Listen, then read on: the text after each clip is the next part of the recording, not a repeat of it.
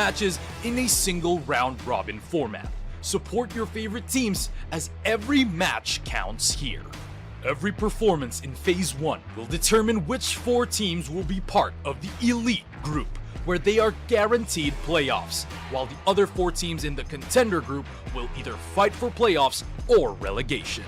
Expect no resets, as results accumulated in Phase 1 are carried over in the next phase of the competition.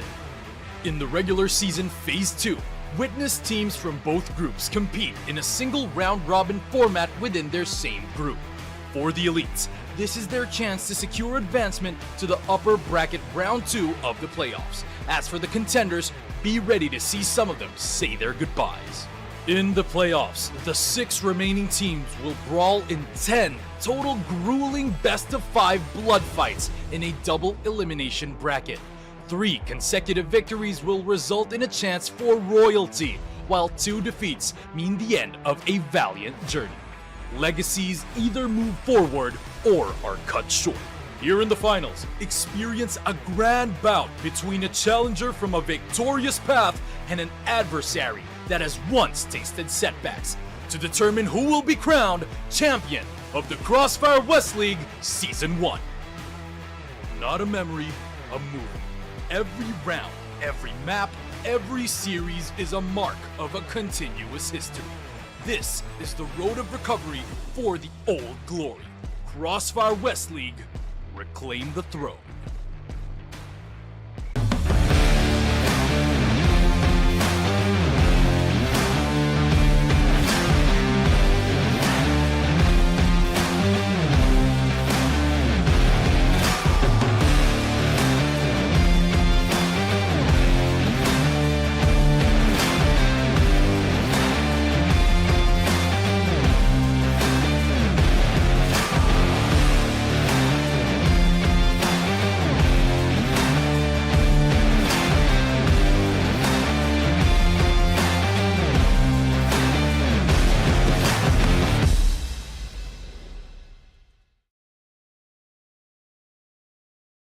Welcome to the first season of CrossFire West League 2026. See this year's start of the Western League as 8 participating teams from all over the CrossFire West region battle it out in March to May in order to claim the throne and compete over a total prize pool of $228,000.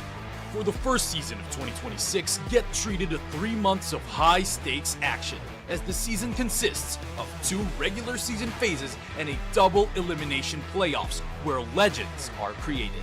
In the regular season Phase 1, all 8 teams are included in a single group where they all play best of 3 matches in a single round-robin format. Support your favorite teams as every match counts here.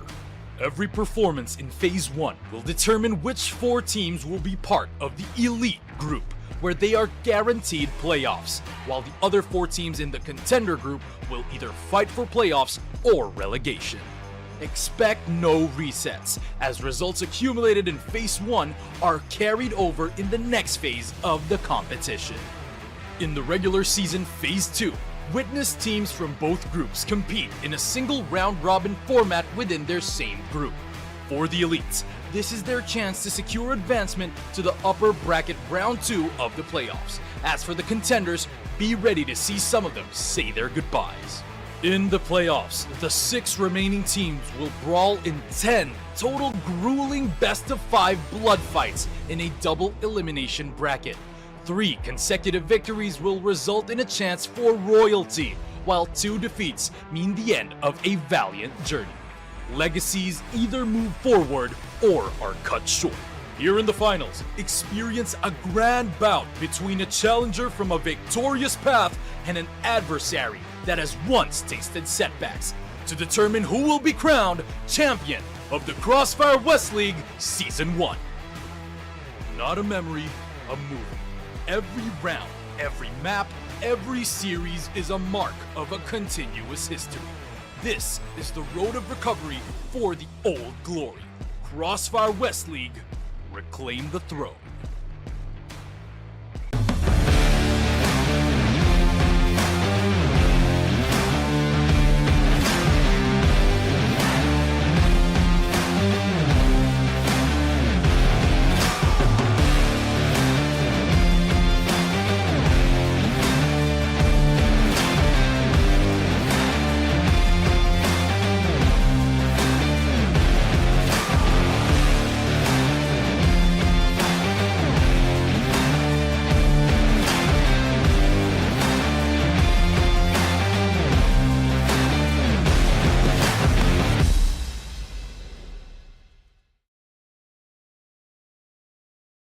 Welcome to the first season of CrossFire West League 2026. See this year's start of the Western League as 8 participating teams from all over the CrossFire West region battle it out in March to May in order to claim the throne and compete over a total prize pool of $228,000.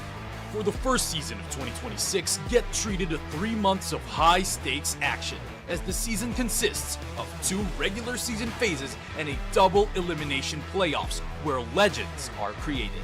In the regular season, Phase 1, all 8 teams are included in a single group where they all play best of 3 matches in a single round-robin format. Support your favorite teams as every match counts here. Every performance in Phase 1 will determine which 4 teams will be part of the Elite Group, where they are guaranteed playoffs, while the other 4 teams in the Contender Group will either fight for playoffs or relegation. Expect no resets, as results accumulated in Phase 1 are carried over in the next phase of the competition. In the regular season Phase 2, witness teams from both groups compete in a single round-robin format within their same group. For the elites, this is their chance to secure advancement to the upper bracket round 2 of the playoffs. As for the contenders, be ready to see some of them say their goodbyes. In the playoffs, the 6 remaining teams will brawl in 10 total grueling best-of-5 blood fights in a double elimination bracket. 3 consecutive victories will result in a chance for royalty, while 2 defeats mean the end of a valiant journey. Legacies either move forward or are cut short. Here in the finals, experience a grand bout between a challenger from a victorious path and an adversary that has once tasted setbacks to determine who will be crowned champion of the CrossFire West League Season 1. Not a memory, a movie. Every round, every map, every series is a mark of a continuous history. This is the road of recovery for the old glory. CrossFire West League, reclaim the throne.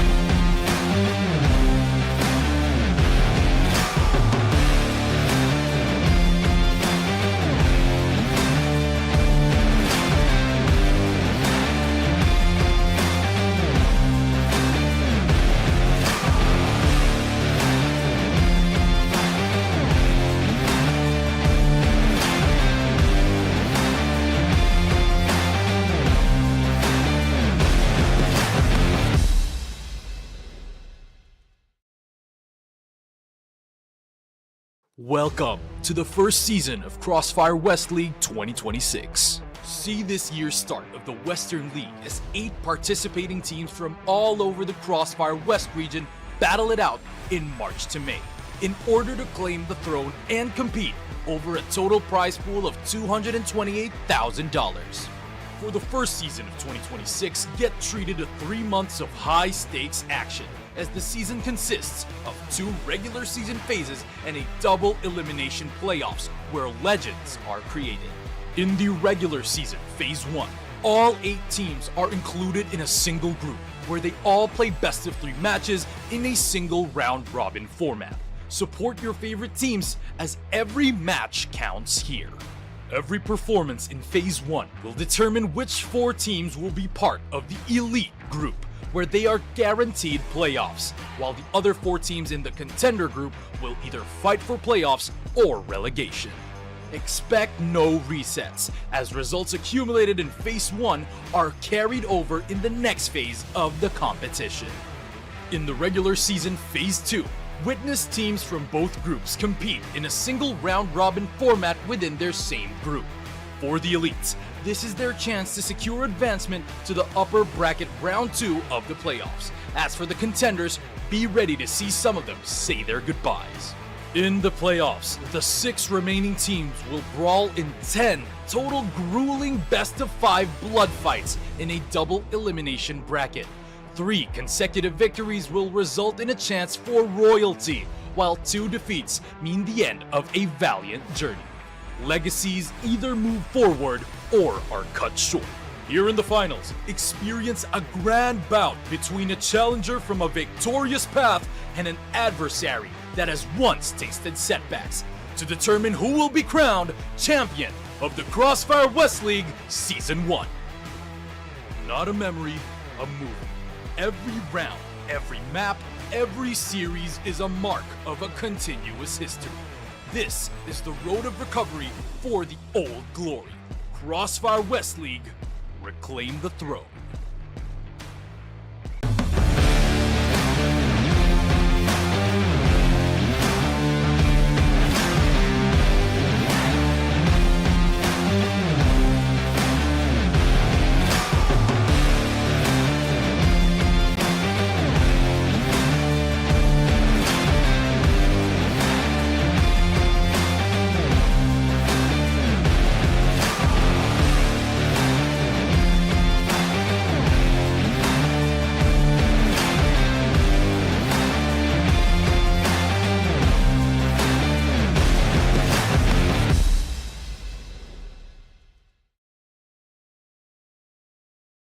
Welcome to the first season of CrossFire West League 2026. See this year's start of the Western League as 8 participating teams from all over the CrossFire West region battle it out in March to May in order to claim the throne and compete over a total prize pool of $228,000.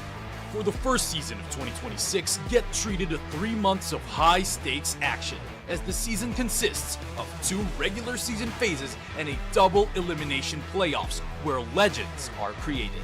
In the regular season, Phase 1, all 8 teams are included in a single group where they all play best of 3 matches in a single round-robin format. Support your favorite teams as every match counts here. Every performance in Phase 1 will determine which 4 teams will be part of the Elite Group, where they are guaranteed playoffs, while the other 4 teams in the Contender Group will either fight for playoffs or relegation. Expect no resets, as results accumulated in Phase 1 are carried over in the next phase of the competition. In the regular season Phase 2, witness teams from both groups compete in a single round-robin format within their same group. For the elites, this is their chance to secure advancement to the upper bracket round 2 of the playoffs. As for the contenders, be ready to see some of them say their goodbyes. In the playoffs, the 6 remaining teams will brawl in 10 total grueling best-of-5 blood fights in a double elimination bracket. 3 consecutive victories will result in a chance for royalty, while 2 defeats mean the end of a valiant journey. Legacies either move forward or are cut short. Here in the finals, experience a grand bout between a challenger from a victorious path and an adversary that has once tasted setbacks to determine who will be crowned champion of the CrossFire West League Season 1. Not a memory, a movie. Every round, every map, every series is a mark of a continuous history. This is the road of recovery for the old glory. CrossFire West League, reclaim the throne.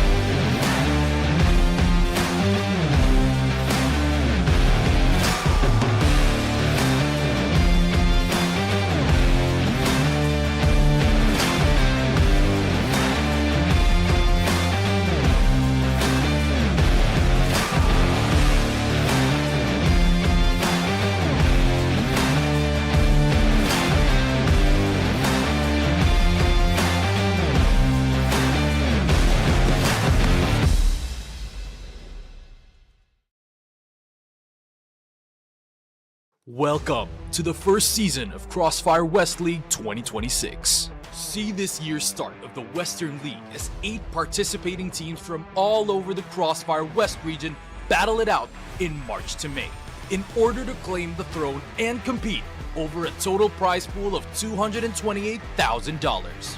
For the first season of 2026, get treated to 3 months of high-stakes action, as the season consists of 2 regular season phases and a double elimination playoffs where legends are created.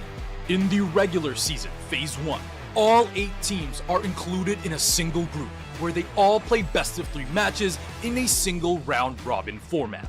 Support your favorite teams, as every match counts here.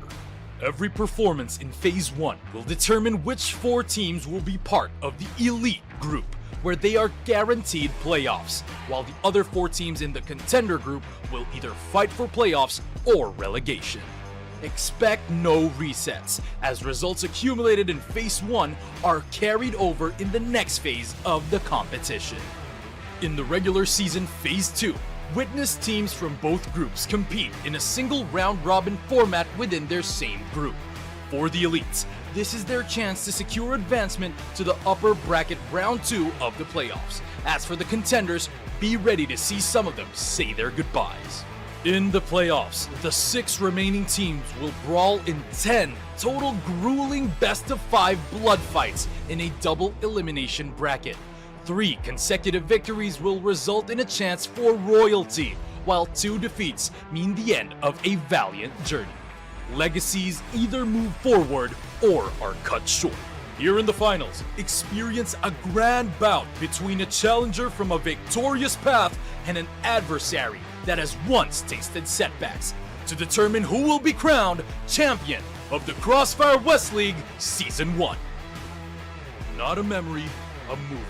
Every round, every map, every series is a mark of a continuous history. This is the road of recovery for the old glory. CrossFire West League, reclaim the throne.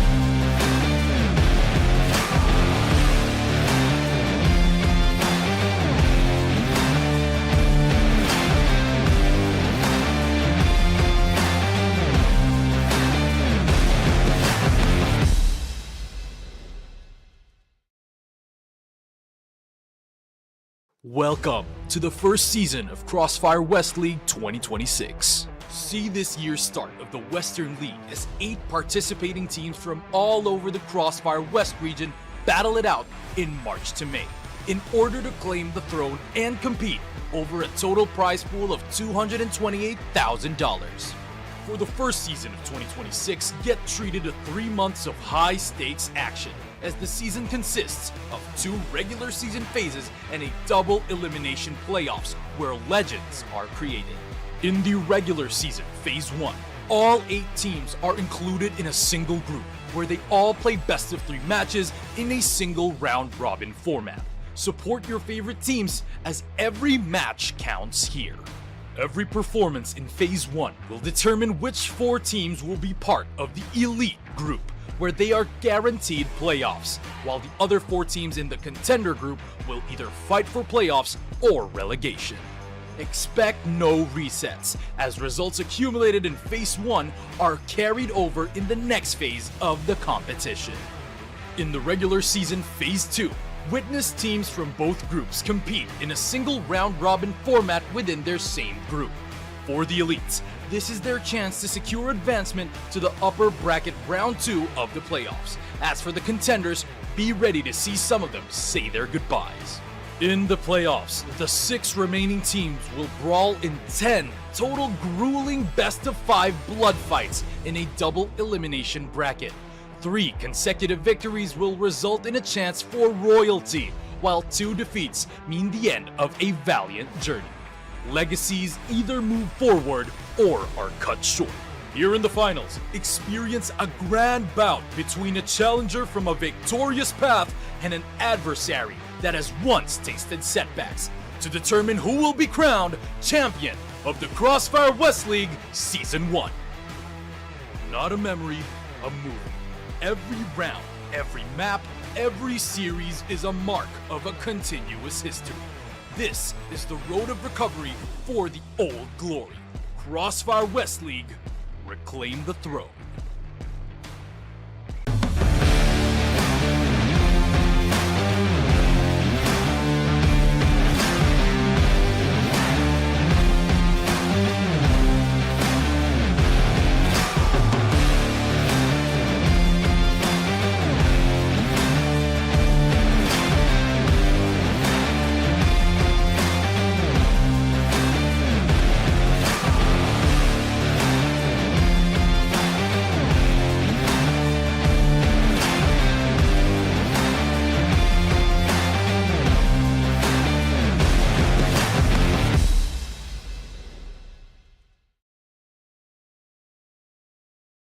Welcome to the first season of CrossFire West League 2026. See this year's start of the Western League as 8 participating teams from all over the CrossFire West region battle it out in March to May in order to claim the throne and compete over a total prize pool of $228,000.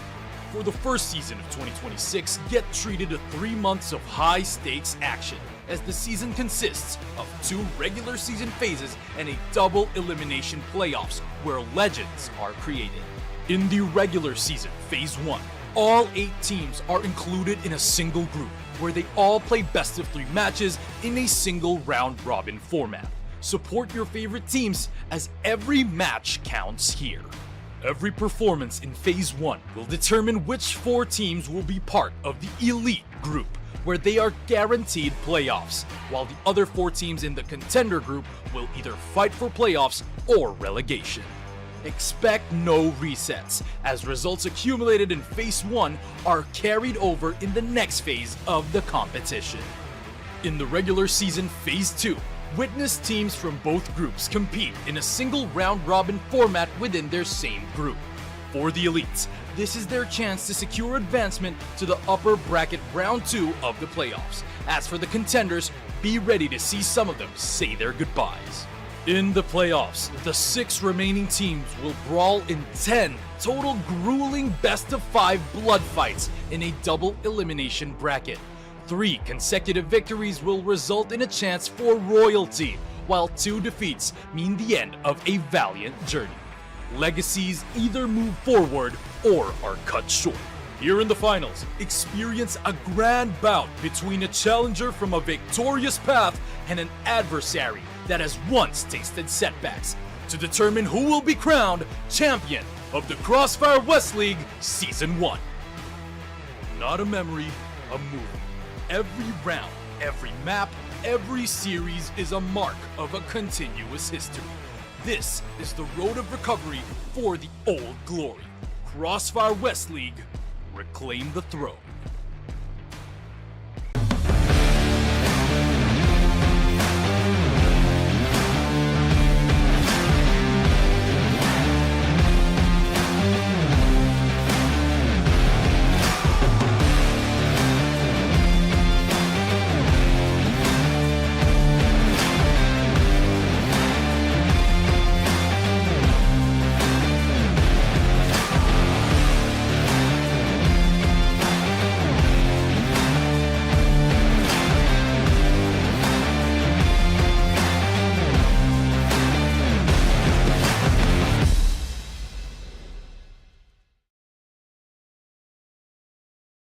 Welcome to the first season of CrossFire West League 2026. See this year's start of the Western League as 8 participating teams from all over the CrossFire West region battle it out in March to May in order to claim the throne and compete over a total prize pool of $228,000.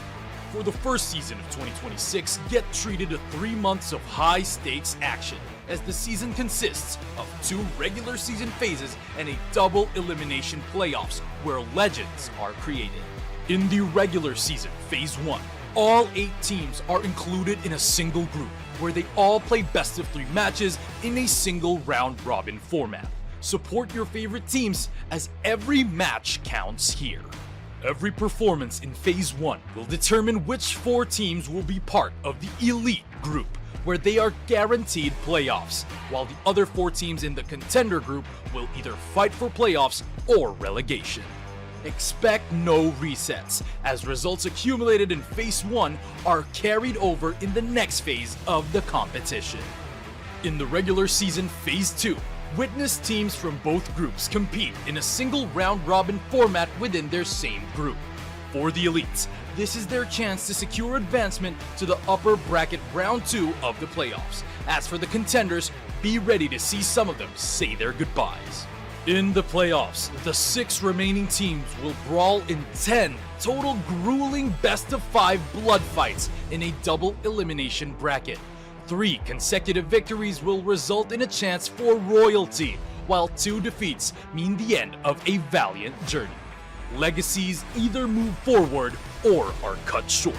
Here in the finals, experience a grand bout between a challenger from a victorious path and an adversary that has once tasted setbacks to determine who will be crowned champion of the CrossFire West League Season 1. Not a memory, a movie. Every round, every map, every series is a mark of a continuous history. This is the road of recovery for the old glory. CrossFire West League, reclaim the throne.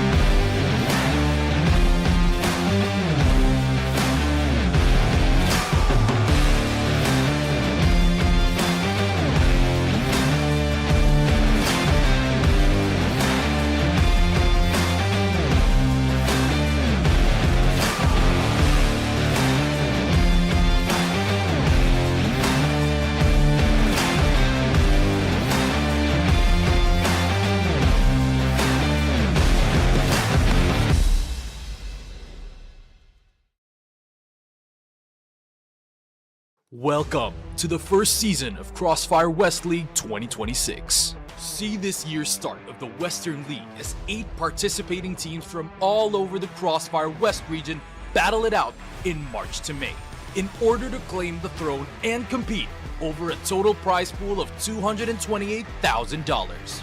For the first season of 2026, get treated to 3 months of high-stakes action, as the season consists of 2 regular season phases and a double elimination playoffs where legends are created. In the regular season, Phase 1, all 8 teams are included in a single group where they all play best of 3 matches in a single round-robin format. Support your favorite teams as every match counts here. Every performance in Phase 1 will determine which 4 teams will be part of the Elite Group, where they are guaranteed playoffs, while the other 4 teams in the Contender Group will either fight for playoffs or relegation. Expect no resets, as results accumulated in Phase 1 are carried over in the next phase of the competition. In the regular season, this is exactly the kind of game and performance I wanted to see. This is the Hail Mary. Every individual player is bringing their A game right now. That's what I'm talking about. I've had enough of being quiet. I want to get things moving. The Medicine not able to get Free! Oh my word, straight out through that smoke just reaching. Zane has what about riskier? Yes, Trevor very scared going for that quick.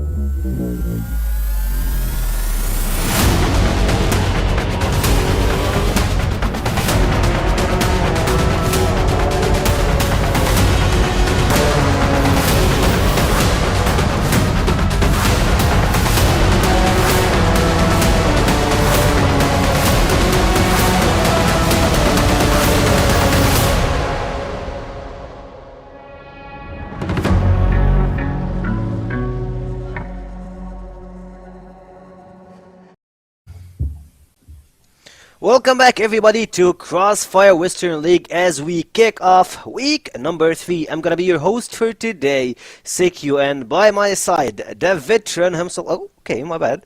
This way. The veteran himself, Mr. Penguin, the guy who got 3 titles on a row, and I believe, like, I'm having an honor to be by your side, Mr. Penguin. Thanks, thank you. It's my honor, and welcome back to Crossfire Action, and welcome back to another week, as you said, week 3. So now we're getting closer to that. Exactly, and as we kick off week number 3, we have a lot of stats to break down and we have a lot of story to tell as we can get to start with Team Vitality that just broke everything, broke the rules, and they just run down through each and every team in the entire week. And on the other side, we have Imperium, the newcomers from the Open League. They're having a rough batch, and let's say just they got kinda smooshed between all teams. They didn't get a single win till now, and for this week We're gonna break down everything and see through what's gonna happen when it comes to the group stages and who's gonna go to the elite group and contenders group. And for you, Penguin, I want to hear more of what you think about the teams itself. Well, we've seen Vitality had destroying everybody in the league right now, and they're just sitting with 0 losses. I've seen also IMPERIUM struggling to find their first win, but also there is a middle table fight which nobody just is looking into, which fights between Knights and Anubis, CBL. These guys are trying to fight also for one game. They're trying to fight not only for the elite group, they're talking about the top 6, because we know that the top 6 teams are going to be going for the playoffs. So now, it's the fight between Anubis and CBL going to be today, and also we've seen Nemesis and Knights kind of locking in their this place in the playoffs. Not 100% sure, but I'm sure that they can lock it in. So now teams are a bit more comfortable in their positions, and they know who's going to be playing versus and how they play with them. They've seen all the teams playing most of the maps, so now things are getting clearer for us. Of course, and speaking of that, in the middle, when it comes to teams like, look at 3BL and Anubis, both of them, they have 3 losses and only a single win, and for this week they have 3 games each, and that's gonna show us whether they can get to the elite group or the contenders group will be their place. And of course we have a lot of action when it comes to this, and that's gonna be one of the games today, of course, and I believe that's gonna be the game that we're gonna kick off our day with. And speaking of that, Anubis, they have a really weird combination when it comes to the team itself. It feels like they're in a roller coaster. It's either they have a really good performance, or they're doing a lot of bad stuff. And speaking of that, trivia of the day, as we always see, 2 teams are Knights and LCK tied for the second place with 4-1 in the standing, while 3 teams, Anubis, 3BL Galaxy and Swamp Gaming, are tied for the 5th, and till we see now, like, we have like exactly 3 teams at 5th, and at the same time we have 2 teams at the 3rd place. So a lot of action, a lot of stuff to break down today. And I mean, what are you waiting as Penguin from 3BL, the Kyoto game that we closed the previous week with? Well, I'm talking about the middle table fight more, because now we've seen Vital just on top of the league. LCK also trying to become on top of the league. So I'm looking for the mid-table fight, because the mid-table fight is the most important one.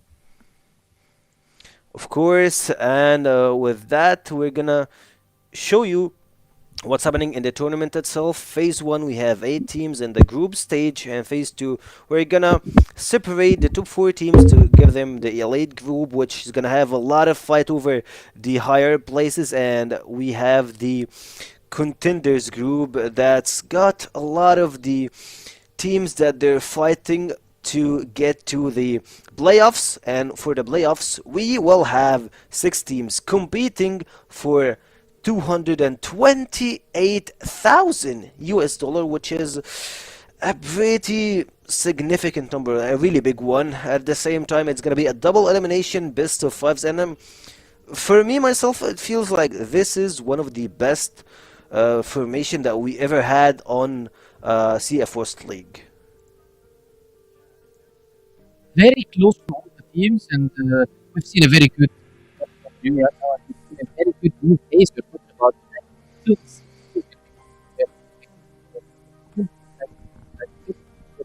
on the playoffs. We've always seen Vitality, we've always seen Nemesis, we've also always seen LCK, but right now we're going to be seeing another 3 teams. It's not going to be on Knights for the last season because it was Ping Pong Pals. Now it's going to be, can be on Knights, can be Anubis, and can also be 3BL Galaxy, which we are talking about the top 6 teams. However, I'm saying that still Swamp Gaming, they have a very fair chance of going into the playoffs. That makes the mid-table fight, which I said is most interesting for me, in my opinion, more than just seeing LCK versus Vitality or LCK versus Nemesis, Nemesis versus Vitality. For me, it's just a done deal for them. Those 3 teams going to be in the playoffs. We are talking about mid-table fight, which is always been close, and we've seen new changes. We've seen new map pool, we've seen New Mexico, a new compound is being also into action that brings more teams into the table and things for you when you're trying to expect who's going to be winning, and then there is a new maps.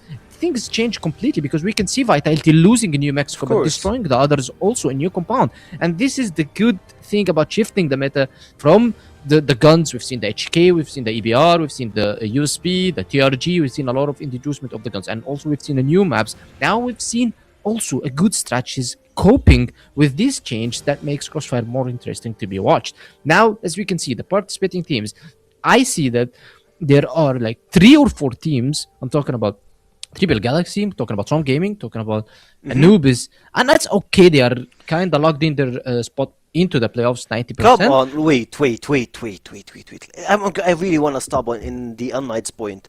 Like, Unknight's been one of the weirdest team combination that we have in the league itself. Like, they play on hyping, they have a lot of, like, I would say, a veteran, like a lot of old players on the team. Speaking of Mr. Famous, like we had like the chat speaking about Famous just running down everybody with a broken arm, and like Uncle Famous with broken arm and 100 ping, just making Crossfire West League is just like a TikTok reel highlight. He's just making highlights over the course of games in the Western League. He's just making a really magnificent impact on the league itself and on his content creation channel. I believe he's gonna use a lot of those clips to add up on his videos. That was the standings that we were just like breaking down to you. Of course, that's our matches for today. We're starting off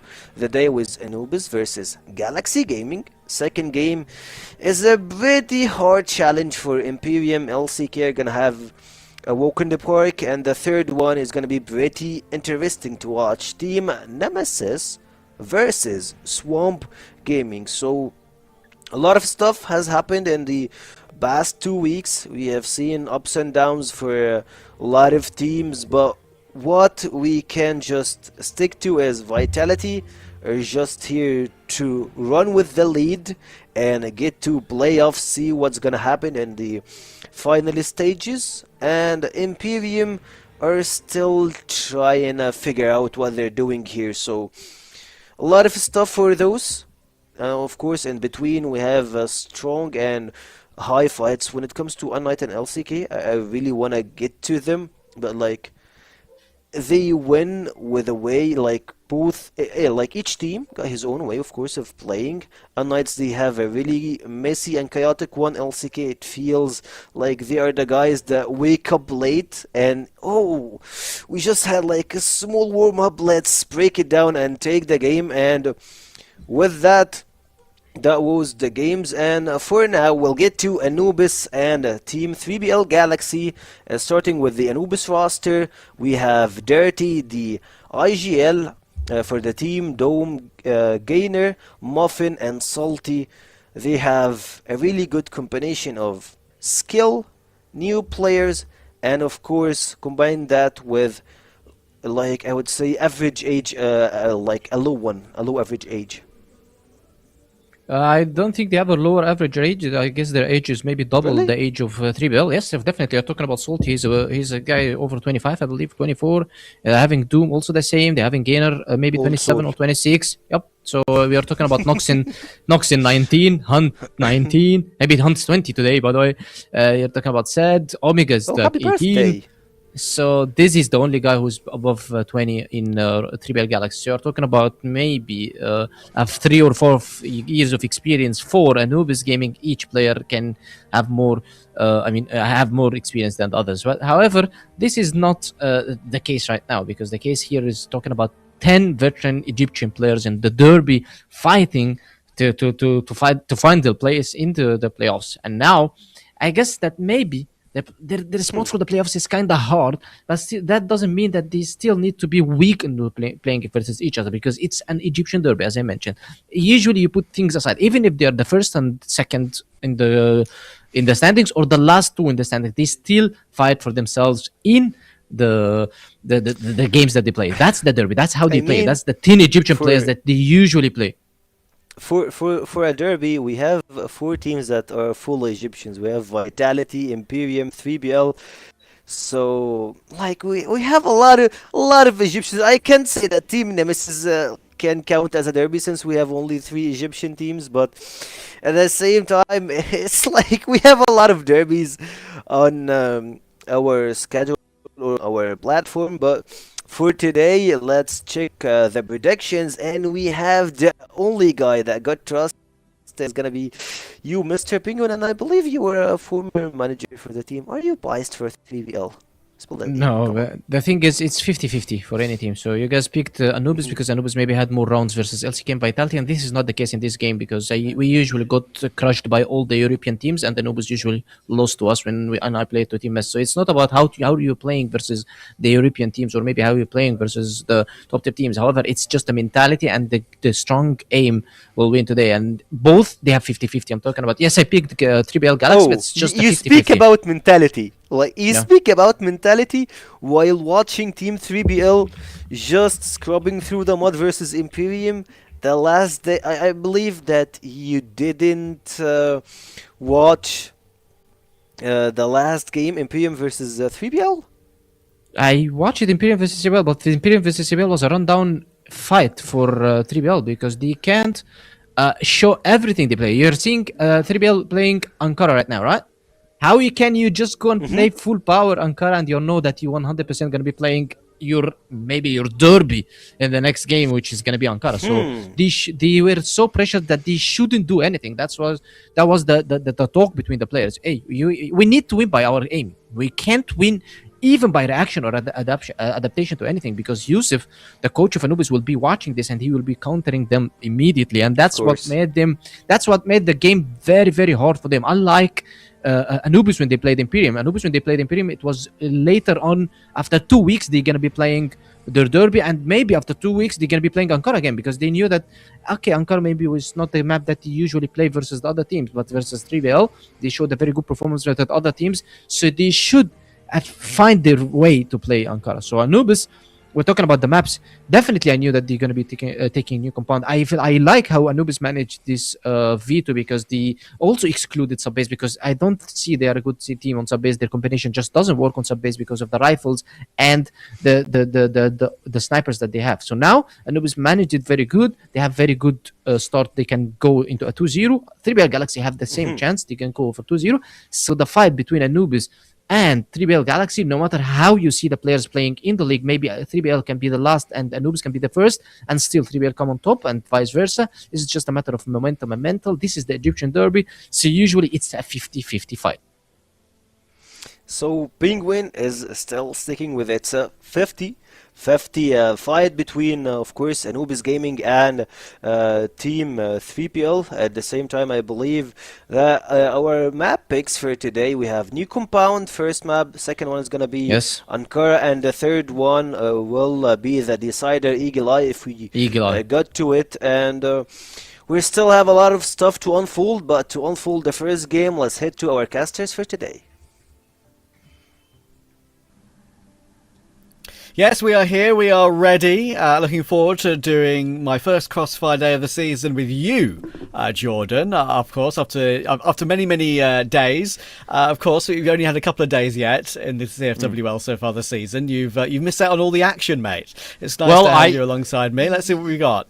Yeah, I mean, look, I was here last week for 1 day, so I did catch up with Laz, actually, a good mate of mine. Personally, I'm a big fan of Canadians, so that was nice. I got to catch up with him. But you're right, there's been a lot of action that has happened, although from what I've been seeing, I've been tuning in a little bit here and there, totally ruining my sleep schedule, because, what else would I rather do than do that? Yeah, things feel like they've kind of been progressing as expected for the most part. Obviously, Vitality's been a big talking point, but you're looking at teams like Unknights, Nemesis, LCK, all having had generally pretty decent starts to the season. I think the loss that Anubis faced last week against Unknights is probably the big talking point for me around that middle of the pack, and today will be obviously a big recovery mission, I think, for Anubis in terms of trying to get some more points on the board and try to sort of stay in that race, because it did feel like Unknights was that team that they were really jostling for a top 4 spot with, and having lost that game makes it very difficult. But obviously you got to come into this week fresh and try and do your best to try and improve upon that scoreboard. So look, I think the heavy favourites actually coming into this matchup, personally, Anubis. We'll see whether or not I'm right, or maybe Penguin, with his prediction of 3BL, has a little bit of a finger on the pulse. And it's looking good to start things off for 3BL there, with a couple of kills coming through. It is indeed, and we'll have to see how it goes. As you say, actually, one of the pretty important games coming in here, because as you mentioned, right at the middle of the pack, to really make that battle commence for that 4th place in the league, obviously, this season. 3BL are looking to get off to a pretty nice start. They have got the C4 on the ground in front of them, so it shouldn't be too much of an issue. Muffin is a pretty difficult 1v2 now. As you can see, just waiting to see if either one of Noxin or DZY makes a mistake. I'm not sure that they will be doing that in this situation.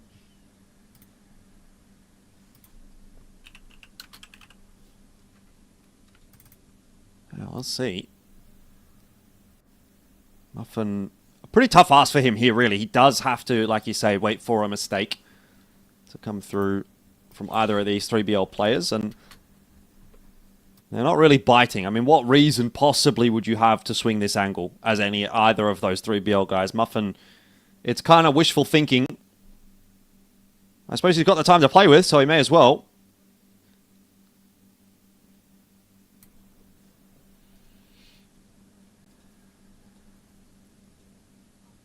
Got a bit of utility as well, but yeah, it's just these angles are so difficult to remove. So difficult to really make any impact from this situation.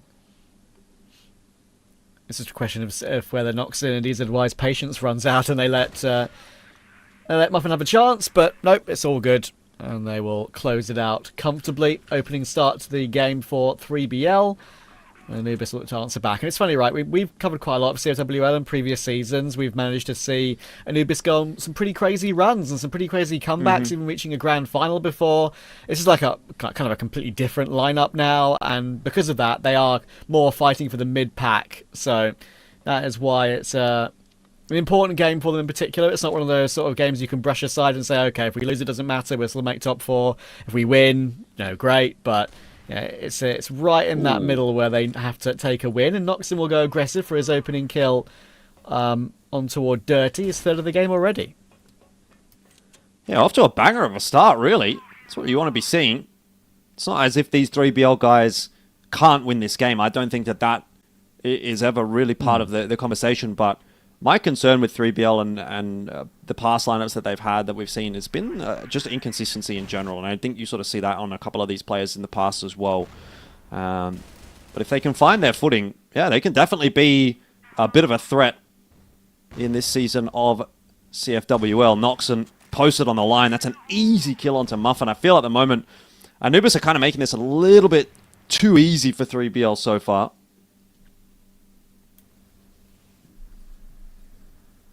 Yeah, it feels that way. Just getting not really any progress early round at all here, Anubis. Always getting caught. A couple of players not being able to play out the entire round, and when you're fighting from behind in all these situations, it's never easy.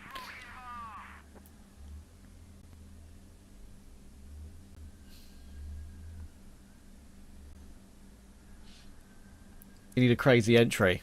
And I'm not sure Sad is going to give that to them. Doom is on the other side. Of course, these guys know all of each other very, very well. Maybe we'll know their tendencies. The missed shot does actually allow them into the site somewhat. Yeah. It's a question of whether they can make any more progress from that. Plot will come down, but surely a 5v3 retake might be too much to deal with. You never know. 1 or 2 good shots right here from Salty could be the difference maker. Unfortunately, it's a bit of a whiff on his behalf. Gainer for 1 is all that Anubis will actually secure in that retake. I actually thought that they had a reasonable chance there, right? Like, they had actually taken a bit of space. They were able to get into some closer range fights with those rifles rather than just getting picked off on the entry, and that was kind of like step 1, but unfortunately it never went from step 1 to step 2, which was actually winning the round. So, good effort, I guess, from Anubis given the circumstances, but they need to do a little bit of a better job of ensuring that they're not losing players early on in these rounds to this double TRG setup. They've got their own double TRG setup as well, by the way, but just not having that same success. Obviously, a little bit easier to make that work on the GR side than it is on the BL side. Yeah, for sure. Just some jump spotting right now that Muffin is trying to catch. But the setup is not going to be dislodged just yet. And 3BL will keep their 5 up. Bit of nades to clear out that box position. That stack is very common now in the meta to make sure that there's no one hiding behind that angle. We've seen multiple players get multiple multi-frags from that position if they got a bit of support from the windows.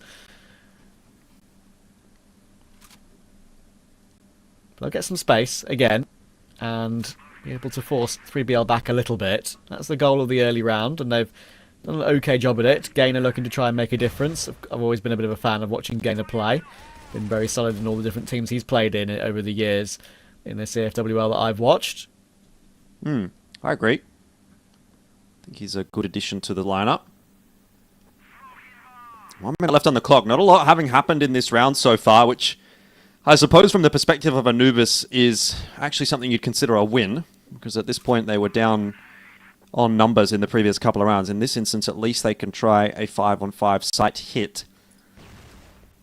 But I'm not sure that they really have got the territory that they need to feel comfortable about the position just yet. Hunt's going to come out through that smoke from A, give up his life. Does get a bit of info that looks like Anubis are probably headed over towards the B site. So you've still got Omega set up trying to cut off that rotate. Noxon deals with Gainer. Now they have to make a decision here, Anubis. Do they go A? Do they go B? It looks like B.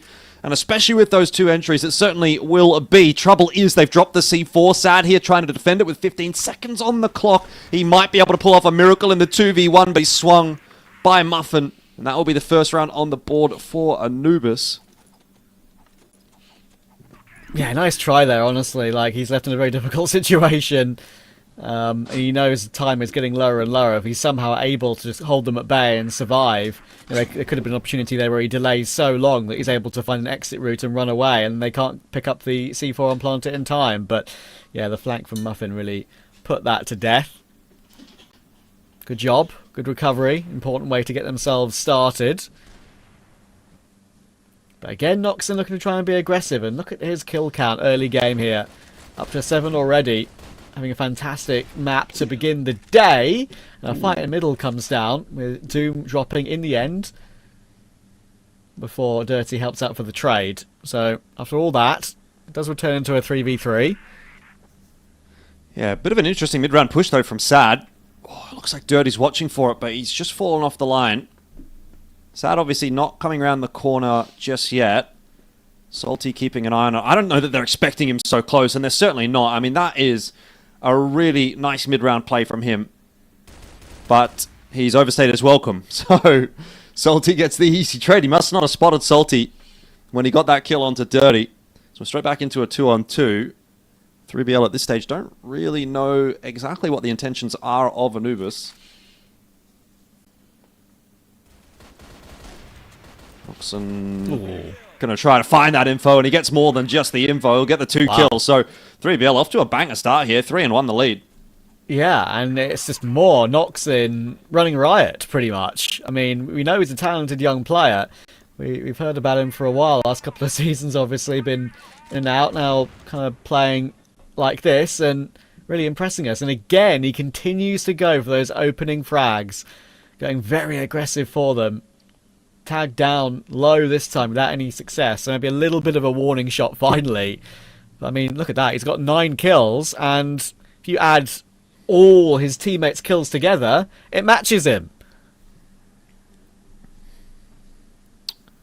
He's doing a good job, that's for sure. DZY certainly in the backpack. That is really been a very relaxed start to the day for him. So I think you wouldn't necessarily be mad about. Noxon tagged up a little bit in this round, though, so that may make things a little bit easier for Anubis in the progression. Although, again, I imagine they'll probably just take things pretty slow here for another 30, 45 seconds. As has kind of been their modus operandi so far. Oh, that's nice from Hunt. Salty was certainly not expecting that. No.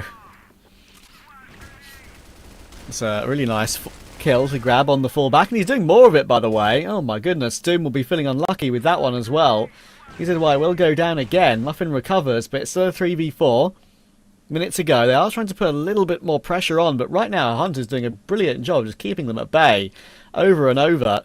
Dirty is wary that he could have been pushing up, which is why he's checking every single close position.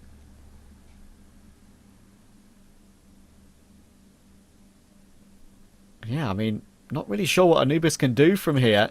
They're going to team up and push together, but I feel like every single position for 3BL is pretty well held at the moment. C4 will now be retrieved, and they're going to try and make a play. 25 seconds. Time is getting very low, but Hunt kind of knows everything that's going on here. He knows he can duck and dive between these two angles and not really have any worries. And there we go, another one to add to the tally. Sad will look away at the wrong time to try and help out Hunt, but maybe Hunt doesn't even need the help. He's doing such an incredible job in this round so far. They're finally going to at least go for the plot, but Hunt is going to get the final 2 kills as well. Oh my word, he's just destroyed them. Yeah, you were talking about Noxon being up there.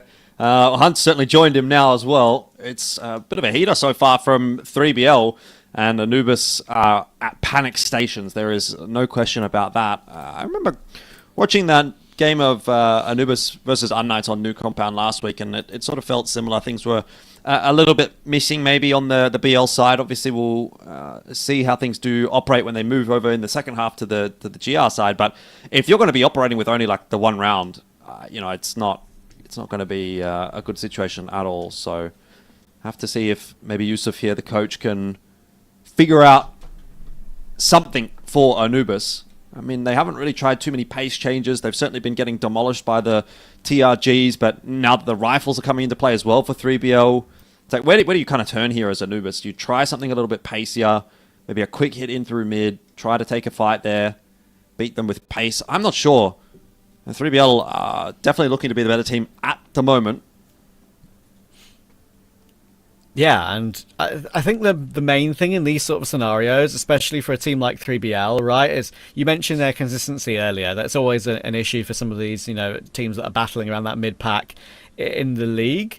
For me, it's an exact example here. Like, there's no way Noxon and Hunt are going to keep up this sort of form throughout the entire map and, slash the entire series. It's what's going to happen when they can't continue that form. They're going to need it to work as a team and work as a group to recover that and take up the mantle that has been held so far by Hunt and Noxon. I mean, Hunt there that round was pretty stunning. I mean, everything he did stopped every idea of Anubis. Early round, mid round, late round.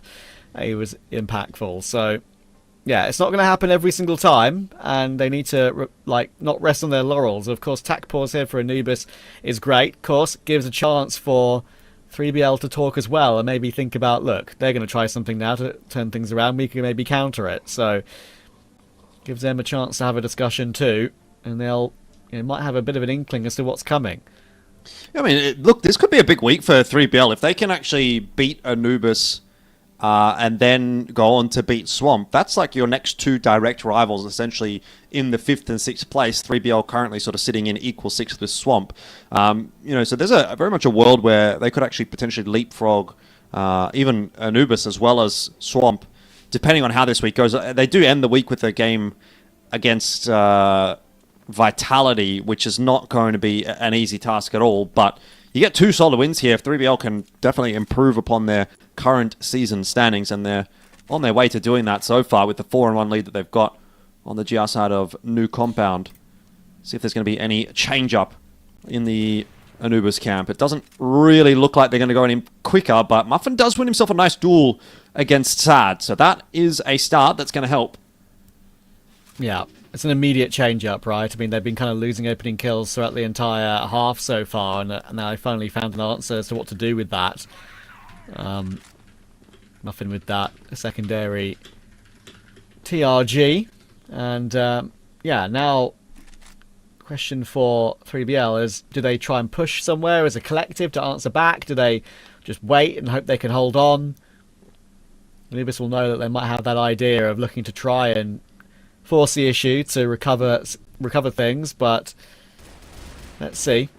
There we go. Hunt does go looking, and obviously the confidence from the previous round Now, of course, with that tack pause coming through, you'll be able to see it throughout the rest of the half and maybe even the game, right? With the fact that with this scoreboard resetting, you can just see where Noxin and Hunt go from here. 18 kills between them, both on 9 from the first 5 rounds, and now we see if they can find a way to keep that up, what the difference is. I mean, that would be a pretty dramatic fall-off. You would hope that it's not going to just be 5 good rounds from 3BL and then things are going to start to fall apart. Omega! That's a really nice 2-man spray down. It won't quite be enough to hold on to the A side, but it is enough to start recovering this round. C4's in the hands of Muffins. I think he's been maybe spotted out there by DZY. Either way, they've got a pretty good inkling that this is going to be an A-site plant. Muffin does catch Noxon on the way through, though, so this will have to be a 1-on-2 from DZY, and he is aware of the rough position of both of these players. He's trying to isolate the duels, and frankly was doing a pretty good job of it, but just wasn't landing any fights. So, 2 on the board there for Anubis as they claim 1 back.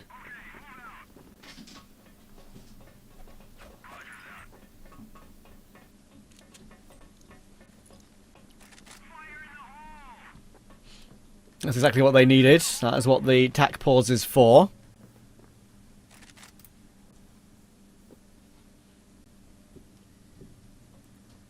Noxon's not going to change up his position too much. He's going to continue doing what he's been doing and what's been working for him.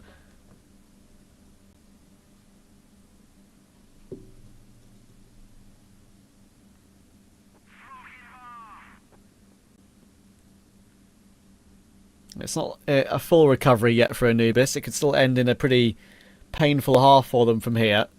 They're going to have to keep up the recovery. A few pot shots being taken.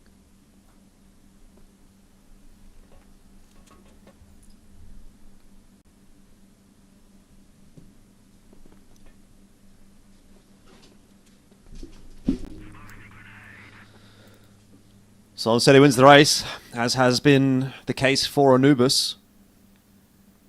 This time they haven't found the opening pick. So that will make matters a little bit more difficult.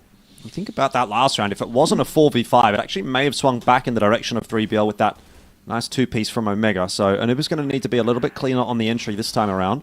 Don't have the luxury of the player advantage. Sad will be pushed off the line on long. That's some space taken by Anubis. But this is looking pretty readable so far. The only pressure really is on the A side at the moment. So 3BL very well prepared for a push in that direction. Yeah, not a lick of damage taken, really, of all 10 players in the server. So here we go. Players going to come through now. It's going to be fast and furious. 30, make that 25 seconds now on the clock. They're going to force their way into the site. Amigo will get himself the opening, but goes down immediately off the back of it. There'll have to be a battle back from Hunt, and again he does a pretty good job. 2 quick kills to recover things. Keeps it in a 2v2. Where is that C4? Where is it going to be planted? Taking a second. Dirty will finally get it down with 8 seconds to spare, but guess who's here? It's Noxin again, and then he'll leap his way in to find Dirty as well. He is not letting up. Remember the 9 from earlier? That's now 12 for him, and 3BL up to 5. Yeah, I mean, again, like I said, 3BL, they just look pretty sharp at the moment today, don't they? They are having a lot of success on these retakes. It's not as if Anubis are having too much difficulty actually getting into sites, but 3BL really have their number for the most part. And it has really felt like the only rounds where Anubis have really had any kind of success has been the rounds where they've actually been able to strike early. And those have generally been pretty few and far between. Here's another opportunity for Noxon to get on the board. Anubis waiting patiently, but there's no doubt they're going to be coming around this corner in a second. And Noxon will make no mistake. Hits the shot onto Muffin, gets out as well. And we'll even have a crack for more. He's just going to stick around and continue to farm. That is crazy. He gets the 3k, sets it up easy for DZY. And 3BL, I mean, I think at this point it's safe to say are kind of farming Anubis. It really is the case, and a bit of a surprise. We thought maybe it'd be a close opening. We know things can turn around very quickly, but right now everything could not be going better for them. And of course, Anubis already used their tack pause, so they don't have really much time to discuss things ever further. 3BL are loving life, and so is Noxin. Another big 3k. I mean, it's not just the fact he gets the opening kill then gets 2 more. It's how he gets the opening kill then falls away. Good movement. You can very easily get caught in scenarios like that, and he was able to strafe clear. Very, very clean. So impressive so far. And again, there might be a bit of a duel coming in here at least to try and find a way back. But also, we have to talk about Amiga. He's been very, very good at holding down this bomb site. And once again, he's doing it. Oh my goodness, he just can't find a way to trade him. He's going to be able to get a reload off, stay alive from behind the site. Surely found by Dirty at some point here. But no, they still haven't been able to kill him. And he's found one more headshot. Absolutely ridiculous. Sad gets one more. And there is the 7-2. That is wild. Yeah, no, crazy. So I mean, the fact that he's allowed to survive for that long and then gets one on the fadeaway is what sets that up so easily in the end as a 7th round, obviously, for 3BL. He just gets away with too much. They're not doing enough to punish them here, Anubis. I feel like they're giving 3BL too many opportunities to get untradeable kills. I mean, you've seen obviously with Noxon over towards the B site in the previous round as well, starting things off so clean. You know, there's so many opening picks going the way of 3BL in almost every single one of these rounds. Anubis have not given themselves a chance, and you have to really question their BL side on New Compound as a result. They're going to move over onto the GR side. So I think that might make things a little bit easier here for Anubis. Again, they're probably going to lean back into the double TRG setup and see what they can do with that. But realistically speaking, I think this is probably a little bit too much to come back from. This is like reverse sweep territory rather than win this map and like win the series from that territory. I think you have to really be thinking about, we're probably losing this map. What are we going to do to recover the rest of this series? Yeah, exactly. I think that is kind of the reality for them at the moment. And I think the key word you used there is untradeable. I mean, I don't understand how Amiga was able to stay alive for so long in that previous round as well, right? I mean, it's not just Noxon being able to get away and get triple kills. It's not just Hunt getting his was the ace earlier, I'm pretty sure, right? All 5. It's the fact that this is happening with Amiga too. It's kind of crazy that they've just not been able to trade him, and we'll have to see if they can keep it up as we end off this game now. You only need 3 for the win. Nothing's going to try and do what Noxon did so well, but if 3BL just take their time here and don't do anything too crazy, you think they'll be able to close this game out relatively comfortably. At least map 1. Yeah, great start, obviously. I mean, it just continues to be the snipers that are the problem here for Anubis. They are barely winning any of those duels. I mean, this time it's sad to open the account rather than Noxon.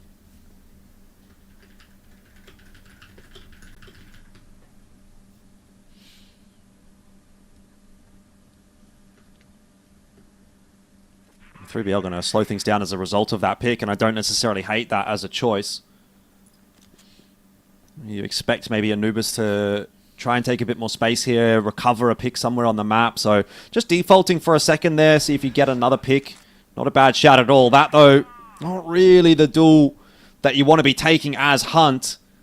Muffin and Gainer both able to strike, and all of a sudden this round starts to swing back in the direction of Anubis until 3BL make their entry in onto the A side. If Omega wins this duel, it's still on. We're back to a 2-on-2. And they can try to get that plant. Sad under a bit of pressure here. We'll have to back it up. Omega's going to take the fight forward. Man, 3BL are just so confident. They're not playing for timing or space. They're just taking fight after fight and winning them. Yeah, another example there, just how they entered in toward the A side of the map there. I mean, just jumping from one side to the other, trying to make themselves hard to hit. They get the entries, and of course Muffin with the TRG, that is not an easy gun to retake with. He's going to have to allow them to do so, to force him into that retake, put a clock above his head. And now it's just so damn difficult. He's got some utility, sure, but how does he force his way in? Sure, the pistol might be the way through. We know how strong it can be. USP drawn, looking to go for the kill, and Amiga offers it up to him. Okay, is that a bit of a lifeline, a bit of a recovery possibility now for Anubis? They've made 3BL think about a mistake for the first time. Yeah, I mean, it's something, definitely. But if that's going to be the way that you're going to win the round, it's not a hugely confidence-building round, I would say. Still very much comes down to the wire. On any other day, maybe 3BL actually closes that round out. Here's a bit of aggression out from Anubis. Gonna have a look down middle, try to contest their way into pillars as well, which is being held here by Sad and Noxon. So this could be very bad news for Anubis, but shots being missed. Noxon gets himself a couple to recover it. Oh, he got 3. He literally 1v3'd them just then, by the way. This guy's insane, man. What a game he's having. I'm pretty sure that's like 15 or 16 now on the board. And of course, in what is quite a short game, not many rounds to get that many kills, really, he's doing an absolutely incredible job at the moment. I can't wait to hear Penguin on the desk wax lyrical about his performance so far, because this is unstoppable at the moment. But it's still not a round that's, of course, in their bag. They need to find a way to win another 2v2. They lost the previous one. It could be 8-2 right now. As it is, Anubis are trying to make some sort of comeback happen. And Dirty's going searching.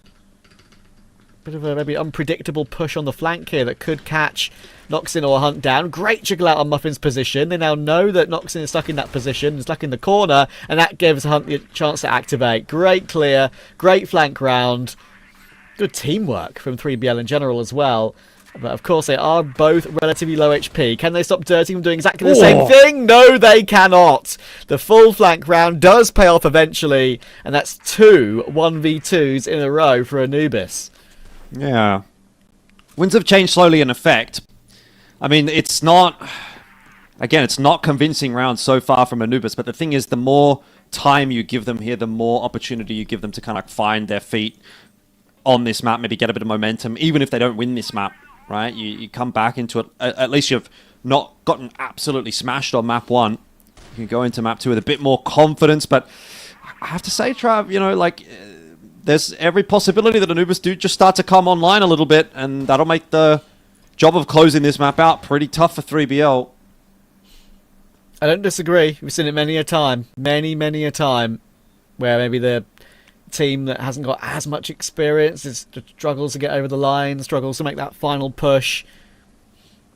I would not be surprised in the slightest. It's only a 3-round gap now. 3BL 3 away, but only 3 in front. And it could have very well have been 9-2 by now, but not the case. Low HP on those 2 1v2s coming back to bite them.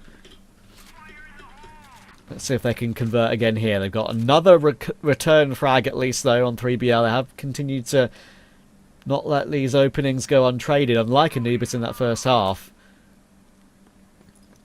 Back to a 4v4 again.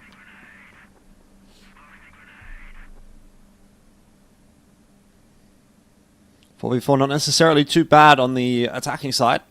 Tends to split the defense a little bit, but the issue is that well, the defense has gone exactly where it needs to be. There's 3 players to defend the B site, which is oftentimes more than you would even ordinarily have with 5 alive. So it's a good call, good mid-round read from Anubis. The 1-for-1 not doing much to help them out just yet, but Gainer, he spotted out Noxin and he wants that fight. It's a little bit of a whiff, but he gets the job done in the end. Dirty, meanwhile, dealing with DZY. And so, again, another round. And this one, a much more comfortable win for Anubis as they get that scoreboard ticking over again, up to now 7-5, and this has gone from being what looked like a bit of a foregone conclusion for 3BL to a serious concern, which again is obviously why they've gone for attack pause here. They need to figure things out on this BL side, otherwise they're going to suffer the same fate as what Anubis did, and maybe even worse potentially, and at that point you're dropping your own map, and that's rough territory. Yeah, it's a mental game now at this point, right? Because they'll be thinking, guys, we should have pretty much won this game already. It should be 9-2. Yep. I mean, that's almost an unassailable 2 2v1s. 2 2v1s, and that's going to be getting in their head. That's why they're taking this tack pause. I honestly somewhat doubt, like, let's say this tack pause, it's been called for 2 reasons, and I think 70% of the tack pause is going to be just taking a breath and realising, okay guys, we're still in the lead, don't worry about it, let's focus up again, and to try and forget and move on from those 2 clutches, and the other 30% is to actually call a strat, right? So...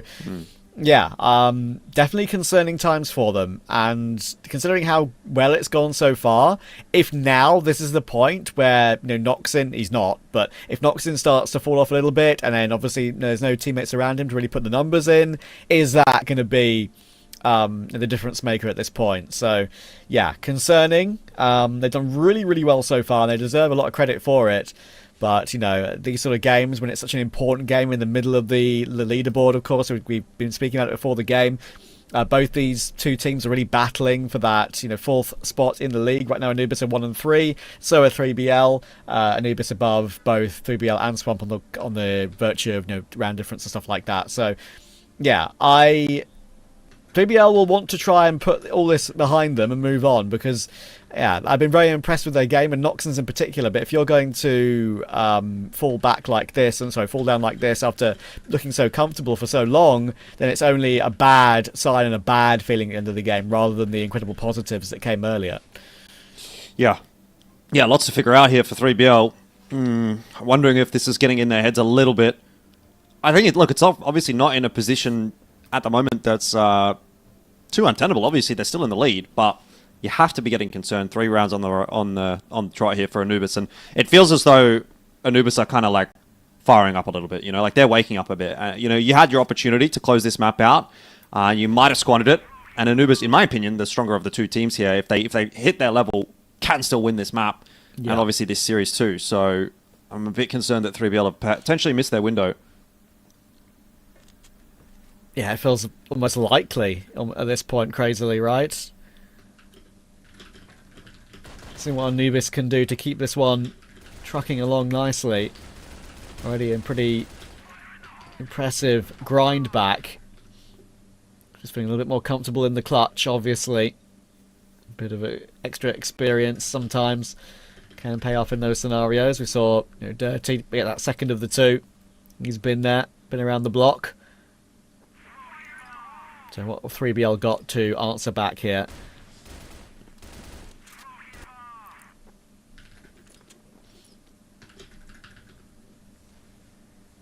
What's Anubis up to here? I think they want to look for something a little bit more aggressive in this round. Gainer's out mid, having a little bit of a look-see. Does have a bit of backup there as well from Dirty and Doom, so they're trying to offer something around the map. It's Muffin in the end that actually does catch Noxon. So you could see on both sides of the map, Anubis was sort of pushing out, looking for info, looking for a fight, and they get it. They get what they want. And they've kind of corralled 3BL into this A push. They've left long open, but you've got Dirty watching it. So good setup here for Anubis to win themselves another round.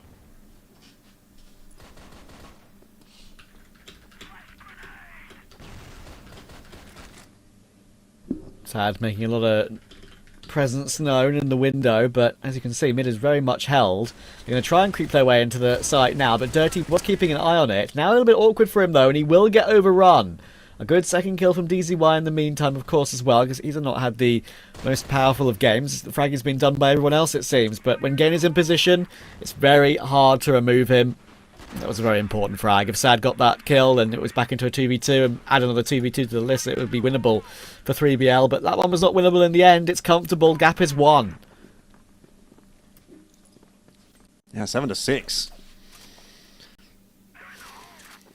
Tight scoreline. Not something that 3BL would have anticipated or hoped for. Again, you get the feeling that Anubis want to be on the front foot here on this GR side. They've got 2 players set up in mid, ready for a potential push, and that seems to be exactly where 3BL are headed.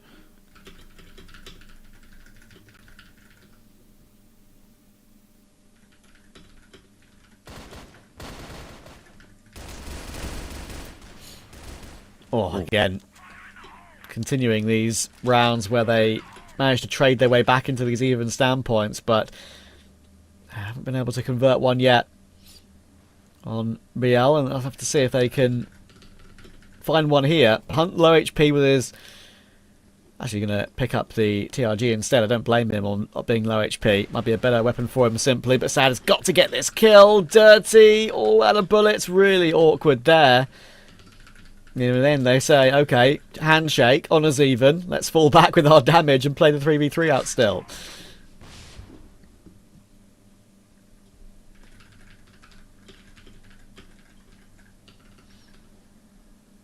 Low HP, a bit of a concern, obviously on both sides. This time Anubis maybe haven't read the defense as well as they have previously. That flash is a good one. It'll slow things down, but Dirty is solo holding this side. He is going to need to hit his shots, and he's now been flashed through the window. Didn't even get a chance. Salty not there to help or even find a trade, and so all of a sudden this round, it might be the one that 3BL have been looking for this entire half. Yeah, finally an advantage in one of these situations. Let's Hope for their sake they don't let it go, but Hunt's playing up really close, taking a big missed gamble, and they're whiffing again. It's all going to be down to Noxon. If there's one man you'd want in this situation, it would be Noxon. So damn reliable in the entire series so far, but Muffin's going to find it. 2v3, add it to the 2 1v2s. Oh no, 3BL, this one is being choked away right now. Yeah, you can't afford to be losing that round, can you? Like, that was the opportunity. You're in the sight, 3v2.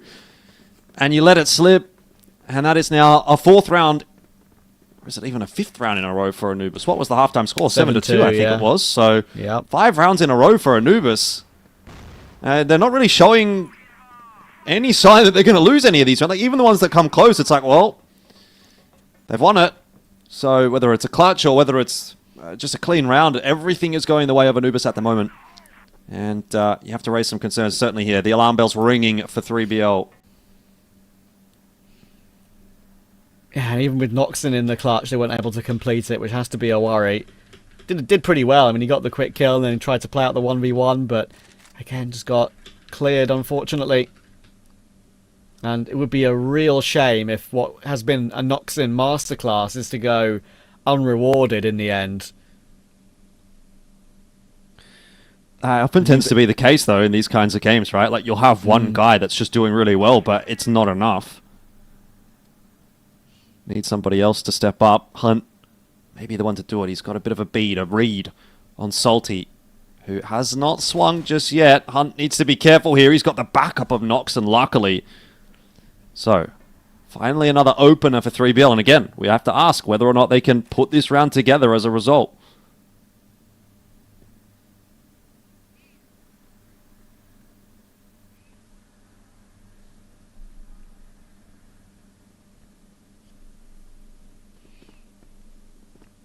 With the time remaining in the round, learning bit by bit of how to get into these situations, and maybe finally this is the one where they're going to find an answer, but Hunt will get caught. They go for the trade in middle, at least they get it. But another 2 for 1 in return for Anubis, recovers it, and they don't clear Gainer out of the corner. He's able to get his 1 and fall away. Thankfully, Sad grabs Dirty, and will make sure he's got no part to play in the round anymore. But look at Gainer. Gainer is tracing, and I think they know... Do they know what's up? Oh, maybe they don't, actually. This is a pretty decent call for Sad and Noxon if they're able to plant an A. Both Anubis players have gambled. They're going B. Of course, very quick rotations. It won't be the end of the world, but the C4 will be able to be planted by Sad with 3 seconds left. And now Anubis realise they've gambled incorrectly. So off they go on the rotation. Noxon and Sad alive. Once again, they've got their main man up. That is a positive, but just add another 2v2 Surely to not. the list of rounds. Surely not again. You know, something has to go right for 3BL in this half, and it's got to be here. This would be a nail in the coffin. But 16 seconds, it does not leave much room to move for Anubis, and it's an awkward angle to try to get out from with Noxon on long. The first shot will connect Muffin. He needs a headshot. He needs a chance. Noxon not even going to give him that. He's not even going to swing. He's played this so smart, and finally, a round on the board for 3BL. Yeah, and a bit of humour at the end, at least, to make themselves feel a little bit better about themselves. That was, that was a must-win, and they finally found an answer. So they've had, 3 2v2s, and which turned into 1v2s, obviously, 2 of them, and a 2v3. So they finally managed to get 1 over the line. 1 of them has gone their way. Something to work with. Is that a round that perhaps finally calls a bit of an end to the Anubis resistance? Look at Salty. Look at Salty. They were very aware of that possibility. They were looking for it. They turned around at the right time. That was pretty crazy, but again, this counts as a 3BL opening frag, and make that 2 this time. The first 5v3 they've had in such a long time. Maybe 3BL, they just needed, that straw that breaks the camel's back, right? Sometimes that's how it is. You just get that one round and it seems to break everything back open. And that may very much be the case here. Anubis, it's been a nice recovery, but again, it sort of pulls me back to that conversation that we were having in the first half where we were sort of saying, I think they might have left themselves a bit too much to do, and that may well be the case. They've had a good second half here. But, recovering a 7-2, it's not easy. You basically are expecting perfection in that second half, and they were, delivering that up unto this point.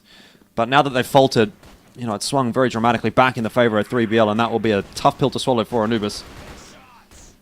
Yeah, just need to be careful here. They had a couple of players low HP. That could have easily dragged it back into a 2v2 out of nowhere again, but this time not the case. Dirty will go down. That'll make it 9-7. All this hard work for Anubis, is it going to be in vain? Doom's going to try and give this one a look, but immediately checked by Omega. That's actually a good check, considering that was an opportunity to be a possibility. And he will clear the corner of the smoke, and now, for what feels like has been very, very overdue, they have a couple of map points here. Oh, that's a great hold. Could even be another one. Could even be another one. Noxon's helping out. Oh my goodness, it actually looked like it was going to be a guarantee that we're going to make that into a very comfortable 5v2 with Anubis making some aggression happen, but the round's still alive by the skin of its teeth, especially now. Back into a 2v2. Maybe being a little bit antsy here, 3BL, to get this one done and dusted a bit too quickly. How is Dirty alive? Yeah. How is he alive? How is anything happening right now? This is... DZY gets a headshot onto Muffin, but it's not a killing blow. Why? Anubis surely can't win this. I mean, this feels like it's done. It really does feel like it's a bit too far gone here. I mean, you've got two players with the barest of margins holding them together in this round, but Muffin connects onto DZY. No, you cannot tell me it's not going to be around for Anubis. 1v1 now. I mean, all it takes is one good shot here from Dirty. But Sad has called the audible, and he's on the rotate over to B. Yeah. In these sort of situations, playing the long game a little bit is better, because he knows Dirty might be the player to have to make the move. Have to take the initiative to look for information being so low. And here we go. Is Dirty going to start making noise here? Is Sad going to hear him?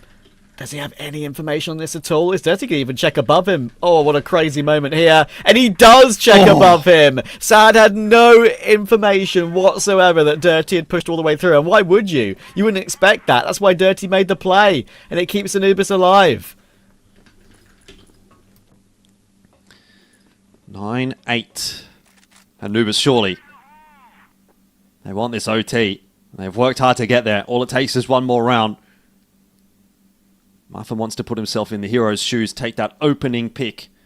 But none presenting it just yet.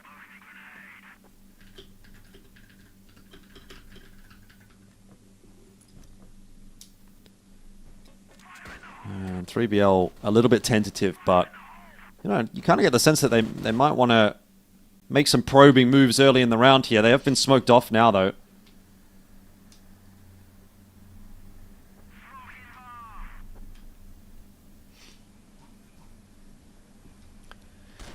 Oh, this feels like it could be one of those games. Oh, hang on, missed shot. So for Muffin, that is a little bit overstaying your welcome. You just know that they've recovered so many of these 4v5s and 3v5s to winnable rounds. So I know maybe feeling a little bit extra aggressive, but that's a big one, a real big one to take. Again, they're going to take space off the back of that information, though, and Doom is going searching. Yeah, I like this a lot, actually, from Anubis. They have really taken matters into their own hands in this round, but they are deleted by Hunt. Dirty will be able to find himself the trade, but that's going to put him in a spot of bother. Multiple players headed in his direction, looking to try to pick him back up out of mid. He's stuck around, which is a bold choice, but 3BL have actually not opted to try and find a fight. Gainer brought down to heel by Omega. That's an important entry over towards B. And again, you look at this and think it might just be done for Anubis now. Oh, it's been an incredible battle, and fair play to Anubis for taking it this far, but surely 3BL, I mean, you could argue this is now anyone's game with how it's panned out, how it's evened itself up. Maybe you could argue neither team truly actually deserved to win the map. It's kind of a 50-50 in that sense.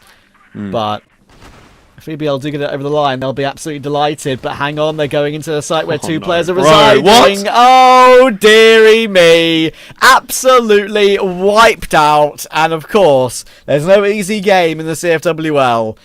It's overtime from 7-2 behind. That's a 2v4, bro. That's a 2v... Okay, so in this half, 3BL have lost two 2v1s and a 2v4. And I mean, I'm sure there's probably more than I'm forgetting, to be honest. But that's three clutch rounds. On A. Yeah. So, okay, let's go 4 clutch rounds. Or the Four 3v2, clutches. sorry. The 3v2, yeah. Yeah, 4 clutches that have gone the way of Anubis. It's very unfortunate for 3BL. Obviously, they had such a strong lead, and to see this one go to OT, I think they'll be pretty furious because, again, Anubis are a team that don't mind playing the new compound. They pick into it, obviously, in this series, but I've never really felt like it's been a stellar map for them. So, the fact that this has been pushed all the way to the OT, I think 3BL would have looked at this and said, we win this map, we go on to Ankara, we feel a bit more comfortable there, and we win this series nice and easy. But obviously, a chance at this point that this still goes either way. And I think, to be honest, 3BL really only have themselves to blame. They've just been very, very poor in these clutch scenarios. They have not been able to negotiate the rounds that they should have, and that puts them in a position now where they have to work a little bit harder to try and find this map win against Anubis. Yeah, I mean, Penguin get the long day factory with the cat in the suit picture out. I think it deserves to be posted already, if I'm completely honest with you. That is just like... How did 3BL get this out of their heads? That's the main thing. I mean, it would be one thing if they got completely dominated the entire half and lost something ridiculous like 10-7 and got completely swept. And you can just say to yourself, okay, they were better than us. We just had a really, really poor half there. What can you do? They've been given opportunity upon opportunity, and to not be able to take it... Look, some of these 1v2s was so damn winnable for Anubis. There was one where I think both of them were like below half HP. I think maybe even both of the first 2 1v2s that we saw, where I think the Anubis player had whoever was alive last would have had a good opportunity, considering 2 players were relatively low. But yeah, some of the after plants have just not gone their way at all. The nerves have got the better of them, and well, what can you do? We're going to overtime. 9-all. Let's see who comes out on top from here. You'd imagine that usually a team that we think could be the favourites tend to close it out once they pull it back to OT. Let's see. Yeah, fellas, so this one's still very much up in the air, so I'm not prepared to count my chickens one way or the other. Anubis already trying to probe towards the A site, but they are walking into a pretty significant stack here. You've got both Hunt and Sad ready on the long line. And Omega's obviously anchoring the side as well. So there's quite a hefty defense available to 3BL, which maybe now being dissuaded by that smoke.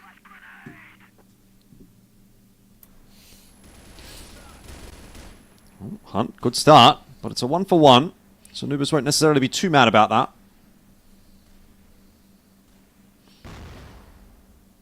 Oh, big nade. Sad down.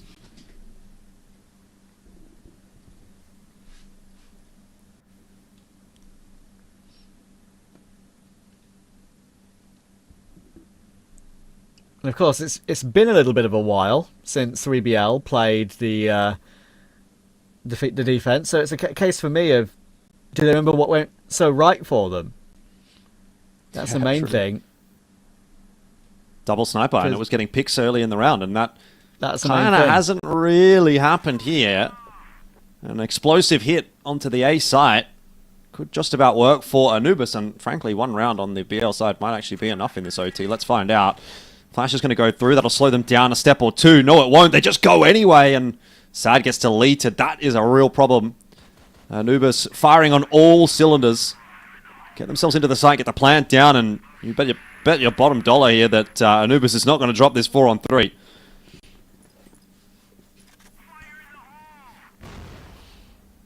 Yeah, well, let's see.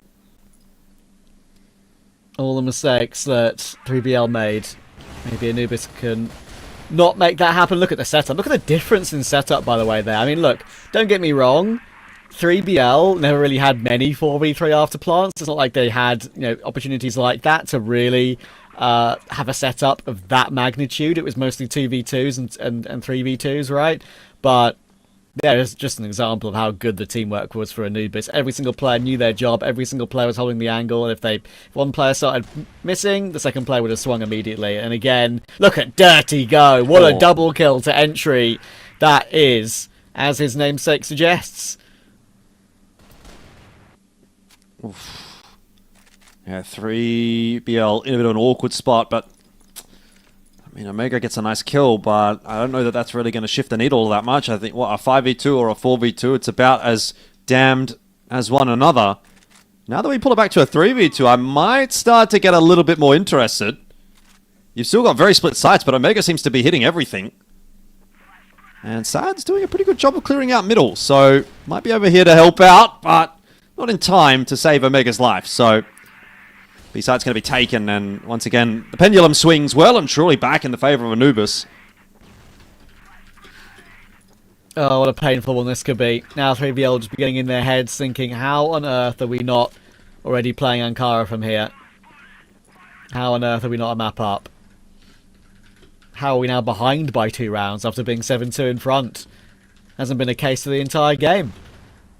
They've always had the advantage. Oh, painful. Painful stuff for them if they are to lose from here. If Anubis get a full clean sweep as well, it'd be ironic, wouldn't it? Because they only got 2 rounds on Blacklist on the first half. They're all 3 immediately. Just shows you maybe where 3BL's mentality is at. But they do get the opening kill here. They need the 1. They need to get to 10 before we switch to have any chance, you'd think. But Hunt will get caught through the smoke pretty much.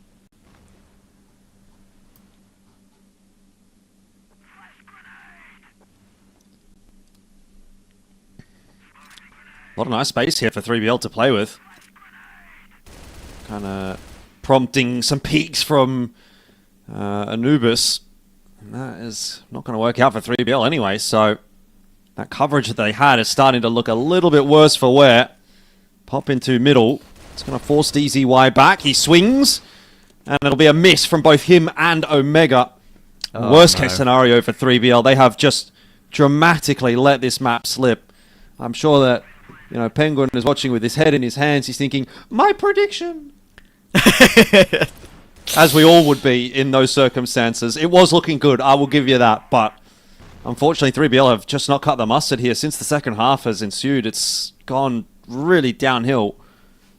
Would you say that was an accurate... Would you say that was an accurate depiction of how Penguin an accurate sounds? Rendition? No, not really, not at all. I've not done him any favours there. Sorry, mate. No. I think we need to, be a bit kinder on that one. Yeah. But yeah, I mean, what can you say? Like, this is just a real tough one. They need 3 in a row from here to take us to a golden round. And considering how that second half went, it looks impossible, right? I mean, don't forget 3BL were 7-2 in front. Not just the fact that they were 7-2 in front. We only saw those 2 rounds on Blacklist come through from Anubis. They've just got 3 in a row. In overtime, they've just got 3 in a row. It couldn't be more of a flip-flop, right? Yeah, I mean, I think you look at that and you think, this was a really big missed opportunity for 3BL, right? Like, you're up 7-2. They had such a bad attacking half, right? They had such a bad BL half there, Anubis, and now you've just gone and let them, like, essentially, you've given them so much time, enough time to survive in this map that they've finally remembered how to play the game, and now they're like, okay, by the way, we're back, and you're cooked now. Like, if you really wanted to finish us, you had to finish us when the opportunity was there. But now that it's over, it's gone. It's doomed. Rest in peace, 3BL. Yeah. Feels that way, doesn't it? I don't see any other way in which that is not the reality that's in front of us right now. Oh dear. Oh honey. I think it may be over. Anyway. Let's see if they can get the 1 round they need, Anubis, to get this map 1. It's only map 1 of the day as well. Noxin has been unbelievable. I'm sure that Penguin will be highlighting that because even if they come out on the losing side, you can't hold anything against how good Noxin has been. Continuing to put his name on the map. And there we go, another example of it. Yeah, why not? 4v4. One-man army's not going to be enough, though. Sad was kind of chiming in here and there in the first half as well, I'd have to say, but it's been a much more well-rounded team effort from Anubis than it has been from 3BL. That's a bit of a whiff from Doom, and Gainer gets baited into that fight as well, so Sad popping off will give us something a little bit more to talk about, it would seem. Dirty with the 1v3 angle. Tough ask, but judging by the way that some of these clutches have gone so far in this map, I wouldn't say it's impossible.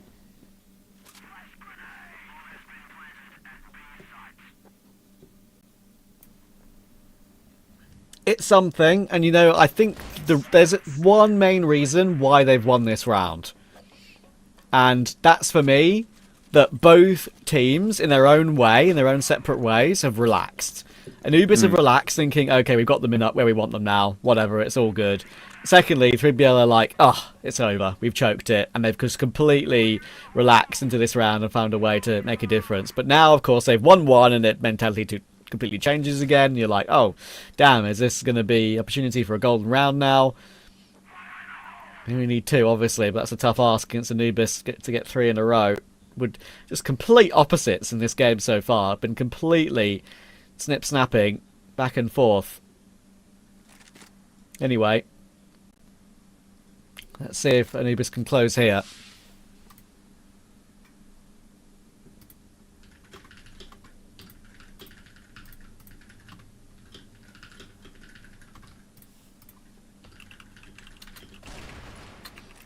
Muffin, good connection, and he's aware that there's another player close. The issue here for 3BL is they don't know about Gainer, so Muffin gets all the work done, and then Gainer slides in for dessert. So easy for Anubis, a cheeky setup, and 3BL just walk right into it. 2v5, they have to win to recover this one. That's a good start, but you're going to need far more than just the one. It's pretty impossible from here.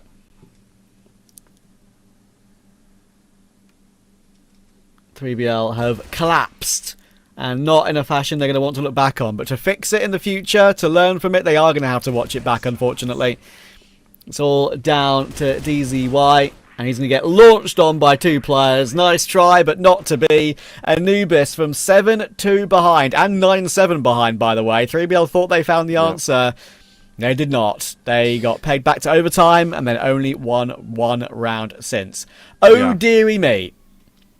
Yeah, and I have to say that is exactly the reason why I predict for Anubis in this matchup. It's like, that is such a 3BL game. Do you know what I mean? Like, you see a really good half from 3BL, you go, whoa, these guys actually might have something. And then it just completely falls apart. And you're like, where did 3BL go? You know, they don't seem to be able to have that consistency over the course of an entire map, or certainly not for an entire series. So that's what makes it very hard for me to predict for 3BL.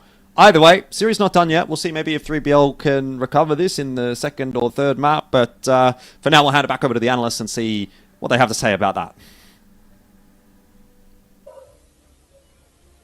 Thank you, Elfish and Trav. And for this game, that was a really hard one for Anubis, and of course for Team 3BL to throw down everything after making hidden strats or like using them.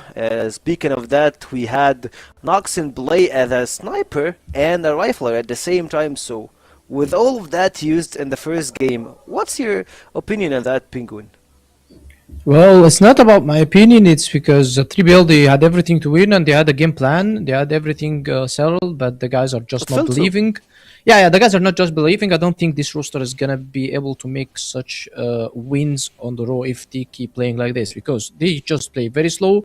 They play very passive. They feel very scared. They don't believe that they are winning.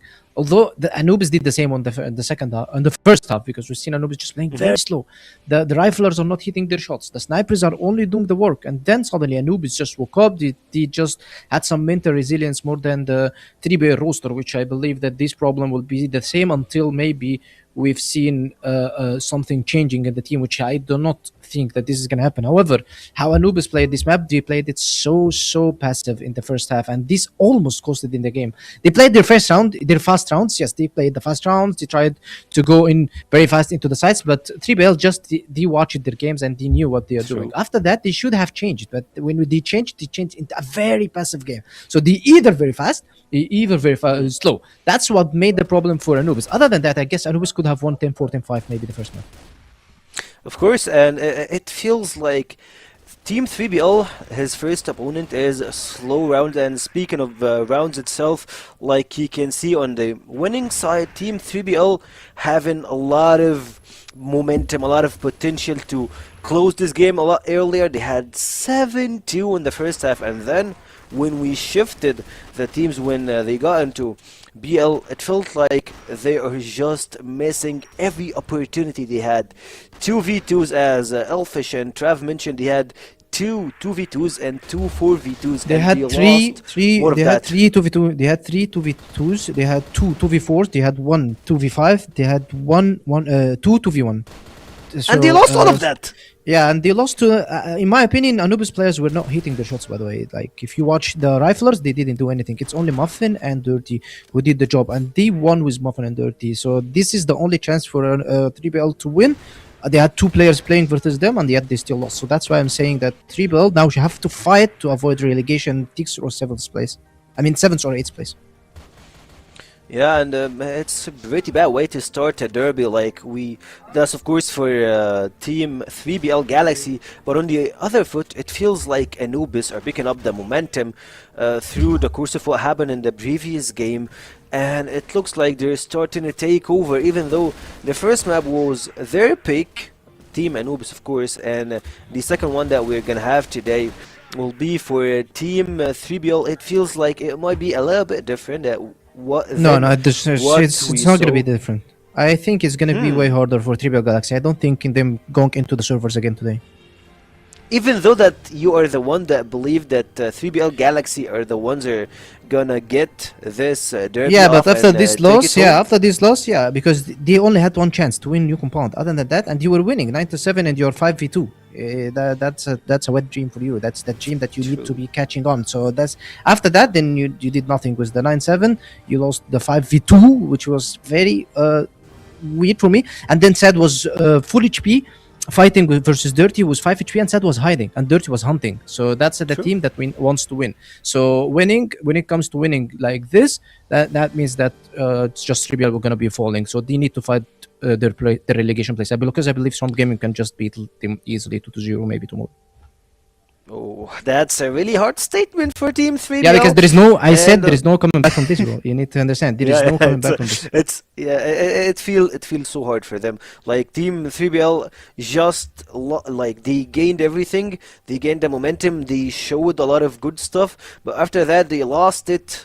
Like one after one, and for the set MVP, it's gonna be Mr. Muffin hitting all those sniper shots and making Team 3BL look pretty shy. And for me, like, I still gotta give some credit to Noxlin. He did everything that he can do.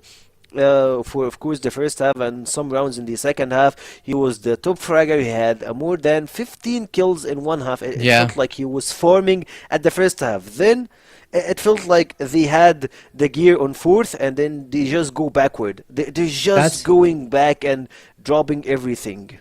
Yeah, that's the mental resilience I talked about. If you're talking about the mental, they played very good. They had very good games, and then when suddenly they lose, they have no mental. So that's why I'm saying it's very hard for them. However, Anubis, as I said, they didn't play this map as quiet as we expected because they played very slow, very passive. They tried only 2 fast rounds, which is not the case for them, and they almost lost it. But luckily, these guys won this map. In my opinion, if this map maybe repeated multiple times, 3BL would have won it. So now Anubis have everything to beat them on Ankara.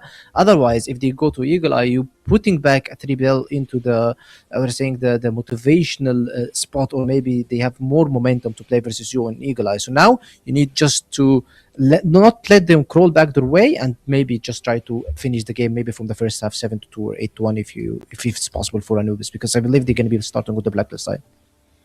Even the guy that believed in 3BL winning the series is just stepping down now, and Penguin is just saying like, after what happened at game number 1, it's because comeback. It's true. It's I not know, because like worse. the comeback is crazy. Of course. There is no coming back from this. There is no mental coming back from this. Yeah, there is no mental coming back from this. They got swashed after the Anubis comeback. It feels like 3PL, they still have a lot stuff to do, but Anubis are basically winning and doing everything they can. So we'll get to our dynamic duo, Elfish and Trav. Back to you guys with game number 2. Hey man, look, I completely understand. I agree with Penguin.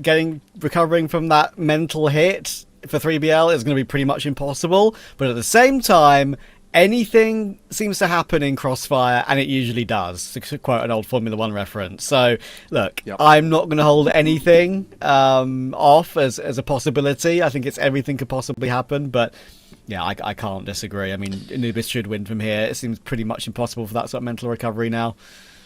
We'll see. I mean, look, again, I always go back to it and say, like, 3BL is a good enough team on paper or on an individual level to be able to contest in some of these games. It's just a question of whether or not it kind of comes together in the server on any given day. So, you know, is it impossible to say that 3BL could win this map? Obviously not. But, yeah, I kind of agree with you. Obviously, I mean, I predicted for Anubis. Why would I change my prediction after having seen them win map number 1? I think they are very much coming into this one as the favourites. And I guess it's just a case of how big of a contest 3BL can actually throw at them. Because if it's anything like the latter half of that game, they may actually just get absolutely steamrolled. Because really, let's be real, like, they kind of just got rolled. After the second half started, I mean, I didn't do the math, I didn't, check the numbers, but it would have been a pretty one-sided scoreline, right? So that's kind of what they're feeling. That's what their most recent context of this game is. I mean, all the momentum is leaning in the direction of Anubis, so it's going to be a tough one for 3BL to recover from. Like you said, they need to find a way to put up some kind of like mental walls, mental barriers, recover, get themselves sorted and ready to go back into this next map. Which, I mean, how do you come back from that? I mean, I don't know. It's a tough ask.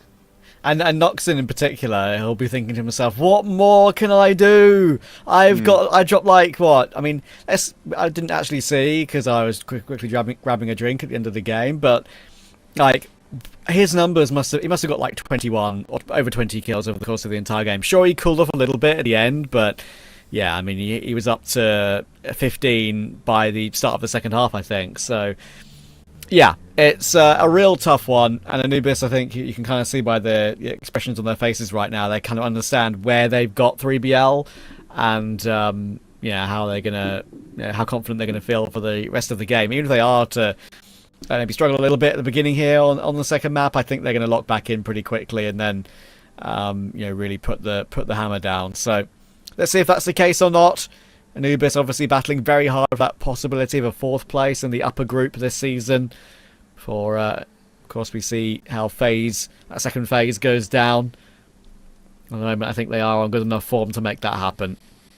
Yeah, I mean, on the point as well of Noxon, it's like, yeah, he's obviously had a great map, but I don't know that you can necessarily assume that he's going to be able to back that up. That's the other issue for 3BL. Like, if the only reason that you get that close on the first map is one of your players sort of overperforming, let's say, where can you really go from there? So we'll see what 3BL can deliver and jump into map number 2 of the day, Ankara. It's potentially a pretty tough one going forward here for the 3BL lads, and it does not start nicely at all. Gainer just deletes Hunt, who was holding a nade in hand, so didn't even have a chance of fighting back. Oh dear. Noxon and DZY will get a couple. That's pretty good considering. But now it's down to the 2v2. Add another one to the list of the series. We've started map 2 of Ankara immediately, and already we're fighting in a 2v2. They're all trying to make their way up the stairs. Salty, and that's difficult for Sad to get that trade kill. Switches to the HK for a bit more maneuverability, probably rightly so. You think he knows where Gainer's coming from as well, so he's going to try and take a 1v1 while he waits for Gainer to come up. He doesn't actually know where he's being shot from for a split second, but he's been able to jiggle out Gainer. Gainer unable to hit that one more bullet required. 3 HP survives, and Sad will be a bit happier now. Yeah, that was actually a nice recovery. So credit to 3BL. Certainly not out of it just yet. Again, they do deserve, I suppose, a little bit of that clutch factor to come back in their direction after the last map, having pretty much lost every single one. See what Anubis are going to do to recover. Initially, a bit of a setup outside of A. They've actually got some nice control here with Muffin already into the vent. So, could set themselves up for an A take pretty easily. Smoke in main seems to have dissuaded them.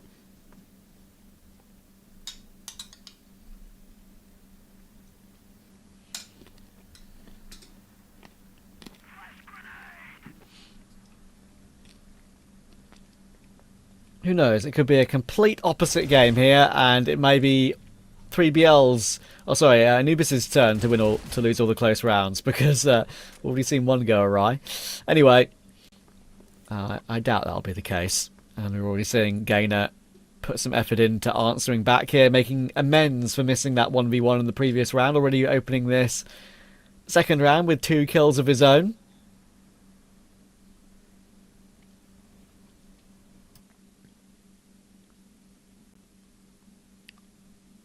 Yeah, Anubis happy to really slow things down off of those 2 openers. And again, you understand the reasoning for that. Anticipating some aggression from 3BL to just try and take some space or find themselves a pick to get themselves back into this round. Anubis will know that, in theory, in 3BL's mind, they'll be thinking, if we play this standard, we lose, because we just have a 5v2 or a 5v1 on a site hit, and that's just GG.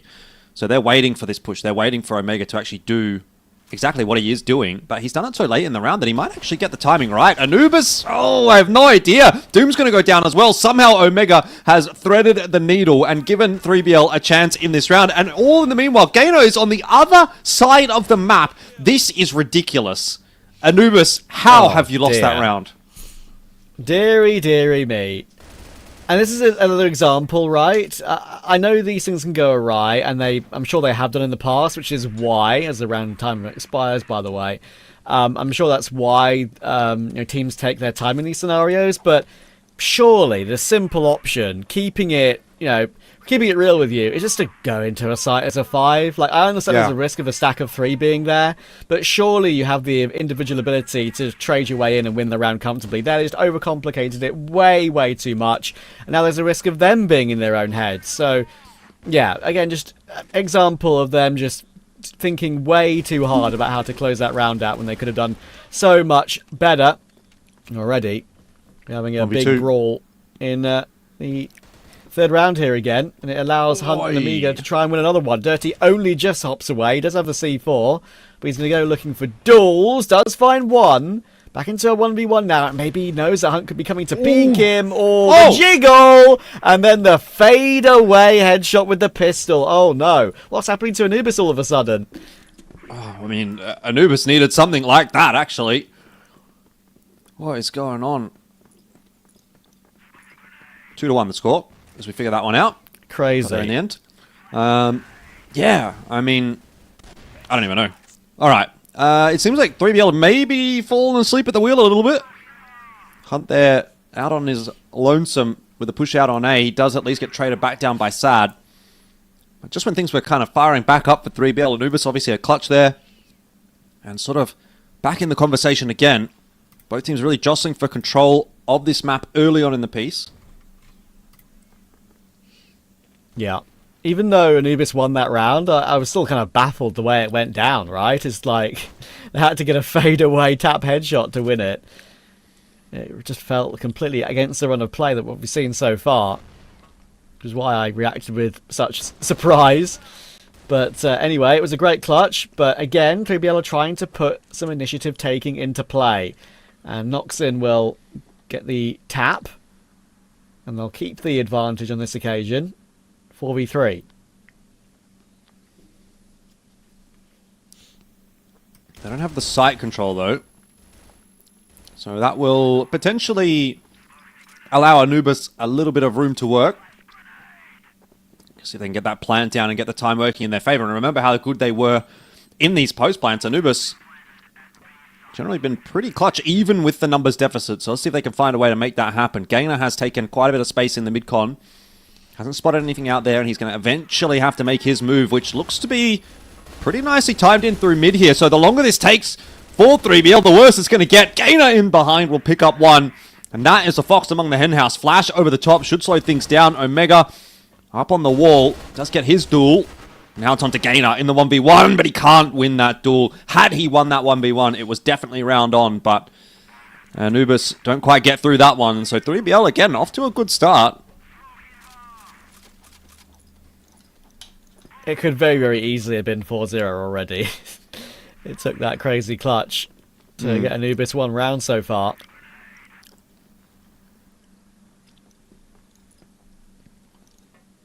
3BL not looking to go down easily, which is something that I am pretty pleasantly surprised to see. Going to be performing a lot better earlier here than Penguin was expecting, perhaps. Sad and Hunt will hold on well. Another quick 5v3 taken.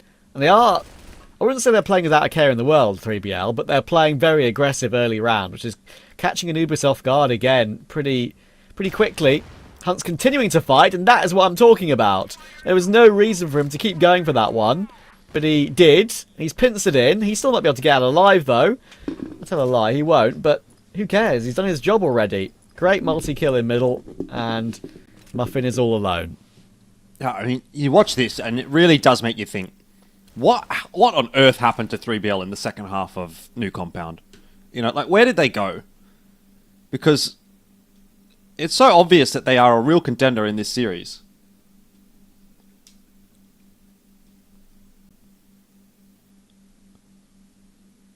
But just for some reason, disappearing. Maybe they're just a team that likes the GR side and kind of don't really love the BL side. We'll see if that comes to pass here on this map as well. Muffin's trying to negotiate this 1v3. He's actually got the C4 and he can get a plant if he wants. Probably either on A or B. He could sort of just wander in. I think if he does get a plant, then that's what starts to make this feel a little bit doable. Anubis going to hedge their bets on a retake, though.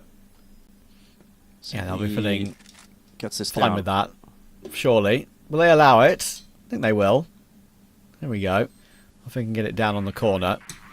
He'll do well to get anything from this, though. There is the opening, and now, sure, they've lost the low HP player. That's the information. Sad was happy to go in for free to get that intel as to where Muffin was playing from, but now it's a bit awkward, but now big damage taken. Surely they can close it out. They don't know which angle he's playing on, though. What headshot angle could possibly be in play? So, yeah, DZY will eventually find a way to run him down. No risk, and yeah, 3BL just keep on going, and now attack pause will come through once again. Situation where Anubis kind of need it, actually. Definitely was winnable, though. I mean, he certainly had his opportunities there. There was a very laboured spray on that second peak, and it was a nice opening pick to bring it back to a 2v1. So, again, 3BL, I think, just need to sort of clean up some of those 1vx or 2vx situations. You know, they've got to make sure they get these clutches done clean up. It bit them a little bit on that last map. It certainly doesn't seem to have been as much of an issue here. But again, it was off the back of the tack timeout for Anubis, where I think they found one of their 2 rounds in the first half of the previous map. So, see if they can replicate that success. Getting a bit of a talking to from Yusuf.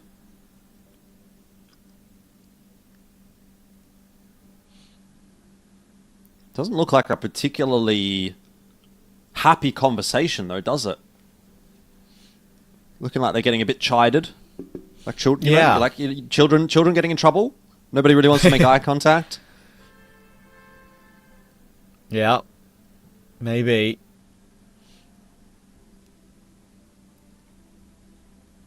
There was a horn outside my house for a second there. Classic, London sirens, that sort of thing. Maybe that's the ambulance for Anubis right now. Maybe they need it. Maybe. Just a bit of ambience. Ambiance. Would you say ambiance or ambience? I think if I want to sound posh, ambiance. If I want to just talk in a quick sentence, ambience, I think. Right. Not sure some what nice the music here as actual, well. I think it's ambiance. Yeah, I think it is. I think you are right. I think that is the right way of saying it. But then, the Australianism comes in. It's like ambience. The Australianism. Yep. I'm sure there are better words for that. All right, well, enough of that. Back into the map. Let's see if Anubis can actually make good on that tack timeout. Or if it was just a waste of time. Let's see. Zoom out through the doors. Looks like the pace change here for Anubis is potentially the name of the game after that chat. It's worked out pretty nicely so far. mean, we remember how Anubis played, right, in some of the previous seasons that we watched of the CFWL. I think things that I used to talk to you about, that they were, giga aggressive and borderline too much sometimes, but it was very entertaining to watch either way. You can tell they've kind of tempered that in the modern day a little bit. They still have that streak available though. Yeah, 100%. I think the season where they looked the most threatening was that season where they just played so quick, sort of wolf-packy, overwhelmed a lot of teams with their pace and aggression. Yeah, you said they tempered that, and that's correct. Lost 3-2. I think that was that season, yeah. It would have had to have been, right? 3-2 to Rock it would have been at the time, I assume. Good kill from Doom. Flanking around to find Hunt. Good reaction from Hunt, actually, but Anubis have found the answer in this round. Looking to make it 4-2. So far, this game's taking the exact same pattern as Map 1 on New Compound. 4-2, 4-1, sorry, turning into 4-2, and then 3BL managed to streak clear at the end to make it a 7-2 half. If same thing happens again, I'll be wondering what kind of spooky forces are in play.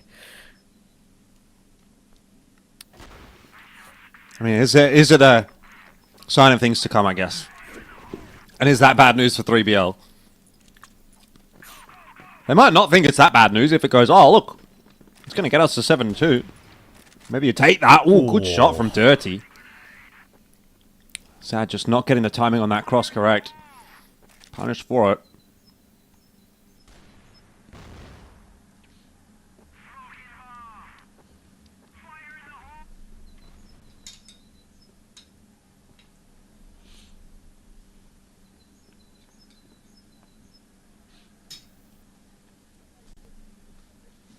Anubis will now take control. Salty pushing forward to possibly take a duel with Noxin. Two players looking to swing that together, and now that's going to be the go sign, and Noxin can't hold on.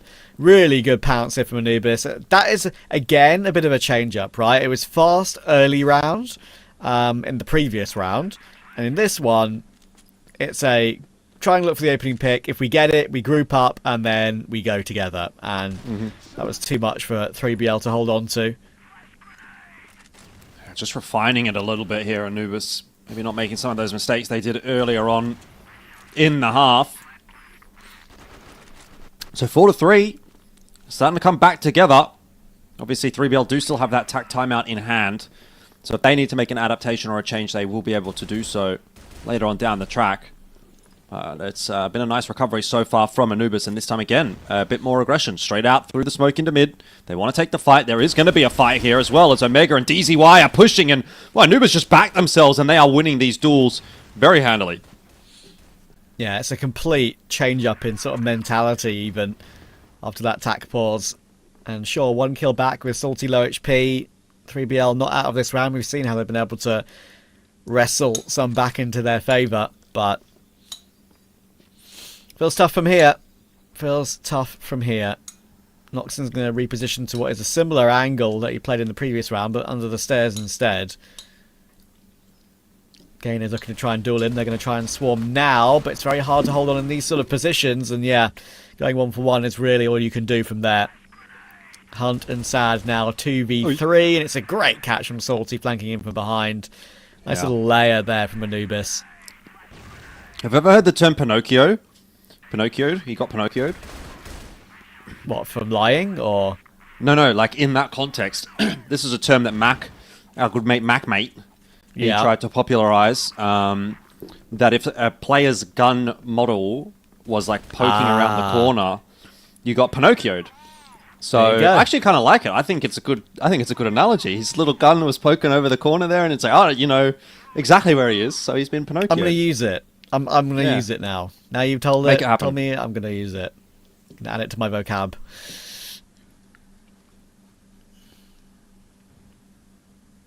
I thought you were saying he was making some fake plays and he was lying about his movements or something, but there we are. I like that better. A lot better, actually. 3 players behind the smoke looking to push forward here and now. A difference this play with this flank up middle, and Sal's not expecting it at all. What a change up, actually, from Anubis. On the edge of winning this half now. Amego's not going to know what's coming his way, whether it's one player or whether it's 2 or 3. Finally, he'll get the information, and it is able to get a kill and get away, which is nice, but DZY is being hurt. Doesn't matter. Still launches his way in to find Muffin. So 3v3. Dirty again is trying to make a play, though. And a great jump in from behind. Another return kill from DZY to at least find Gainer. 2v2. Minute to go. Dirty's going to be able to escape all the way through to join up with Doom. And the plant can come through, but before that happens, DZY overpeaks a little bit. And now it's all down to Noxon. Has he got one more special streak in him to get a clutch in this situation? He has not. It's a great kill from Doom. And Anubis from 4-1 behind win the half 5-4. Yeah, it's gone from bad to worse, really, hasn't it? You gotta look at that with some measure of a question mark for 3BL. You get off to 2 good starts in both maps and just... I mean, we know that they've fumbled it on the first map of New Compound. There's a likelihood that it seems like it's going in that direction here as well for the second map. Anubis just finding a way to be a little bit more of a consistent force here than 3BL, and it's just very unfortunate because, again, like I feel like it's Groundhog Day. You know what I mean? Casting Crossfire for a long time, and sometimes I just feel like I relive the same experiences year after year. You know, the maps are the same. A lot of the time, the players are the same. The teams are very similar. And then often you'll watch a game and you'll be like, I swear I've watched this game before. Like, and I feel like I'm getting that with 3BL, where it's like, I get these moments where I'm like, I'm so like, oh, finally, you know, finally it's clicking for these guys. And then that is just... It only lasts for like 3 or 4 rounds, and then you're like, oh, okay, we're back to the same old problems, unfortunately.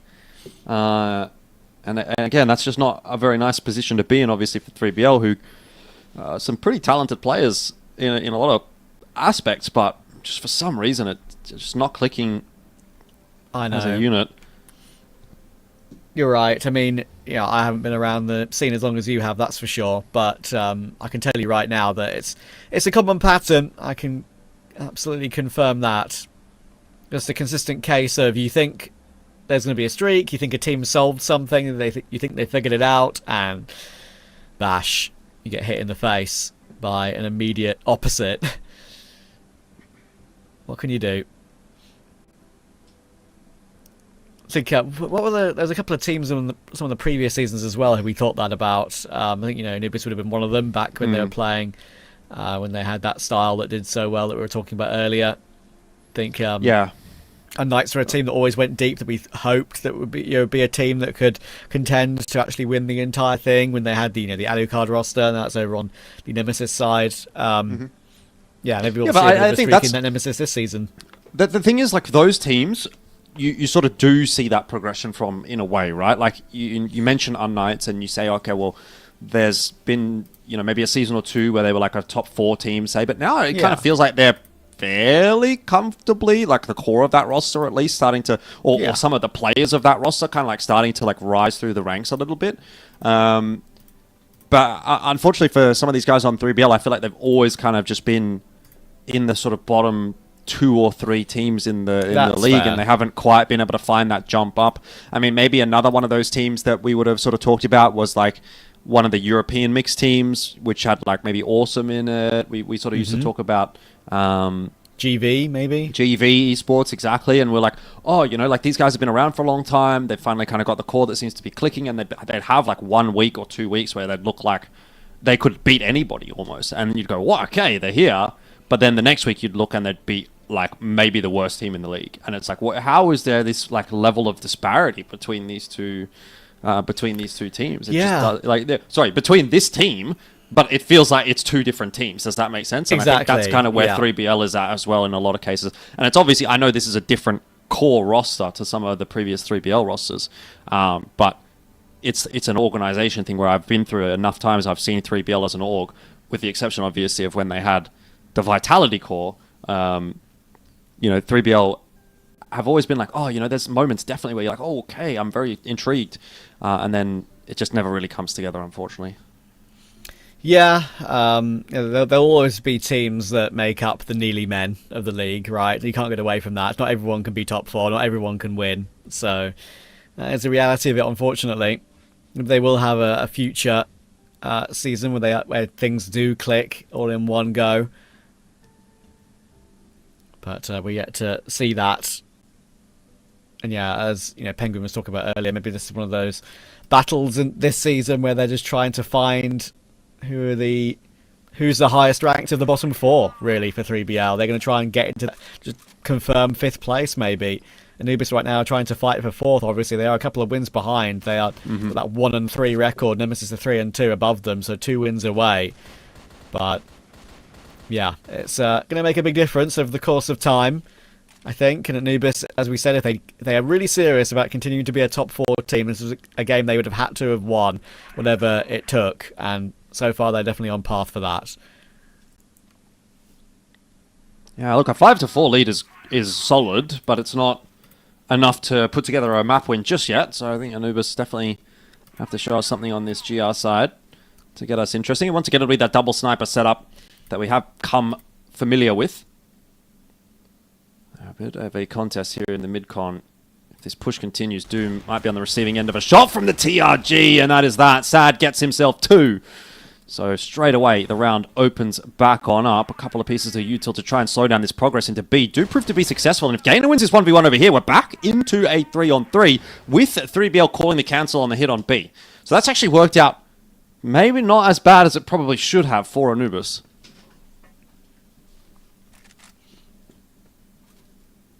Yeah, Ball will be taking back round 2B, like you were saying now, and they are making a bit of progress up that position. Hunt's now going to lurk his way round.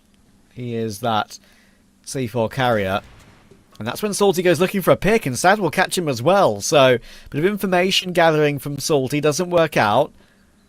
A chance for 3BL to deliver. Dirty's going to have to check long, but immediately gets deleted by Hunt. And just like that, Gainer probably isn't winning this 1v3. Never say never. Gainer certainly had his moments in 2025. So this could be another one of them. It would be a nice way for Anubis to get underway in the second half here. But a tough ask, as you're right in saying. Needs to win this duel against Omega first. And he's unable to do that. So it will not quite be what they're looking for. 5-5, 3BL. Get themselves a start in the second half.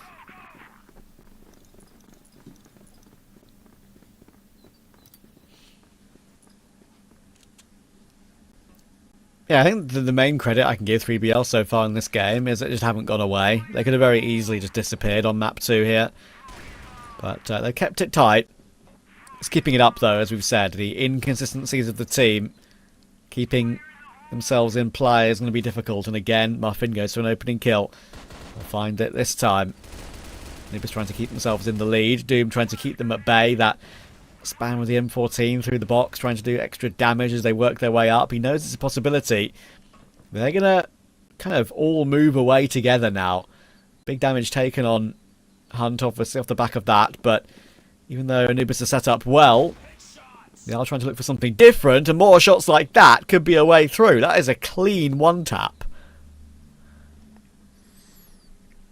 Hunt's tagged low, though. So there's still a little bit of an advantage in this round for Anubis to work with, but my concern is the solo hold on A is pretty untenable for Dirty. He looks like he's going to try and make something happen with a bit more of an aggressive angle at the bottom of the stairs. But he's got the TRG, so how do you multi-frag here? I mean, he's going to be lucky if he gets away with one, which, yeah, doesn't even happen. So Anubis have now lost control of this round. And they're going to have to come and swing in behind to try to recover it. It's again another 1-for-1, which is just not going to be enough to recover it yet. For Anubis, 3BL will be able to find themselves a plan.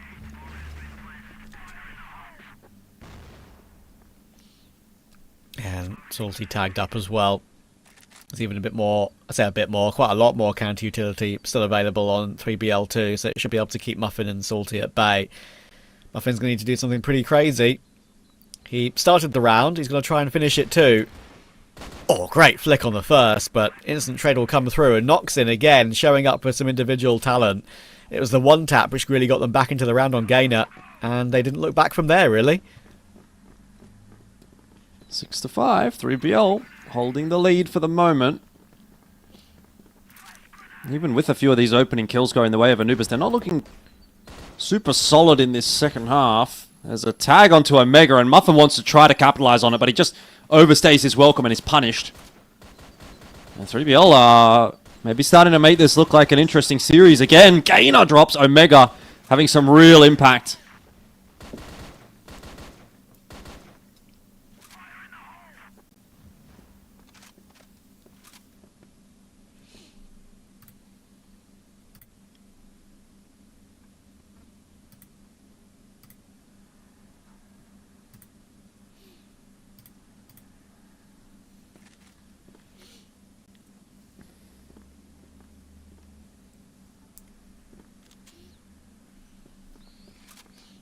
Well, I said, you know, you can never count your chickens before they've hatched. You can never really commit yourself to thinking the game's won after only one map. And fair play to 3BL. Maybe this is a bit of a difference maker they can show now in terms of their mentality if they're able to find a way to win Ankara out of nowhere. But look at Salty. Salty's doing the right thing here. Yeah, he's going to have to do it. In a 3v5, you've got no other option really to try and get back into the round. It's going to be seen though, and that's the awkward part. So finally they have to take the kill, but it doesn't mean they're distracted, and that does give Doom one more frag. Traded quickly by Noxin with another headshot, however.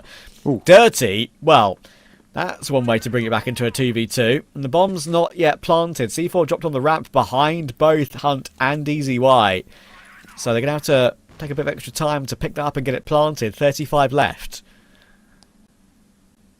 Yeah, Dirty tagged a lot. DZY also pretty significantly tagged.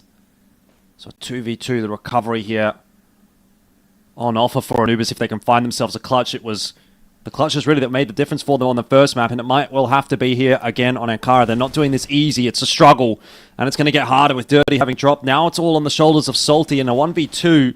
He's been spotted out and tagged down significantly. Surely he cannot get this one done. He's going to need a miracle, and it's not going to happen.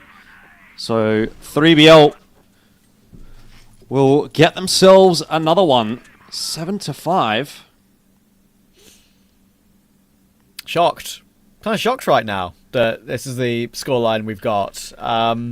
Yeah, 3BL are doing very, very well. And I'm very surprised that they managed to put all those previous results out of their mind. This looked like a map that was going to be pretty comfortable for Anubis. Sure, the first half wasn't amazing, but they made that comeback from 4-1 behind to win the half 5-4. You thought that's another example of 3BL not being able to keep on going. So, yeah, it's not looking too great. I think we've got a bit of a tech pause right now. I'm reading that Anubis is lagging a little bit. So, yeah, we'll have to see how that gets figured out.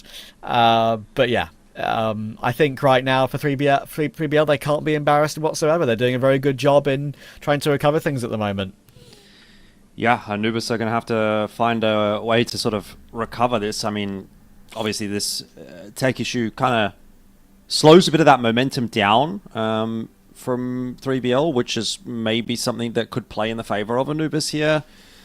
But I don't know, they're just not feeling like they've got that same pizzazz at the moment to me. You know, there was definitely just this vibe. You kind of get, I don't know, like when you've watched the game long enough, and I'm sure you're at that point as well, Trav, where you're watching the rounds, you're watching the way that they play out in that second half of New Compound. You're like, they're just winning these rounds so comfortably. And you're not getting that sense at all for Anubis here in the second map. None of these rounds, like, yeah, they've got some rounds on the board, but they're not winning them clean, they're not winning them easy, and that's a concern.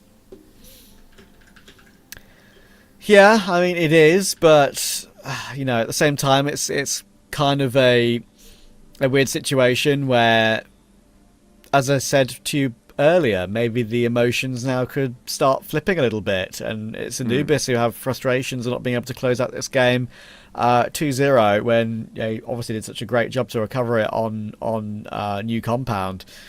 They might be thinking, guys, what's going on? Like, this is kind of silly.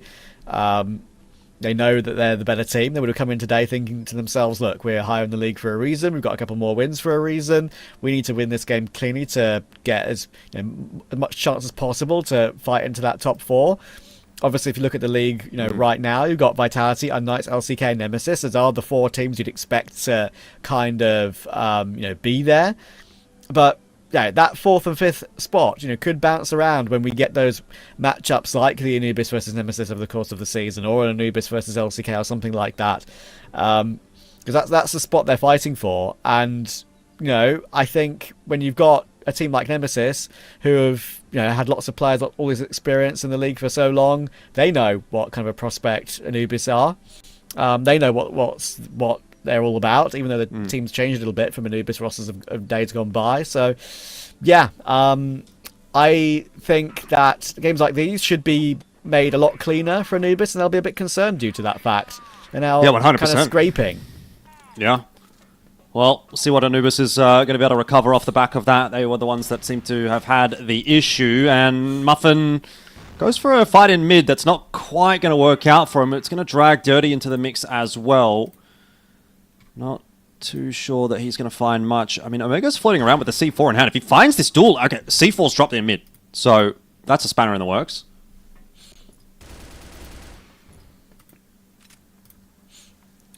And DZY will go down to Doom. So just like that, click your fingers. And it's a 4v2 and a chance to answer back. One they so desperately needed.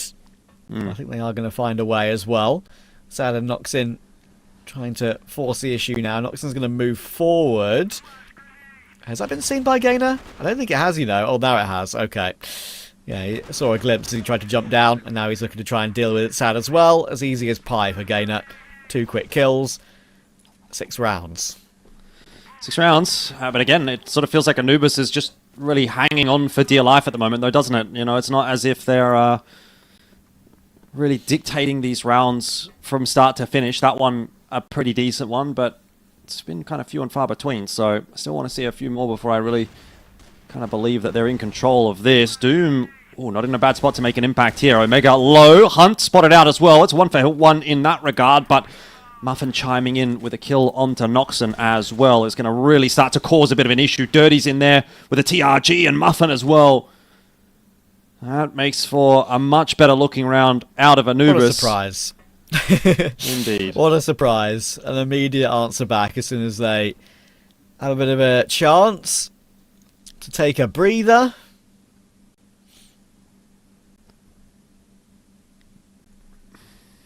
Sander's not really got much to do in this position now. 1 versus 4. The C4 is being held on as if it's their favourite granny on the Anubis side. Yeah. It's better, definitely. Tech issues fixed for Anubis, maybe making a big difference. Indeed. What can Sad do? It's a nice kill on Salty. Yeah. It's 1, but it's a pretty tough crossfire to break. Interestingly, it looks like Anubis are going to go on the front foot here. They're going to fight him. It does work out, so 7-7 will be the scoreline. Bear in mind, by the way, there's still a tack timeout available to 3BL here, so it's starting to get into that territory where you probably do need to start thinking about using that. I think if we go one more here for Anubis on the trot, if this goes 8-7 Anubis, we'll probably see that tack timeout come through from 3BL.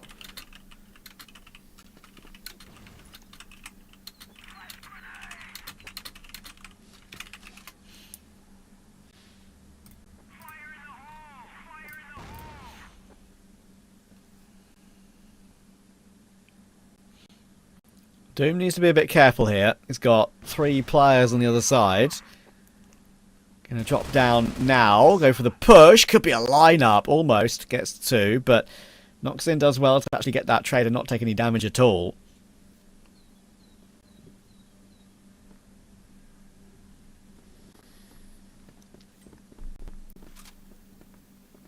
Yeah, the defense definitely a bit split now. So you're going to get Dirty having a little bit of a look for info. He's going along with Gainer. Trying to clear outside of B. They have not cleared the mid-con. That is exactly where Sad is waiting right now with the TRG. So hotel control for Anubis is something. It will give them a bit to work with. Maybe you can find a pick and back away on the entry. You can play obviously from here for the retake. But they're not actually going to be able to really properly defend this side. All of that is going to be relying on the shoulders of Salty. who needs to hit some banger shots right here and doesn't. He had the chance. He had some backs turned, but that's going to bring Dirty into play. And I don't know that they're prepared for a second player from Hotel. So good trade from him. Nice timing. Brings it back to 3-on-3. Do have Hunt now on the line. And he is hunting. Dirty spotted him out, though. He had no idea. Hunt thought he had gone for the Zig when he went actually for the Zag. Oh, and that's a good shot from Muffin as well. This is falling apart for 3BL. This has surely got to start to be tack timeout territory. Dirty spots the last player. Sad tagged down pretty significantly. The push through the smoke. Anubis going 1-by-1. Could give Sad a bit of an opportunity here, but Muffin has it handled. Yeah, that was honestly quite impressive. You mentioned just that Dirty being in the position that was unaccounted for. They knew with one player there, why would there be a second? And the fallback was great. As you say, Hunt was completely zoned in on the fact that he could have gone the other direction, but offers up his body very easily for that second kill. And 3BL will throw in that tack pause. Of course, as I said before, whether 3BL, whether it's 3BL or Anubis calling an attack pause, it gives both teams a chance to talk. Again, they're doing a lot of that talking right now.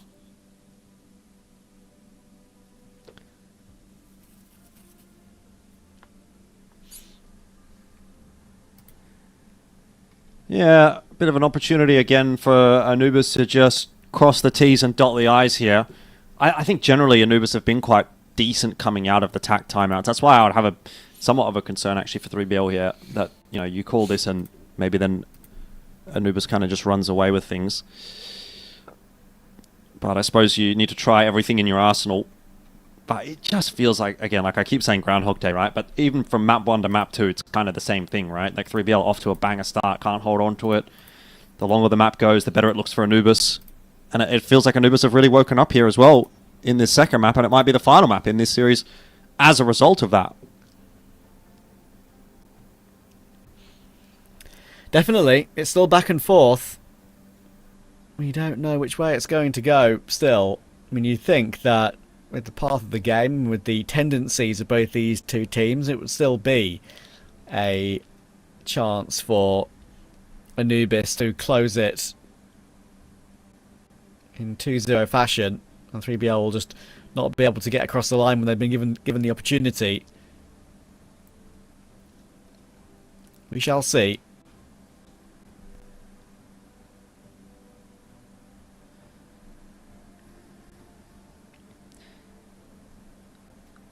Time to lock in.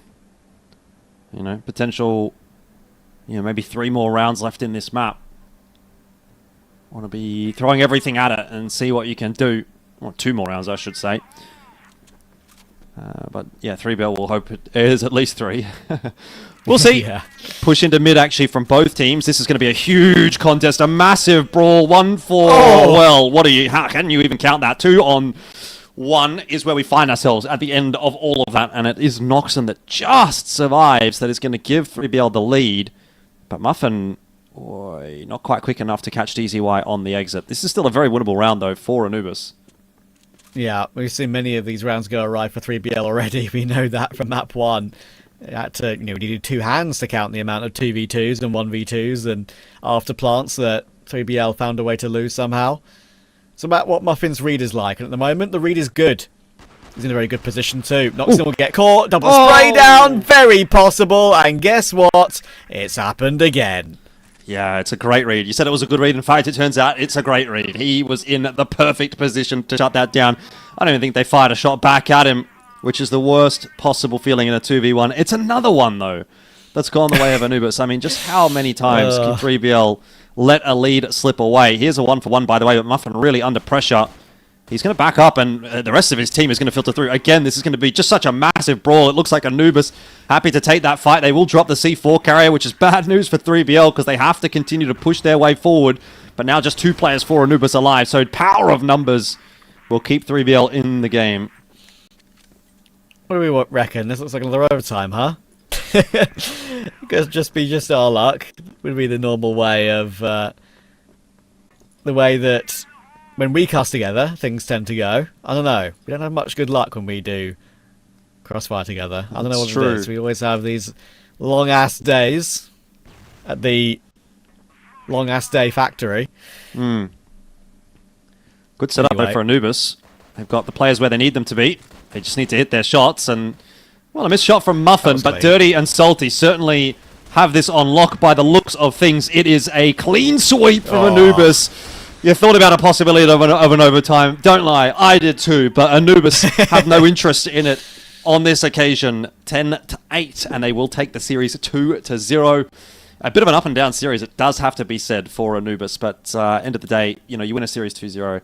You're not going to walk away necessarily complaining all that much. Could it have been cleaner? Yes, but sometimes it's good to be tested, and Anubis answered that test quite nicely. Yeah, they did. And look, at the end of the day, I think 3BL, they'll be upset. They'll be upset we're not playing map 3, but at least they fought pretty well. It wasn't a terrible performance. They just have to know they have one main thing to work on, and that's how they play advantages in an afterplant and how they play clutches, because they didn't play badly at all. If they just converted half of those rounds we saw from them so far, look, they would have been in map 3 without a shadow of a doubt. So, bit of a shame for them, but that is the classic 3BL way, isn't it? It's get so near, but yet so far. Over to the desk to talk about the game.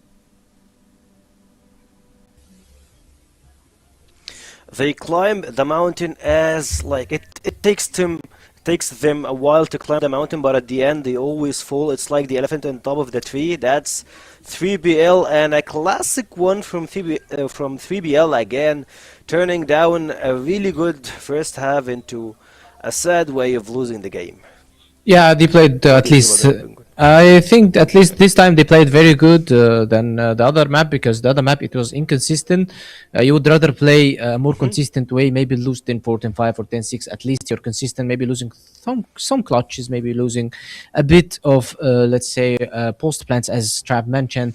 However, this was the case second map. First map wasn't this case. It was just some mental breakdown coming from the guys and mental resilience coming from Anubis. Also, Anubis started the map very, very slow again, which is we mentioned multiple times. However, they took the tactical pause. They came back with 4 rounds. Then 3BL started winning. They did the dirty work. They did the technical pause, which they had no technical pause, but still they managed to climb back. It was a very close game. At least this we saw a good fight between two teams, because Anubis started very bad, but they came strong. And 3BL, they started very strong and they tried to fight till the end. They struggled in 1-2 rounds, and in the end Anubis closed it with their experience, because we said that they have more experienced players and they deserved the wins. It felt more of an experience and mental resilient for Anubis team. They had what it takes to just like drop down 5 rounds, 7 rounds at one half. The clutches, yeah. Find a way, yeah, exactly, to clutch the rounds and get back. And speaking of clutches, we have seen a lot of weird stuff happening for a team, 3BL in 2v1s, 2v4s, and speaking of that, let's check what happens in our highlights. We'll see it's going back and forth, and then it just goes south, one way, to Anubis way.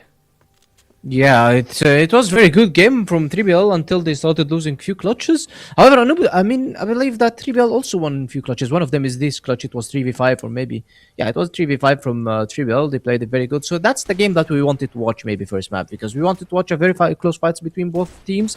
The overtime in the first map was unnecessary coming from 3BL guys, but Anubis took the chance and they went in Ankara with full momentum. They lost a lot of rounds in the beginning. I said that they needed to win the first 3 at the beginning of the game, 3 rounds maybe, and then they lost it. They took the tactical pause and they paid off very good for them. They showed a very good performance also across both sides, and also they did a very good clutches. We've seen one from Muffin, which he clutched on A-top, the 2v1, which destroyed or maybe completely shut down 3BL for this game.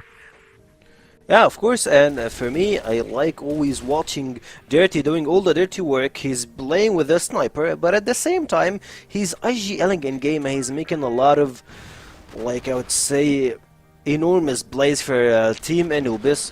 And it feels like it's payback time, like, since I believe that Dirty was mentioned with 3BL multiple times, as he was probably one of the players that Team 3BL might have had through the course of years, but it ended up him being with Anubis, so it feels like it's payback time. He wants to show himself what he actually got, and to be with a org like Anubis. That's something really good. And speaking of something really good, Muffin just taken Desi and the other guy like out of the blue. They didn't even had a chance to looking at him. It's pretty bad way to close this series for Team Anubis, of course. Sorry, for Team 3BL Galaxy, of course. But through the course of everything, you gotta give Dirty a round of applause. 1.8 KD, like top fragger. He's the IGL and he's doing all the heavy lifting for Team Anubis.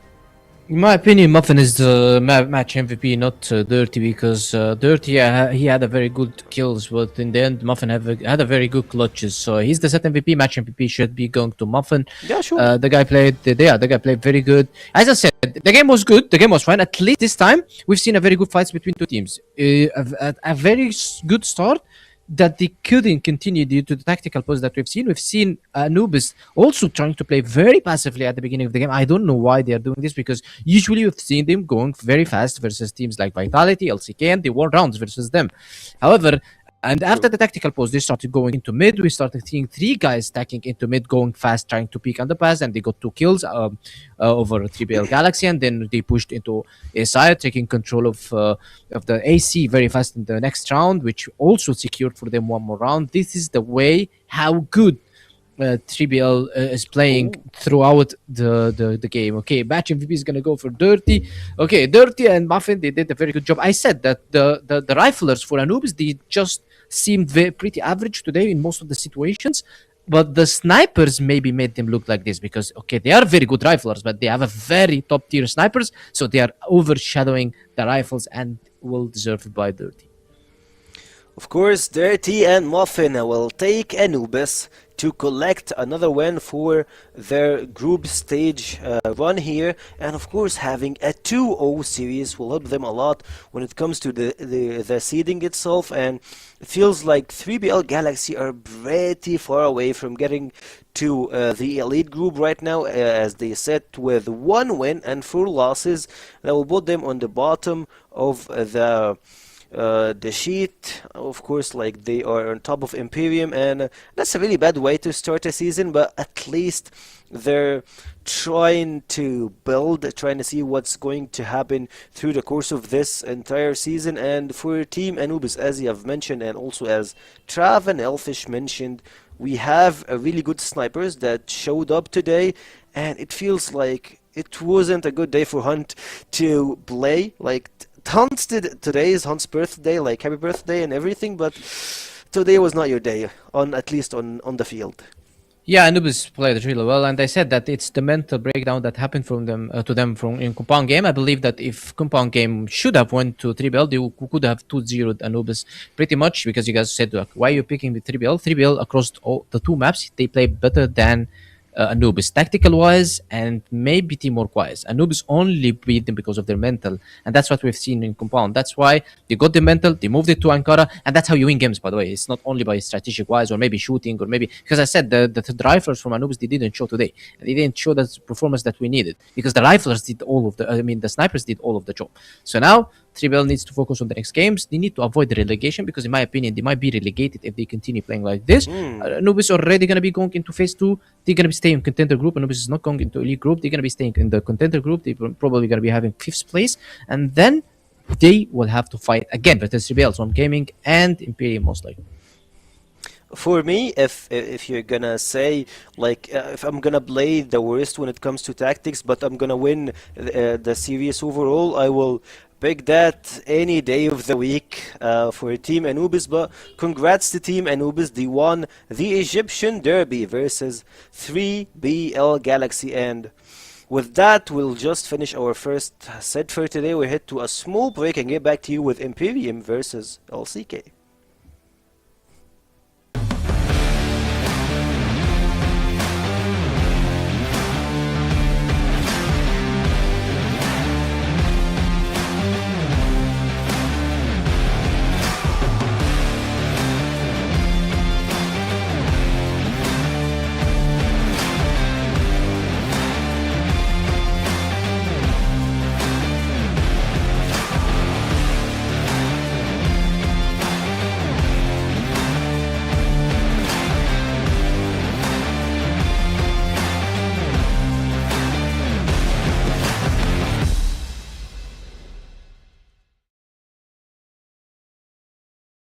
Welcome to the first season of CrossFire West League 2026. See this year's start of the Western League as 8 participating teams from all over the CrossFire West region battle it out in March to May in order to claim the throne and compete over a total prize pool of $228,000.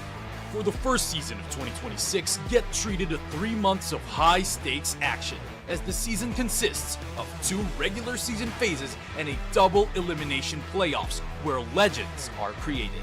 In the regular season, Phase 1, all 8 teams are included in a single group where they all play best of 3 matches in a single round-robin format. Support your favorite teams as every match counts here. Every performance in Phase 1 will determine which 4 teams will be part of the Elite Group, where they are guaranteed playoffs, while the other 4 teams in the Contender Group will either fight for playoffs or relegation. Expect no resets, as results accumulated in Phase 1 are carried over in the next phase of the competition. In the regular season Phase 2, witness teams from both groups compete in a single round-robin format within their same group. For the elites, this is their chance to secure advancement to the upper bracket round 2 of the playoffs. As for the contenders, be ready to see some of them say their goodbyes. In the playoffs, the 6 remaining teams will brawl in 10 total grueling best-of-5 blood fights in a double elimination bracket. 3 consecutive victories will result in a chance for royalty, while 2 defeats mean the end of a valiant journey. Legacies either move forward or are cut short. Here in the finals, experience a grand bout between a challenger from a victorious path and an adversary that has once tasted setbacks to determine who will be crowned champion of the CrossFire West League Season 1. Not a memory, a movie. Every round, every map, every series is a mark of a continuous history. This is the road of recovery for the old glory. CrossFire West League, reclaim the throne.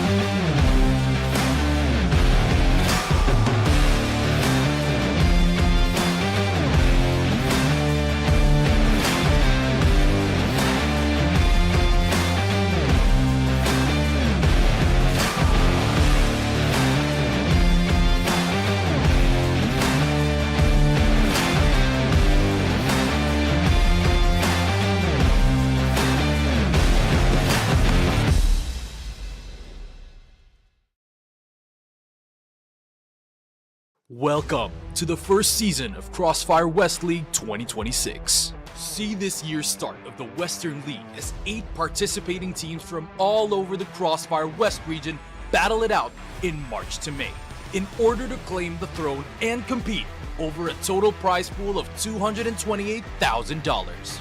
For the first season of 2026, get treated to 3 months of high-stakes action, as the season consists of 2 regular season phases and a double elimination playoffs where legends are created. In the regular season, Phase 1, all 8 teams are included in a single group where they all play best of 3 matches in a single round-robin format. Support your favorite teams as every match counts here.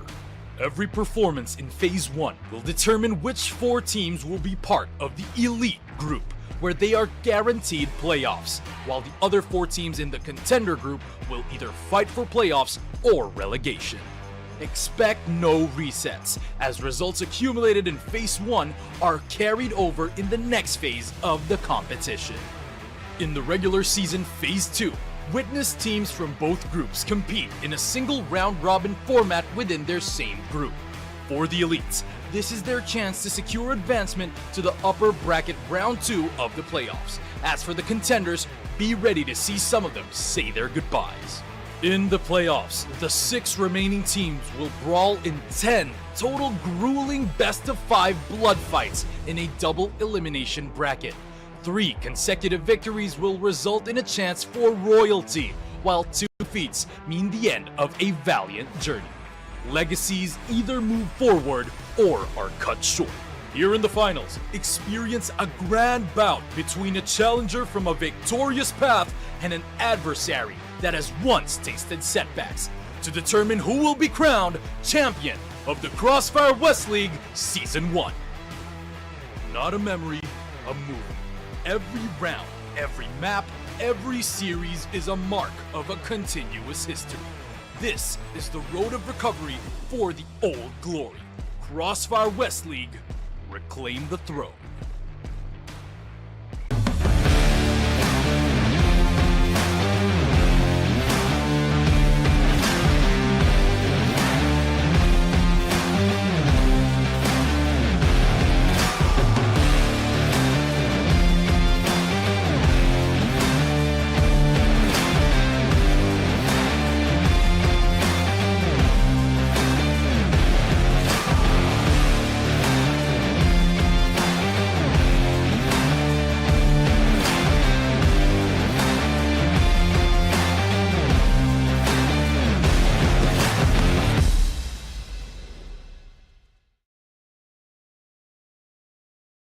Welcome to the first season of CrossFire West League 2026. See this year's start of the Western League as 8 participating teams from all over the CrossFire West region battle it out in March to May in order to claim the throne and compete over a total prize pool of $228,000. For the first season of 2026, get treated to 3 months of high-stakes action, as the season consists of 2 regular season phases and a double elimination playoffs where legends are created. In the regular season, Phase 1, all 8 teams are included in a single group where they all play best of 3 matches in a single round-robin format. Support your favorite teams as every match counts here. Every performance in Phase 1 will determine which 4 teams will be part of the Elite Group, where they are guaranteed playoffs, while the other 4 teams in the Contender Group will either fight for playoffs or relegation. Expect no resets, as results accumulated in Phase 1 are carried over in the next phase of the competition. In the regular season Phase 2, witness teams from both groups compete in a single round-robin format within their same group. For the elites, this is their chance to secure advancement to the upper bracket round 2 of the playoffs. As for the contenders, be ready to see some of them say their goodbyes. In the playoffs, the 6 remaining teams will brawl in 10 total grueling best-of-5 blood fights in a double elimination bracket. 3 consecutive victories will result in a chance for royalty, while 2 defeats mean the end of a valiant journey. Legacies either move forward or are cut short. Here in the finals, experience a grand bout between a challenger from a victorious path and an adversary that has once tasted setbacks to determine who will be crowned champion of the CrossFire West League Season 1. Not a memory, a movie. Every round, every map, every series is a mark of a continuous history. This is the road of recovery for the old glory. CrossFire West League, reclaim the throne.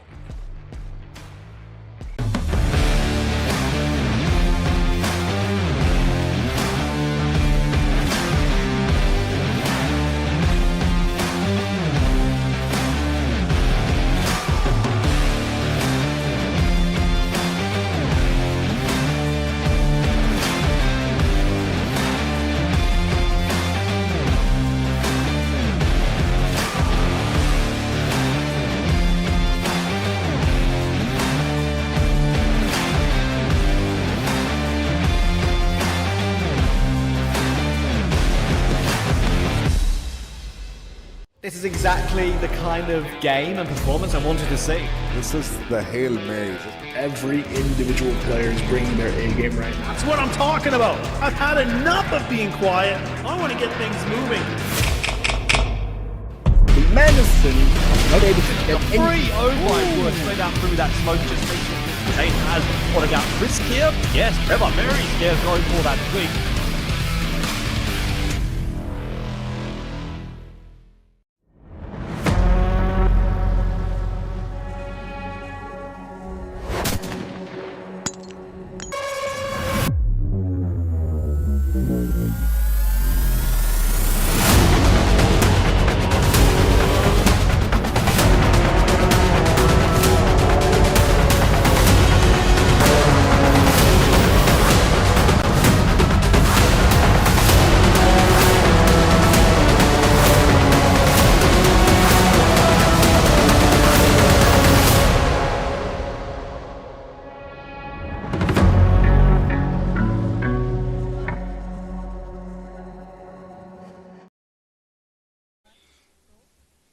And we're back after our short break with game number 2. We had our Egyptian derby early on today.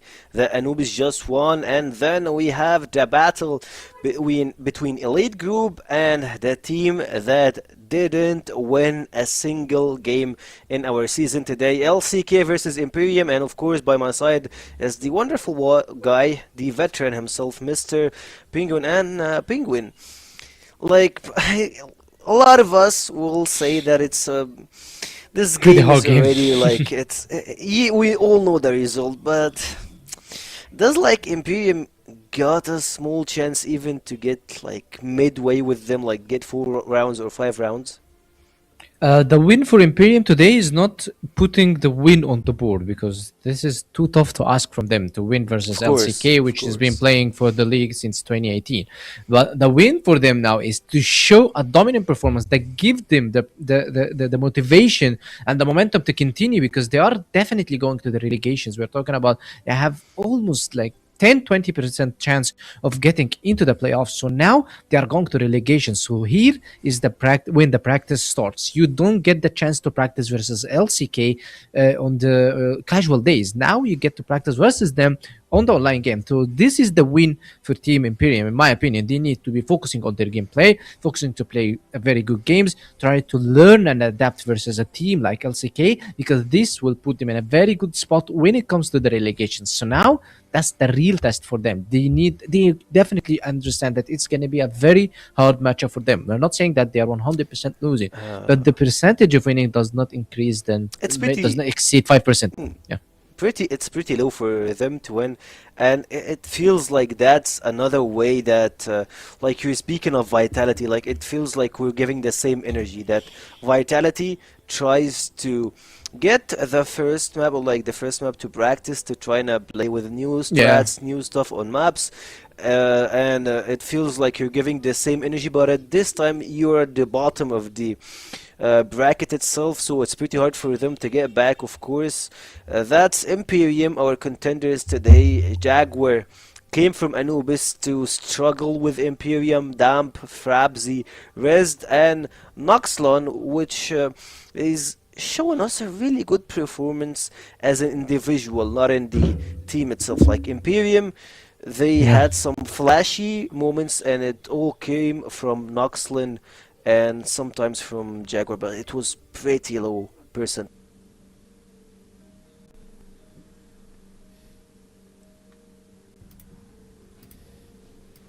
Him and Nexlin is definitely the one after him with 112 headshots. So that means that Nexlin is just doing the hard work for Team Imperium. We've also seen a very good performance coming out from Damp. Frabzy stepped up for a while. Rezd is doing also some crazy rounds that turns the game into their favor. Jaguar is only leading and trying to enter with the team. He's trying to push the team to the goal. That's very hard for him because he's been playing with top tier teams for several years, and now he has to adapt with some kind of a team with a low experience. You're talking about this is their first time going into the West League. So now, as I said, it's the real practice for them is to play good versus such a scary lineup like Spoxy, Zame, Flex, Line Clue, and Kiko. That's a lineup that you'd be scared to face. But now it's time for experience, time to practice, time to get your momentum up. You guys are going to the relegations, and even if you're not going to relegation, you're into the Contender Group on phase 2. You want to win, you want to go to the playoffs, then you need to show it right now, right here versus LCK.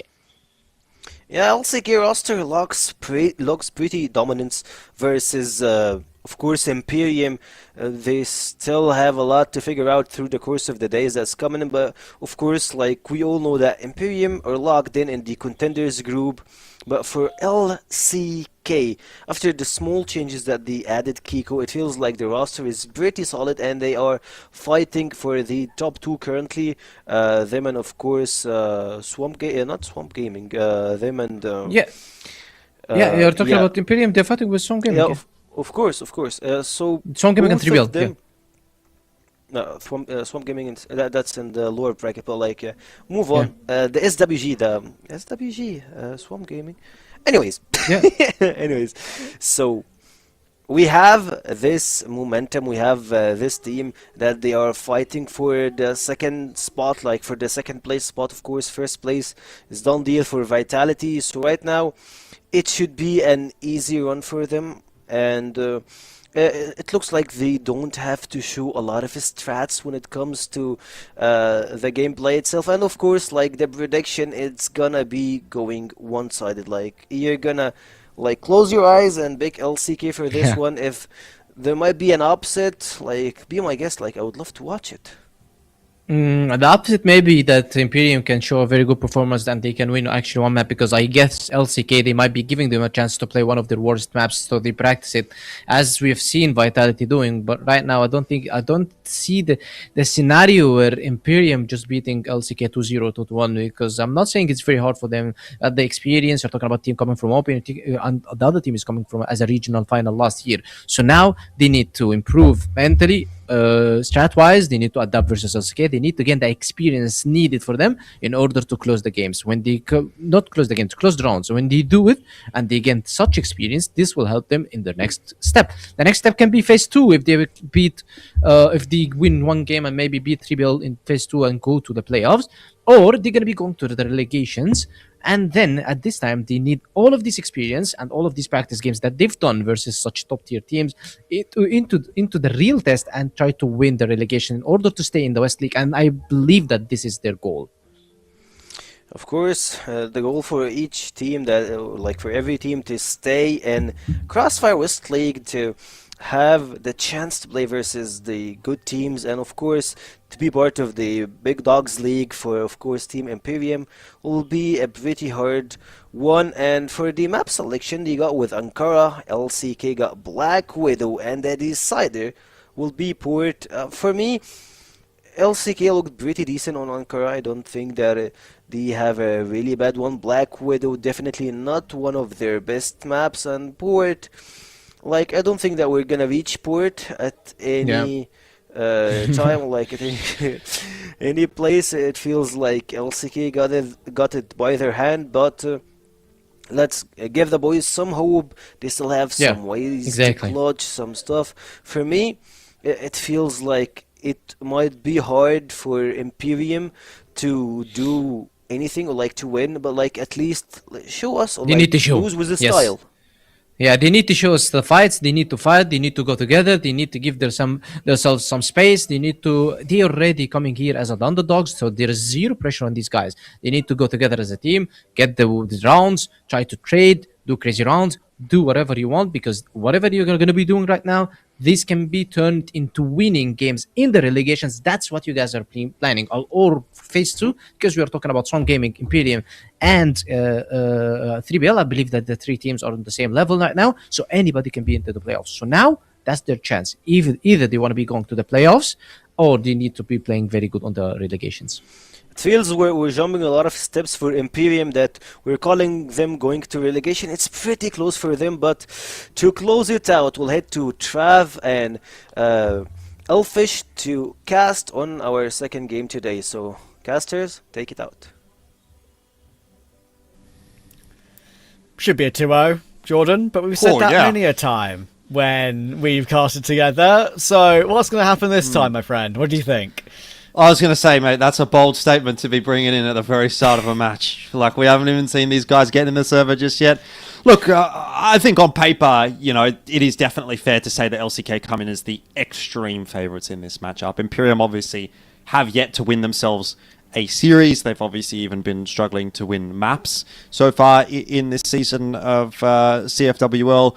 But look, it's not as if LCK have necessarily been perfect this season, and they are, like, to be fair, they are one of those cores that I feel like at times they can kind of play to the level of their opponent. Like when they're playing against like the Vitalities of the world, they will play a much better brand of Crossfire than what they will when they're playing some of the weaker teams. Like I think they can be a little bit trolly. They can have a little bit of fun in these maps. They consider themselves to be a little bit better, and that can lead to some closer maps and series than you would anticipate on paper. So yeah, while I would agree with you, I think this probably should be a 2-0. I won't be counting my chickens before they hatch. I think at this point, you know, let's just see what LCK turns up in the server today, and then we can make a bit more of an informed opinion. Yeah, honestly, I do agree with you on that sense because, like, as you say, I think LCK rest on their laurels sometimes. They kind of just relax when they shouldn't and get caught by some lower ranked team in the league in the various seasons they've played in history. So let's see if they can keep themselves from doing that here. Starting on the blacklist side on Ankara. Really setting up what is a proper full executor, it looks like, in toward the A side of the map. Perhaps he holds on for one. Looking for a second. Does get the second, but again, spacing and trading is pretty good from Lion Claw. Will get spammed out by Jaguar, though, so Imperium will keep their one-man advantage until Spoxy returns, and then Jaguar thinks to himself, well, I've got to make a play now. So he makes that play and forces Spoxy to win a 1v2. Not got the C4, can't go and plant elsewhere. Has to push onto the site itself. Ooh. Does catch one. Spots him. Well, I think he might have seen where Damp is as well. Quick scope. That's the Spoxy we know and love straight off the bat. Yeah, I was going to say, if there was any time in there, which there certainly wasn't, that, like, Spoxy is the guy to do it, you know what I mean? Like, he is someone that is very, very known to be the clutch player on this lineup. He, in a 2v1 like that, super comfortable. I mean, you look at just how clean and easy that was for him. He was not concerned at all. He got through that very, very calmly, so I think that shows the confidence and the level at which LCK are expecting to operate. It's not a bad starting round, actually, from Imperium. You know, they definitely make LCK work for it, but if you've got Spoxy on the lineup, you need to be doing, I guess, a little bit more in that 2v1, which unfortunately they were not able to do. So we'll run back and see how things go here. Again, it's another test on the A site by LCK. Going to try and condition Imperium, I suppose, with quite a bit of A presence early on in this map. Quite possibly. Good push up to all the site from Lion Claw. Again, it kind of catches Nexon a little bit off guard. It's able to get some damage to help Frapsy get that return kill, but he was traded so quickly. The round already feels like it's kind of over. Bomb is planted, 30 seconds now left on that, and they're going to try and rotate around as a trio, actually, all the way to Flex's position. He's given up that spot as they push through, though, because Spoxy's going to really take it back up again. But, of course, now they know. That's the issue. Easy headshot for Spoxy, then Flex comes back to help, and that duo, once again, shows up confidently. Looks pretty easy so far for LCK. Rounds progressing pretty quickly. Kind of just dry running a few of these strats on the A site. Not over-investing into anything too much, but certainly working out for them. This one will be a bit of a different approach, a bit more of a default setup from LCK. You've got players watching the push out on B and mid, while there is a little bit of pressure being presented toward A. But immediately, again, I mean, you can see that conditioning at work, right? Like, they've essentially indicated that they're going to go A. Flex going to turn around and watch behind him. It's a good trade from Spoxy and Dezane and Kiko in there as well to help out. But there's one more player. Oh, Nexlon, he's missed a huge opportunity there. And Spoxy will punish him for it. They'll be aware, as they are, LCK, with such a quick rotate over towards A, that if you see three players pushing their way out of A and you kill them all, there's probably nobody else on A. So, good decision to go A. Yeah, that was a bit of a rough one for Imperium. Again, they make a change up there, which was not terrible. Like, it was actually pretty good timing on their flank round through into middle, but yeah, that didn't go the way that Nexlon would have wanted it to go. And then he gets launched on, and Spoxy's completely out-duels Damp, even though Damp was holding the right angle.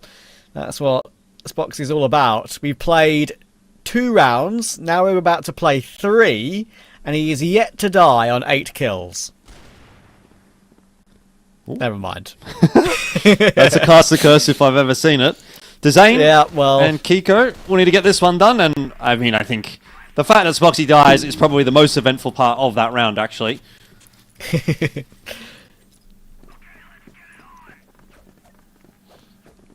Yeah, he won't care about dying. Doesn't want to be immortal. He'd rather win the game as a team and go down often to make the right, if that means making the right play, obviously. Well, there we go. Another opening. Drops into the lower area to deal with Jaguar, who is going peeking. And right now, I mean, I'm sure Imperium will do the right thing soon and probably call an attack at like 4-0 or 5-0 if it turns out to be that way. But yeah, they're being completely run over at the moment, very, very quickly, and they don't really have an answer for it. Look at this. I mean, they tried double setup in toward lowers there, and even that gets away with barely any damage.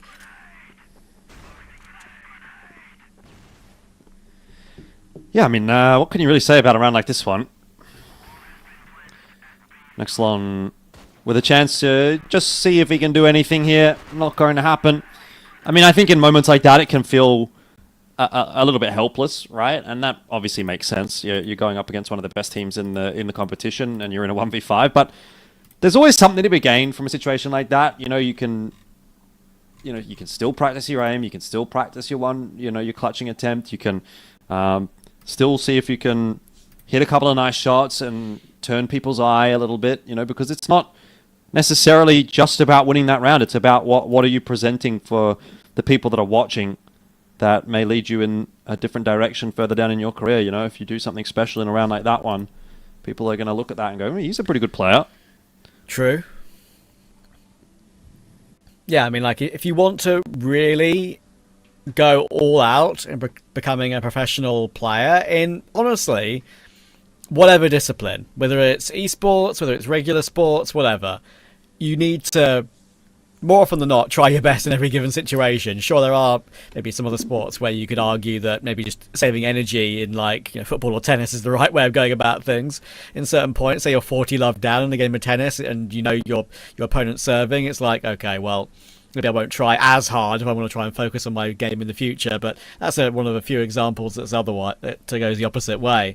In these games, in esports, and more often than not in FPS games like this when it's 5v5, and you could just at least give it your best shot every single time and try and put something on the server, try and make something special happen, right? Correct. Because yes.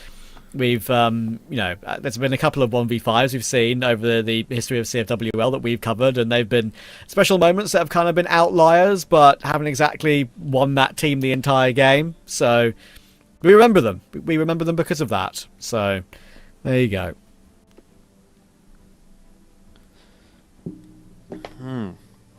Well, yeah, I mean, TAC Ballers here, obviously, from Imperium, much needed opportunity to reset. I'm not sure how much you could necessarily glean from those opening few rounds to, like, sometimes I think it's quite easy to go into a TAC timeout and go, okay, look, we know what we need to do. We just need to have, like, a conversation about it, right? Like, maybe somebody's got a really good idea, or you've been sort of butting your head against a brick wall, but it's obvious that's not working, and it's like, okay, we just need to change something up here.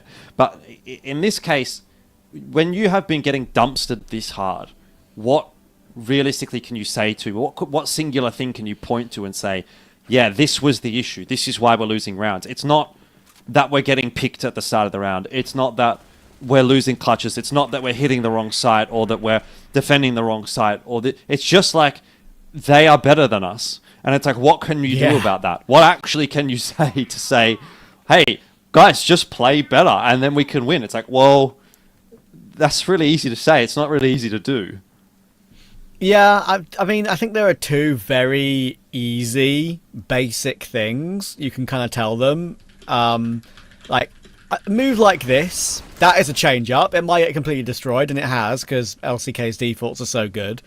But there's plays like that you can make, and then you can also go the complete opposite direction, right? They started the game with the complete opposite direction of basically refusing to give up an opening kill and staying 5v5 for as long as possible. That didn't work either. So I guess you just have to keep trying to vary it and hope for the best. It will pan out in some way, somehow, because, I mean, as I was saying in this round here, like Lion Claw getting the kill on Damp, that is from, again, getting the 2-for-1 early round and then exploiting the gap that they know they created. So, yeah, it's a state of they're trying to keep changing things up. They're trying to make things difficult for LCK to read. I mean, big damage has been done here, and it's actually a winnable round, so I'll get back to it. Nexon's got both those kills. 3 total for him. Need for a quad kill clutch, but as he tries to make his way up the ladder, that's when Flex gives it a look. Unfortunate timing for him. Nothing's going right for Imperium. But yeah, like, maybe they've tried that in that round, and now in this round they're going to try and play the long game and play out a 5v5 rather than give up a pick too early. I say that as Spoxy grabs Damp on the cross. But still, you get my drift, right? I have to say, it is a bit refreshing, though, to watch something like this after that previous series where you know, it's a little bit more of an evenly matched game, but we know that that you've got these big dogs that are sort of lurking, and you know, teams like LCK and Vitality, we hold them in like reverence, and we sort of say they're their best, and then they come into a game and they remind you exactly why you think that. Like, there is such a clear gap in the server, and I think that's really good to see. Obviously, Imperium fans are going to say, well, that's not cool at all. We want to see our team doing well. But, you know, when we talk about the strength of the West League as a whole, playing internationally, these are going to be the teams that you're looking at. LCK, Vitality, plus maybe one, whoever that may end up being.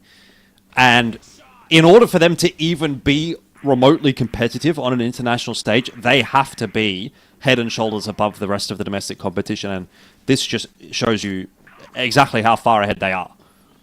Exactly. And I think you saying basically it's a good sign, I completely agree with that, because you know, you need to see a gap for you to realise that there's progress being made, not just by a singular team, but by a region as well. You know, and historically, you know, CFWL teams have not exactly gone on to do amazing things internationally, right? They've always been kind of outdueled by all the other regions. So, yeah, here is a good example of LCK not resting on their laurels, not taking things too easy, and going straight at it with a really good game plan immediately from the get-go. And not like, I mean, you could obviously they're not like doing all their best strats in the world that they've prepared. I'm not saying they're pulling out strats that they'd pull out in massive grand finals or whatever. But my point is that they have clearly come in with a game plan. They've stuck to it, and they know it's good enough to beat Imperium, and they're going to continue to try and put that on the server round by round. Another 1v1 to come through here. Can Damp get Imperium around, or will Dezane keep the clean sheet intact? Yeah, this would be the third clutch for LCK in the half. Dezane's actually not in a bad spot to put this together, to be honest. He's got a free site plant on B. I mean, assuming he makes that decision. If he doesn't make that decision, he could wrap GR spawn to A and probably catch Damp in the back. In the end, it looks like he's actually going to make the one wrong decision, which would be resulting in a heads-up fight against Damp. Now, that may still not eventuate, as he has crept past him and he has gotten up onto the site, but I don't think he expects Damp right behind him. Let's see if he checks. Those stairs, Damp. Time hasn't really favoured him. He still hasn't fired a shot. Dezane still has not seen him. And so Damp does get away with it. He's thread the needle and finally put a round on the board for Imperium. Yeah, that was actually very calmly dealt with, considering the situation, considering they're so far behind and so quickly as well, despite even throwing attack into the mix. This game's barely lasted any time at all. So, yeah, good job from Damp. Bit of experience there showing, dealing with that one pretty well. And Frapsy's going to try and push forward as LCK try and charge through middle, and this time things aren't working. Spoxy can't get the trade as he drops into lowers.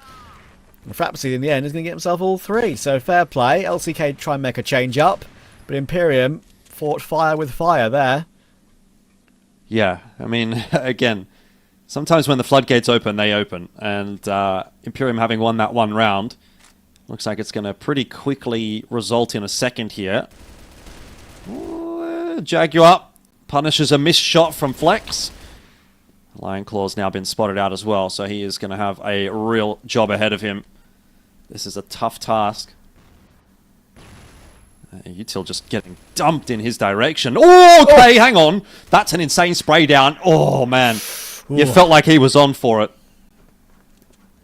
I mean, yeah, considering how the game's been going, I feel like any round is winnable for LCK, honestly. Whether it's a 1v5 or a 1v1. So, really nice try from Lion Claw. Great damage. He'll be feeling even more confident even though he lost the round. Great shot from Damp. Very quick kill onto Spoxy. And Spoxy hasn't been as clean as he was in the early game. Don't forget he was, 9-1. Maybe even a bit better than that. Now he's 2-4 since the attack came through for Imperium. 6-3 would be incredible, considering the start of the game.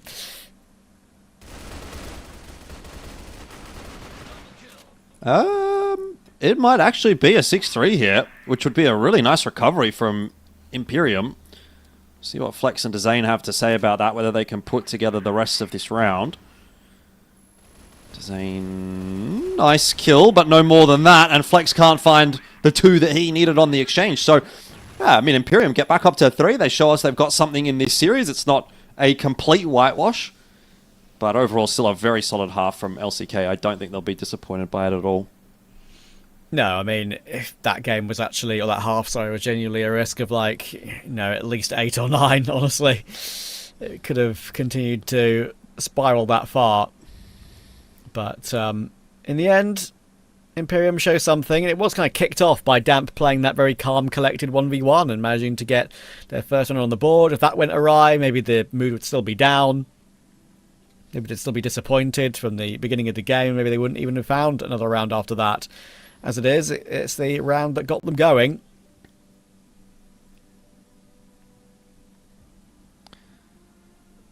Yeah.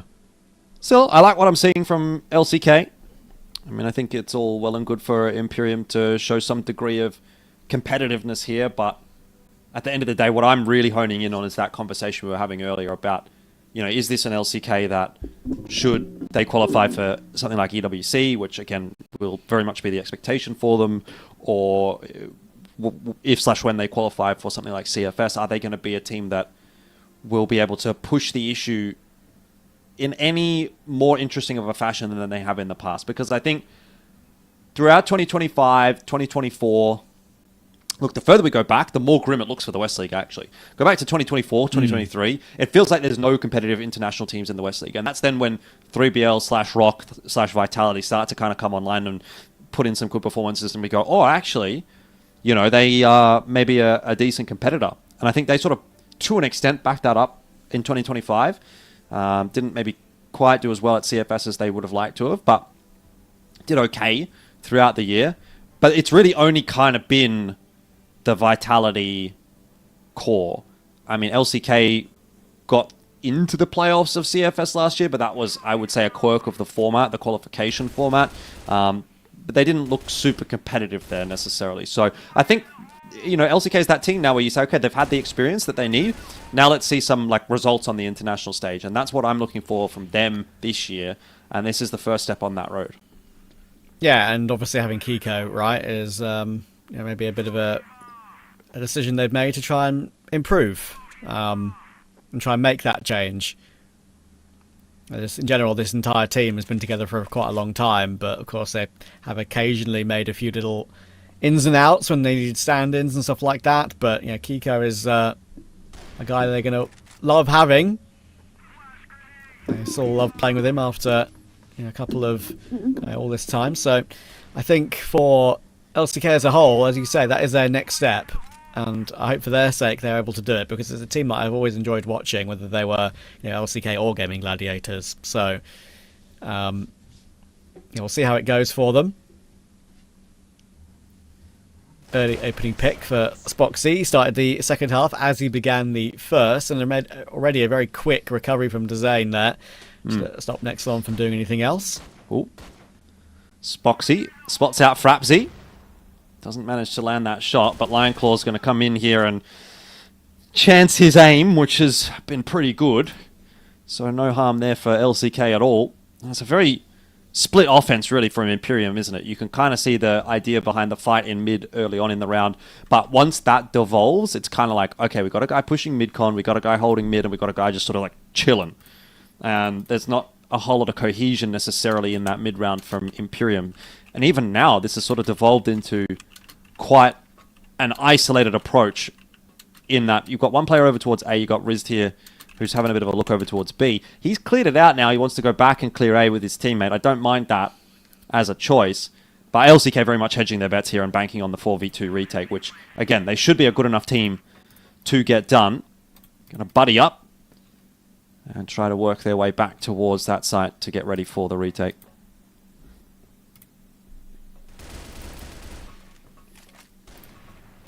Nicely done from Lionclaw.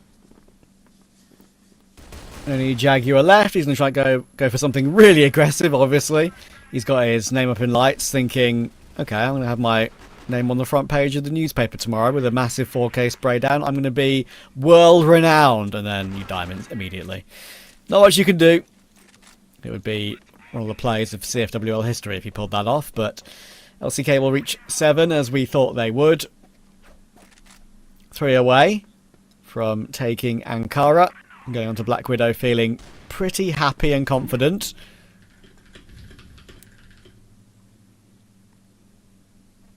Oh, Jaguar might have just been spotted out there in middle by Spoxy, but it won't be too much of a surprise to see someone floating around top mid. So it's not exactly bountiful information necessarily for LCK. Does look like a mid-crunch is brewing for Imperium right here. They actually do get out pretty comfortably, but they'll meet their response with the push. Oh! Lioneclaw didn't see him in the smoke. Riz gets away with a freebie, and Damp has actually found that pick onto Spoxy as well. Here's a chance for Imperium. Oh, good angle for Flex, though. Able to find Jaguar, and there's the Zane responding. Again, the activation of LCK when they know they've made a mistake and they want to try and recover the round is very impressive. Now Kiko's in a decent position as well, actually, to try and make something happen, just be a bit of a nuisance. Flex and Zane have done their job to recover it into a 3v3. Bomb can be planted. They're a bit wary of trying to get it across, obviously, considering where Flex was before. Maybe a double swing could come through and they'd be a little bit concerned, and there we go, exactly the case. Exactly what I thought could happen has happened. Bomb dropped in the open. They don't have the ability to pick it up because now they've repositioned. Kiko now is the threat, though, and they've all grouped up together to try and make it very unpredictable for Imperium, and they're recovering this round brilliantly until now. Riz with 2. It's down to Dezane. He's got the TRG picked up, and he's seen Dezane behind the corner of the boxes. Now jumping with around the angles, trying to play the 1v1, trying to play a bit of time. Bomb, of course, was not down. He can afford to leave completely here if he wants to, and he's going to do that. Yeah, Dezane has definitely called Riz's bluff, though. He's kind of edging his bets, and he's aware, I think, that he hasn't rotated his way back over towards A, so he's sticking around here on B, really thinking about it, and Riz could get caught off guard. If he just tries to plant this C4 out in the open, he won't, but there is going to be the plan, and I don't know, will he expect Dezane so close? He does! It's Dezane the one that gets caught off guard in the end. And so Imperium do manage to hold on to that round. Now, again, an example of LCK not going away, even when it looks like they're miles away from winning the round. Flex did a great job, but just trying to stop that bomb on the cross. But there we go. We continue to push. They're now 3 behind. Still a long way back against a team of LCK's quality. Oh, Spoxy has not seen, I mean, maybe you will have heard a few things, but he's not seen them cross. And I think not seeing them cross so quickly has completely caught Flex and Lionclaw off guard. Plan's gone down. Damp in a good spot to make an impact here. Has the backup of Frapsy, but Spoxy somehow gets that pick and does not fall. Dezane also chiming in with one. I don't know how Spoxy's getting away with all of this. He should be a dead man 2 times over, but he's still alive in this clutch. Now alone, it'll be too much to do. There was a moment there where it looked like Spoxy was going to pull off something unthinkable, but Imperium are slowly starting to make this a competitive-looking map.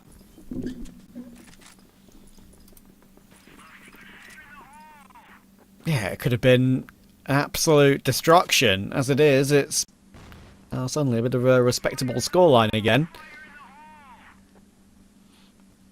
LCK going to try and put an end to that, going a bit more aggressive. They've got Flex pushing up with Spoxy holding that line.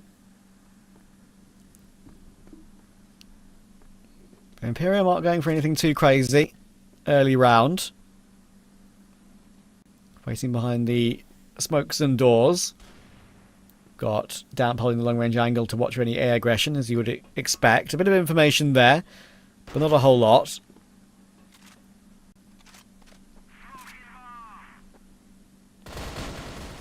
Oh my goodness, Flex. That is bold. He sees multiple players, but of course that pushes them into the open, and Spoxy should be able to deliver. That's the Spoxy we know. Quick 2 kills again. And it means that now Frapsy and Damp are going to try and recover this 2v3. Actually not as bad as it could have been, considering the amount of information that Flex got. But Frapsy's not going to be clear. Down to 3 HP, still alive, still jiggling. Will finally go down. Now, Damp in the 1v2. He's won a clutch already this game. Can he find another? This will be a tough one with Lionclaw full on HP, but if he can get a clean kill on Lionclaw, maybe that opens up the door for a bit of an easier fight against Kiko. The trouble is, LCK are going to double up, which makes this turn from 2 1v1s to essentially just a 1v2, which is a good choice from LCK. Much harder to win from the perspective of Damp. They've also flanked him.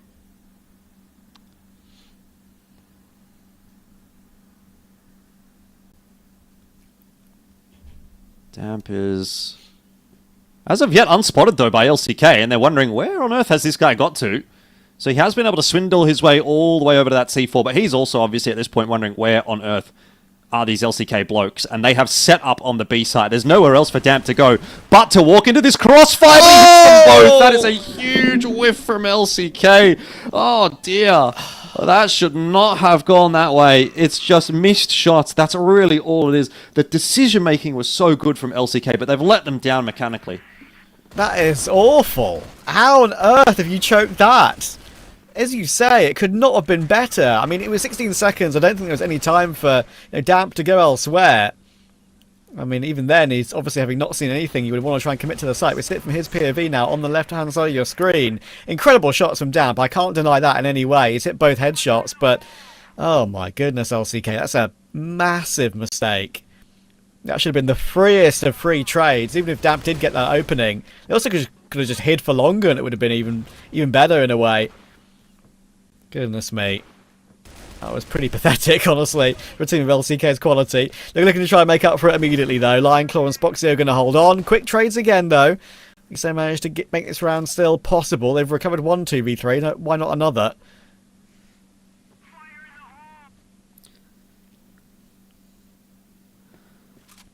I mean, the way that Imperium have been playing this second half, I definitely am not going to count them out. It's a nice spot for Kiko to be in. It will enable a lot of early information, but it is also pretty isolated. So if he gets peeked, that'll be problems, but wisely, he has backed off after being spotted. Wants to clear out mid, doesn't see anything there, so he's going to turn his attention back towards position outside of A. He'll allow Nexon up into the vent, but Damp gets completely timed. Now, C4 was in the hands of Nexon, so there is a chance that he can pull off a 1v3, but a 1v3 against LCK is not going to be an easy prospect. No. We know he's talented, but this is going to be a toughie. They're all coming in from the same angle as well, so getting even an individual duel is pretty much impossible. He's trying to reposition to make that possible. He has got the first, but yeah, very, very quick trade from Kiko. So LCK will restabilize a little bit. It got out of hand for a few rounds in a row there, and they were losing rounds they should never have lost, but they are now 2 away from winning the map.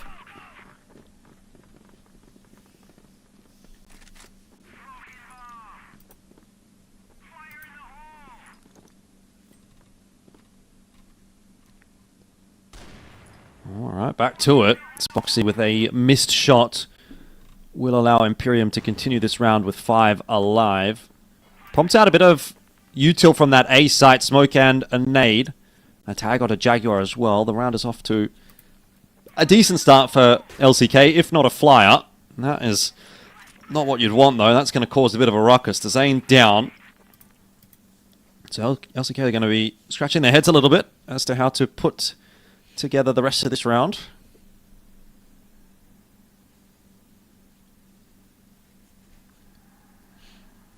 Yeah, again, just not going away.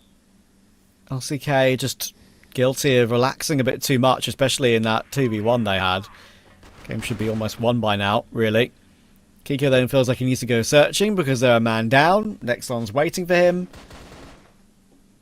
And there's another one. So it's going to be 8-7, more likely than otherwise.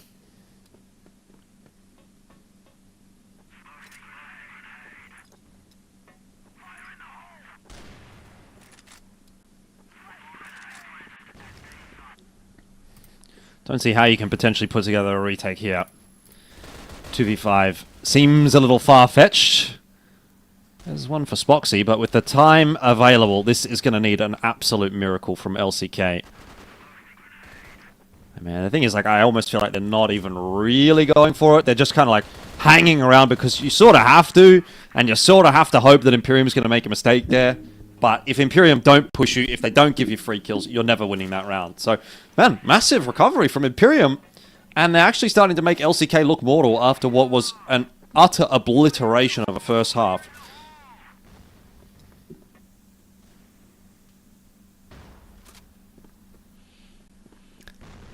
Yeah, it's a weird one, isn't it? It really is a weird one. This should not be a game as close as it is, but this is the reality we find ourselves in. You'd think LCK will just make a call that will block them away now and once again keep them 2 rounds away rather than just the 1. Damp will get the first on Spoxy though, and it's another very important opening that forces the hand of Flex to go swinging to find Damp, and he's going to try and get away, but it's a pretty tough angle to cross when he's being pinned in there, but he finds the TRG. We know how good he is on that secondary. That's one of the main things we talk about with LCK, about how good the 2 sniper setup can be. Gets his 1, falls away, does die to Frapsy, but he's done his job. 3v3 entirely winnable here for Imperium. Very isolated A-side defense for Dezane. The choice is to go towards A. This could be another round on the board for Imperium, but in the meanwhile, LCK are having a little bit of a look for some information themselves, and they might just catch Imperium in transition if they're a little bit too slow to hit this A site. Looks like that timing might just have been missed. There's a wrap in behind from Kiko that does pick up Frapsy. It is still the C4 that escapes into the site, but I'm not sure how much that's going to help Rizd. Again, a 1v2 is a tough task, but he will get that plant down at least. You know he's here too. Headshot angle from below. That's why Lionclaw is trying to make his way up the stairs as quickly as possible, and now too much damage has been done, and Riz cannot jump away. So LCK will do exactly what I said. They will keep themselves just that little arm's length away from Imperium. And they've got 2 chances to close it out before overtime is a risk. Yeah. I mean, this is just I feel like it's gonna be a classic Wesley game where, you know, you kind of know that there's one team that's just a bit better, that when they do switch on, they will be able to finish the map off. But there's been a good run made in here from Imperium. We'll see if they can push it any further. That opening pick from Spoxy is going to make life even more difficult, and even this position from Flex. I mean, it really cuts the control of the map away from Imperium. There's really nowhere else for them to be going now but towards B, and that is what LCK are setting up for. Yeah, look how many players they've got here. Lionclaw's going to hold on for 1. That's big damage done. Big spray down. And Jaguar's all stuck in the corner. And the trades continue to go in LCK's favour. So there we go. They get the job done. I will say credit to Imperium. They made that a lot closer than we thought they would. Don't forget it was an incredibly quick 6-0 start for LCK. I mean, Blinken, you'll have missed it. Spoxy got off to a complete blinder. Yes. But yeah, in the end, the map did go the LCK's way, which it should have done. Yeah, 100%. Look, I think you could definitely make the argument that LCK maybe should have made that one a little bit cleaner, considering the way that things did start for them. But a win's a win, really. Can't be complaining too much. Imperium, I think, also have quite a bit to take away from that after being able to push LCK. And that was something that our desk was talking about. They were saying, you know, this isn't about a win for Imperium, right? This is about trying to show something, trying to be able to like take some match practice against one of the top teams like LCK, and I think Imperium definitely did that. So I think both teams can kind of walk away from that one not too disappointed. But that's our thoughts. Let's get the thoughts from the guys on the desk and see if they would echo our sentiment.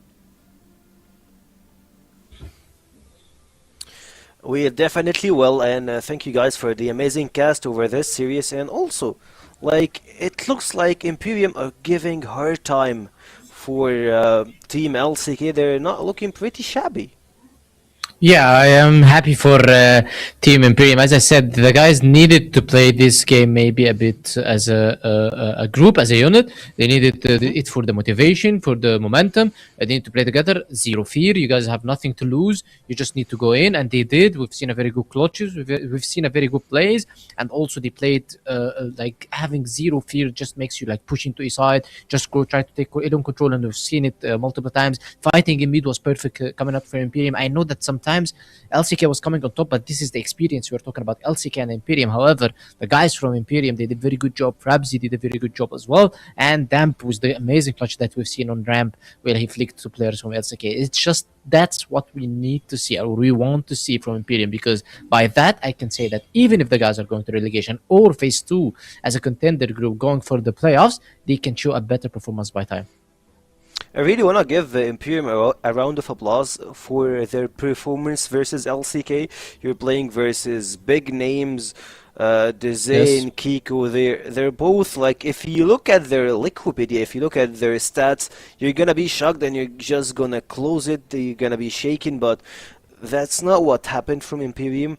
First half was pretty hard for them to accomplish or like get anything versus LCK, but on the second half they got round after round after round, a clutch after another one. It felt like they got some really good momentum, but on the other side still you have a lot of experience, and also I'm gonna say it, individual performance differences. Like, you're playing versus some of the best players in the West League itself, so you have to put some respect under their name. Dezane had some really good clutches. We've seen a couple of 2v4s, but at the same time it looked like tactically, of course, LCK are better, and when it comes to raw shooting, it felt like LCK playing versus Noxlon. Yeah, Nexlon also, no, Nexlon, perhaps on Damp, they played very good. Let's say that this is a game, we're talking about a game that sometimes another teams, maybe from Swamp Gaming, we're talking about Swamp Gaming, Anubis, or 3BL, they want to do a roster change. If they want to do a roster change, this is the team that they will be looking for. They will be looking for players playing versus LCK in such good way. So as we see in Frabzy doing very good job, as we can see right now, and we've seen also Damp gave very good job also in this clutch. So that's what we're talking about. That's what you want to see from such players, because they are trying to show that they are very good players. Maybe they don't have the experience to match the enemies. However, they have a very good aim, they have a very good mental resilience. You can work on them with the experience, and you can have very good imports from such teams. So now, Team Imperium, finally, they are doing what they need to do. Yes, they are not winning the game, but they are showing us that they can play versus the top tier teams.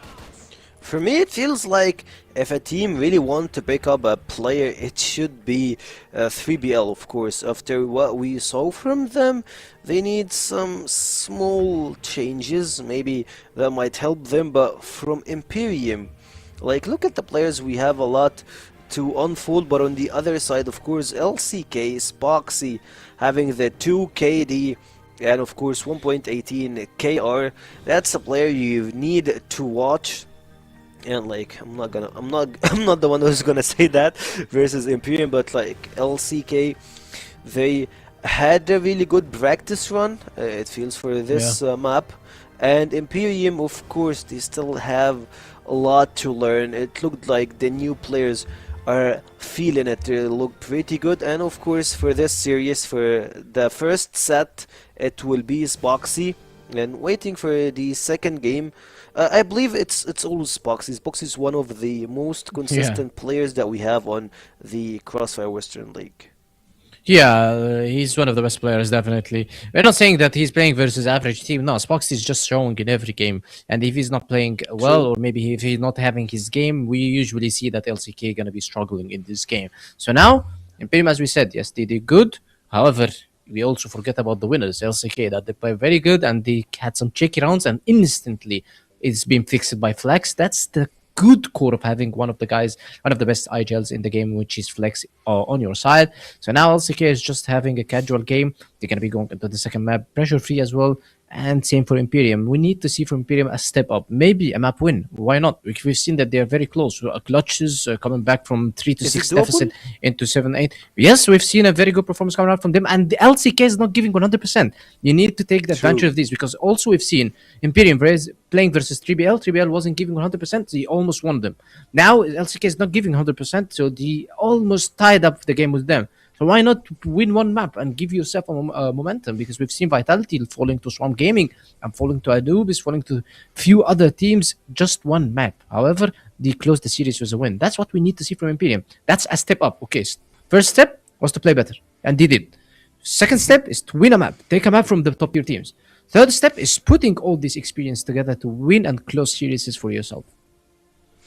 Closing is pretty important for Imperium. They have done a really good rounds for them, but on the other side, of course, LCK is still a hard contender to play against. It's like you're trying to make, like, if you're playing rock paper scissors and you're trying to ask scissors to win versus rock, so it's pretty hard for them, but it might be doable. Like, you need to sharpen your scissors, but for this time, like, we'll throw the mic to our casters, lovely one, Elfish and Trav, take it away. Well, Imperium, look, they did okay, they fought well, but LCK showed them who's daddy in the end, and they should be doing the same on map 2, which of course is their pick. Yeah, I mean, hey, we're getting some action on the show today, that's what we really want. All I'll say, by the way, is, I don't know if you caught that on the throw, but I am the lovely one, Elfish, and you're just Trav. So I know, man. I know. Just say, Seko. I mean, you gotta spread some love around here, man. Like, can't be hitting our boy Trav like that. That's tough. He's gonna say no. It was a collective lovely one. No. That's not the way we're going with this one. All right, let's jump into the game. Obviously, we've got some pretty serious business to get to here, Trav. LCK looking for the 2-0, obviously, against Imperium. It again should probably be a fairly straightforward prospect for them, but what we saw in Ankara, I think, is enough to make me say, you know what, Imperium can definitely give them a little bit of a challenge here on this second map, and I don't know that I would predict Imperium to win it or push it through to 3, but I think they could at least make them work for this second map. Yeah, I think the main thing, I mean, it might sound silly to say this, but put simply, let's not start the game 6-0 behind, right? That's something. At least maybe they can tie it up 3-3 early game. Sure, if LCK streak clear after that, then maybe a bit of a shame. But yeah, we'll have to see how it goes. And if they can avoid getting completely destroyed in the early parts of Black Widow, then maybe we have a game on our hands. We shall see. Lionclaw already is trying to push the issue, though. Yeah, as he was a little bit wont to do on Ankara as well. Quite happy to be on the front foot. Has worked out nicely for LCK to start this map, and now that they've got that 5-on-4, I think they'll just take a bit more of a relaxed approach to this round. Wait and see what Imperium is going to have for them, which you'd imagine probably isn't going to be a huge amount to start things off here. They'll be hoping that they're going to be able to get something done with that double sniper setup, so they'll be sitting around waiting for a pick as well, but I don't know that they're going to get one here from LCK based on the setups.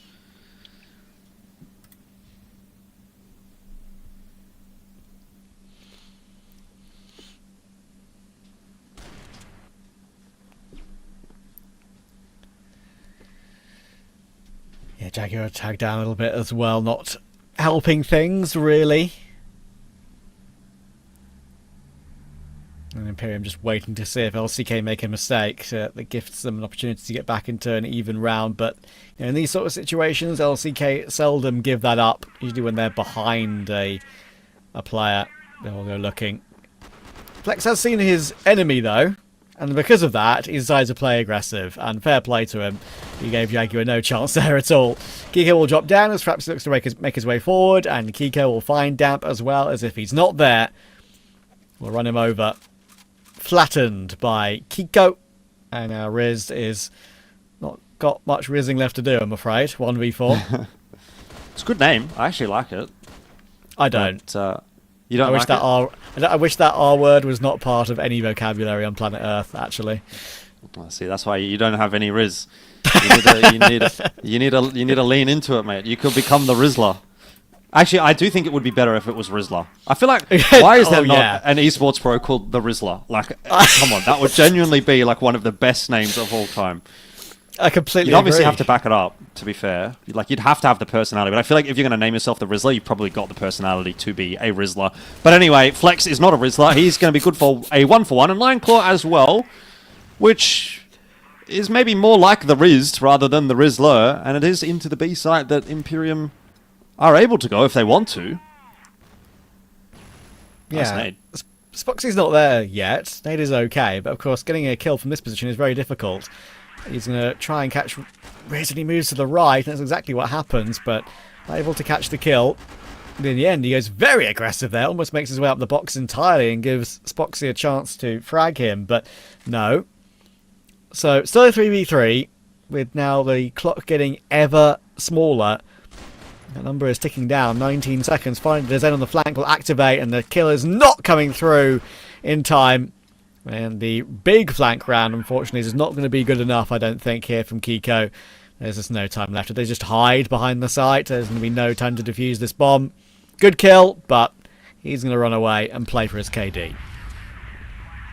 There you go, Rizzed on. From the back of the site. Nice work. 1-1. Imperium still contesting in this series, which is impressive to say the least against a team like LCK. Another change in approach, this time presence towards A long. Oh, what has happened here? How has Rizzed managed this? He could be on for 2. He's aware there's a player in the box room. Someone's got to be throwing those grenades. Might just have to settle for the kill onto Kiko, though. He's going to pull his team over, try and explode into the box room. He takes that space nicely, plus the kill onto Kiko, obviously. Sees Lionclaw getting tucked in behind the box on the side, but he'll lose his life to Flex. And that is the element of surprise that probably needed to get a little bit more done than it did.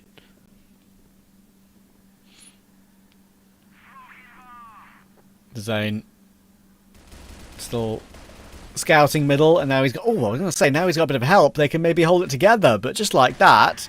Damp and Jaguar both deliver. Flexin is forced forward, and Damp will find him too. So, well, even though there was a good response immediately from LCK, Imperium are going to win this round.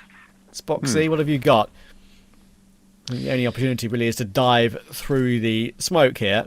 He's going to try and see if he gets some kind of an angle playing up close to it if a player goes over peeking. Now they've seen him. They know what's up. Easy kill. 2-1 lead for Imperium. Yeah, they're leading for the first time in the series. So that's definitely a start. Oi, stop the count. Imperium 1-2-1, everybody. Congratulations, Imperium. On to the next series. That would be nice for Imperium. I think that's a long way to go for that. It is possible still, technically. They're going to be given long in this round. But once they progress further, it is going to mean having to try and cross Spoxy's scope. He hasn't been too successful on this map, but he was very good on the last. And I'm sure we're not too far away from him starting to have a bit more of that impact. And there it exactly is, waiting patiently for the 2 kills that he does get. Backed up well by Dezane, who continues to make this cross a difficult one for Imperium. And with Lionclaw filtering his way through, you would think the round should be done and dusted. He's not won that duel, which leaves Flex alone against Damp. And now, this round is anybody's guess. Well, man, it's not the first time that Lionclaw has whiffed horribly against Damp. I don't know what it is. Has Damp got aura that we don't know about? They just can't shoot through it? I mean, that was horrible. Again, took a long time to even get a couple of bullets on him. And now Flex has shown his position. Damp's going to reface immediately, thinking that Flex thinks he's just going to continue hiding. And, well, LCK have chucked another one out the window, I'm afraid to say. 3-1. Starting to come together for Imperium. Not going to get too far ahead of myself, but it's certainly a better start than what they had on the first map, and that is saying something. Lionclaw, nice spray onto Frapsy, so making a bit of an amends.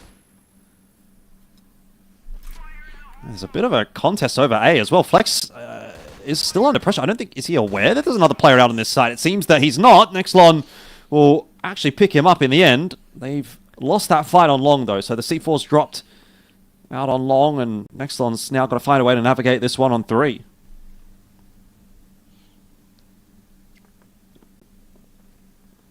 Yeah, sounds funny to say, but LCK actually kind of needed this round after what's gone before. A couple of whiffs coming through, which has not helped them.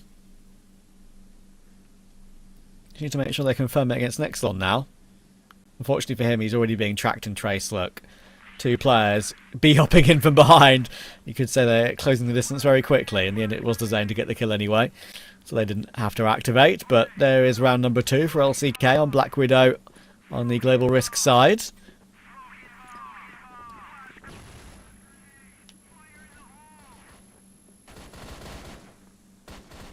Oh, perhaps he's so caught. He made his way out with all the smokes and nades and flashes coming through, but got caught behind the wall, no way through. And because of IMPERIUM knowing how much presence there is around long, they thought for a second they might try and press short very quickly, but they're taking a bit more time than I thought they would. I mean, 5-on-4 not going to be an easy task here for IMPERIUM. They also don't have really much map control, so this is just going to have to be a bona fide battering ram into the A site that they're going to have to just try and break the door down. And as it stands, the door is just Kiko, to be fair. And he has been, at least if not battered and broken, pushed aside. That's actually not the commitment. Or it is. The C4's going to be planted, but they've gone all basically back out into mid to try and take a bit of map control. This is an interesting round from IMPERIUM. LCK are trying to put together these puzzle pieces as well, but I've got a bit of time ticking against them now. 25 seconds left. They are going to need to be a little clean in onto this site, and well, they certainly are. They have yet to find Riz. He's spotted out as well. In the end, it wasn't exactly what IMPERIUM had hoped. No, I mean, at least it was different, right? But sometimes things that are that different for a reason. Put it that way.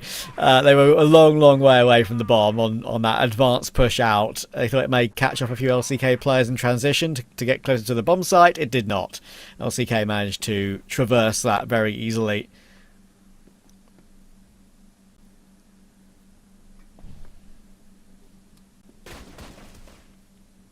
Okay, Frapsy, good start.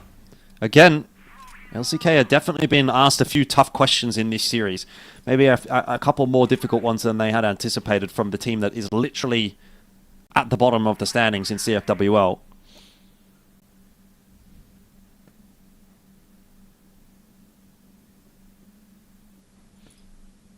Yeah, they're trying things, and I don't mind that at all. Lion Claw tries to go aggressive into box room, and nothing to be done. And Flex, when he tries to hold the line to maybe recover the round, he gets met with 2 grenades. So, can't get out of dodge there.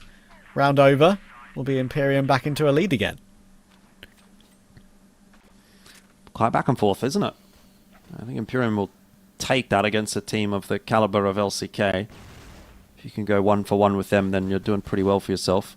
Seems like Frapsy might be just toying with Dezane a little bit. They're seriously looking for the knife. They are seriously looking for the knife. There's no way they're trying. There's no way. I mean, they know it's a pretty unlosable round. I mean, if Dezane wins this round, that is criminal. Yeah, unfortunately that flash has blinded him up so badly. It wasted a whole 4 seconds off the clock. So even if he got the kill on one of these 2 remaining players immediately, it was never going to happen. Very cheeky. As you said, they did know they were going to win a round, whatever happened, pretty much. Unless they all just disconnected then and there. That would be the only way they could have lost. Anyway, that is the 4-3 confirmed.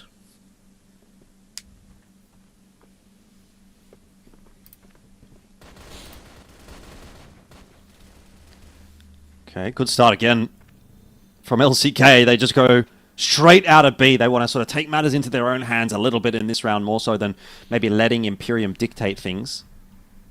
Flex their muscles a little bit. It's a good strat for LCK. Dezane's been spotted out, and he'll win himself a duel against Riz, which is going to leave Damp alone and solo. And we've seen a few 1v3 attempts from IMPERIUM up against LCK, but not too many of them have been paying off.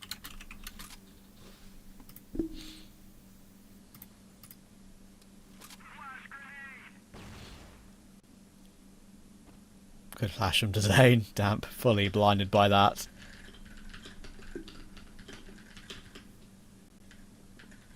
Damp's won a couple of really nice duels to recover these sort of situations so far in this game, but I would imagine this one will be a bit beyond him. And there we go. Good tap from Zane long range. He's up to 13 kills, by the way, Zane. Having a great first half.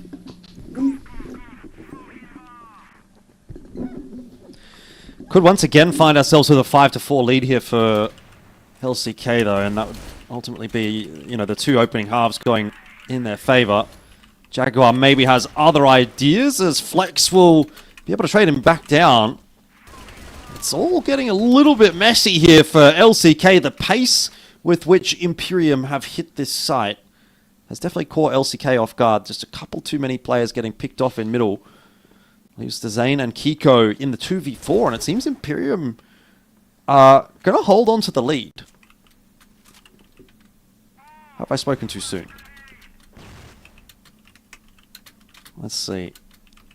Kiko's in a bit of a spot of bother. He needs a bit of help. He's just got nowhere to go. Caught out in no man's land, and that is going to make for a pretty unwinnable round here for Zane, who is very low on HP.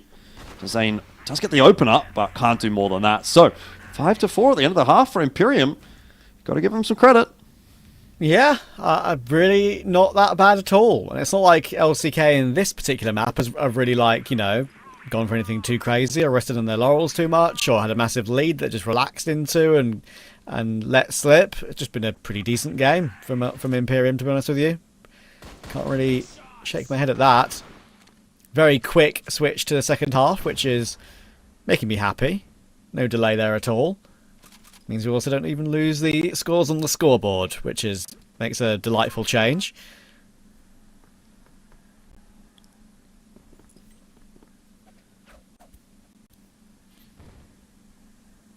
Ooh, Frapsy is just trying to get out in front of this smoke. Has bloomed on top of him, and it seems his position is noted and dealt with. Didn't mind the attempt, but I almost think he should have just kept going. It felt like he had a pretty decent timing there. Next one's going to slide through and recover that kill. But the damage is probably already done with the 3-on-4. It's onto Jaguar to try and pull off a bit of a miracle hold here on the B-bomb side, but there's just nothing he can do. He barely gets to take a fight, and LCK are into B.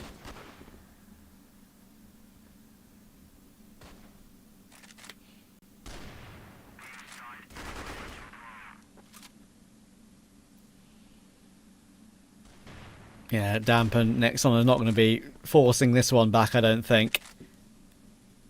Going through that window is always a nightmare. Impossible, really. You have to hope you're distracted by... I hope the opponents are distracted from another teammate elsewhere, but not the case. Zane once again will get more kills to add to his tally. He's being very greedy right now. He's up to 17. Incredible game. Might be on for a couple more here before the end of this map, so we'll see how far he can actually push it. Flex taking one away from Zane, but also losing his life in the process, so 1-for-1.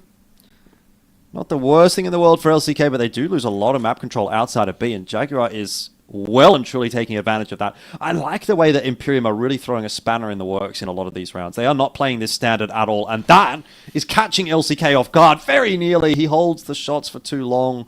Zane spots him out. I mean, I don't mind the attempt, to be honest. I think you've got to try and play a bit non-standard against one of these teams like LCK. Yeah, I completely respect that, to be honest with you. That was at least an attempt, and perhaps he has responded to find Spoxy, so it's still a 3v3. He's still got the bomb as well. It's not like they lost that early round in any way. Riz is now trying to work his way forward, and he sees one player in the corner. Good target selection, actually, there from Riz. He deserves a second, really, but doesn't get it. 2v2, low HP on Frapsy, low HP on Lion Claw. See if they're able to recover this round when it looked like it wasn't possible.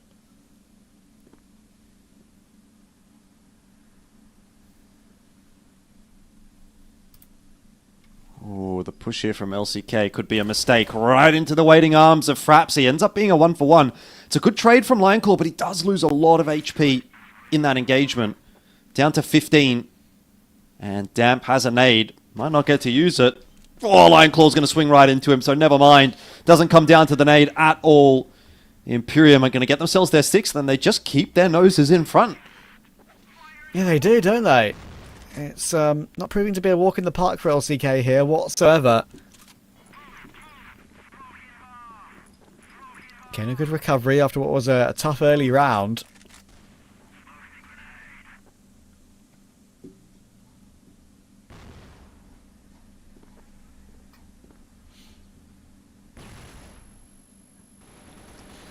Out long we come. Ooh. 1 for 1, but again, another 1 for 1. So, overall, favourable enough exchange for LCK. They get the kills, but they also take the map control. So they have that slight edge as a result of that exchange. Again, it's Dezane that's, still kind of being the primary driving force behind this map of LCK. He's up to 19. Flex. Oh, yeah, biting off a bit more than he can chew there. Damp was waiting for that peak, and he got it. So numbers disadvantage again for LCK.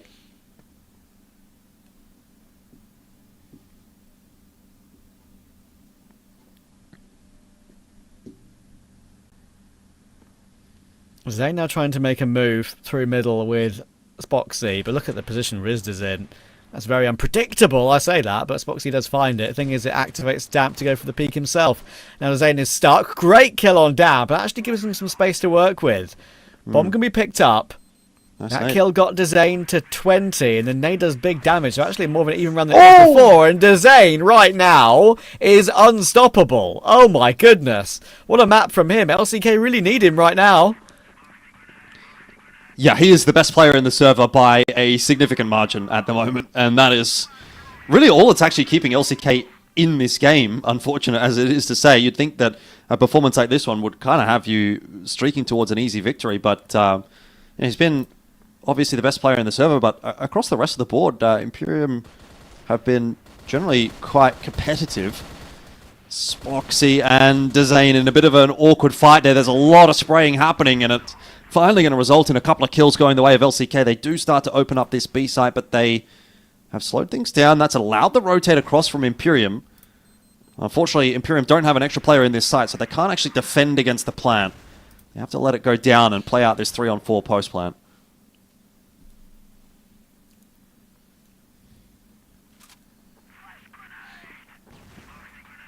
Yes, sure, damage done, but difficult to break your way in from here. We've got a couple of grenades left, but I don't think a perfect grenade would maybe struggle to get one of the 2 kills here. A couple of frags will come back though for Damp and Jaguar. I think as Kiko's still standing tall, I say that. Suddenly he's last alive, but surely there's no time. Bomb is being defused. Kiko, you got to swing, you got to swing! Oh my goodness. That was actually a lot closer than I thought it was. LCK just about win the round. Yeah, they claim the lead again. So, a little tit for tat so far in this map, but now that we get towards the pointy end of things, maybe LCK do just power up. Flex is out on long solo, and he doesn't even really need to do anything here. He just has to be a nuisance. Keep Imperium honest while the rest of LCK do the work. He's well aware of that. He's just tucked behind the box, not giving anything to Frapsy for the meanwhile. But if Frapsy goes to clear him, this is where Flex comes into play. He was perhaps a bit distracted, calling the troops across the rest of the map, so he'll go down. And so the A entry will have to happen with a deficit here for LCK, and they're going to try to go quickly. Lionclaw gets 1. He's going to be a quick and easy trade for Damp. So, doesn't really help out too much, but that kill certainly will. And of course it's Dezane to answer that call nicely. Yeah, another retake. Another splatter of impact from Dezane. Can he get any more done now when they've got this after plant set up? He's playing kind of with Kiko in a way. Spoxy on the long range angle on the corner of the catwalk. Nexon playing from range, and Frapsy will manage to tap him down. Again, an opportunity for Spoxy to deliver, which he doesn't.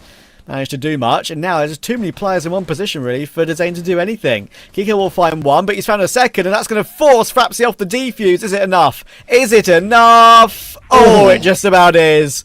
He's done it again as Kiko. That is crazy. All right. Close rounds in the last two, man. Wow. Yeah, but the thing is, like, LCK, they're winning the close rounds, you know, and that's what they need to do. This one might not actually go their way. 3v5. Not a good start for them at all. It's going to take some recovery.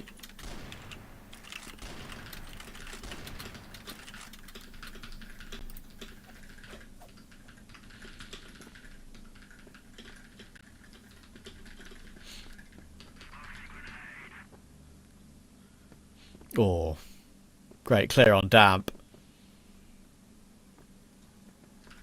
That's the kind of impact we need to see from Spoxy if LCK are going to close out this game a bit more comfortably from here. Riz low HP. Next one trying to push the issue, not expecting it. You can tell he was just not had his crosshair in the right position for Lion Claw's angle. So now Jaguar, you've got to deliver, but look at the angle that they managed to push into there. One player jumping, one player then holds the angle, and Dezane is still the player to get the frag. Anyway, he'll leap down to find Riz 2 and close out the round. 24 kills for Dezane. That is a special number, and he could even make it a few more, because we could have a few rounds left. I'd like to see 25 from him. Just a nice round number.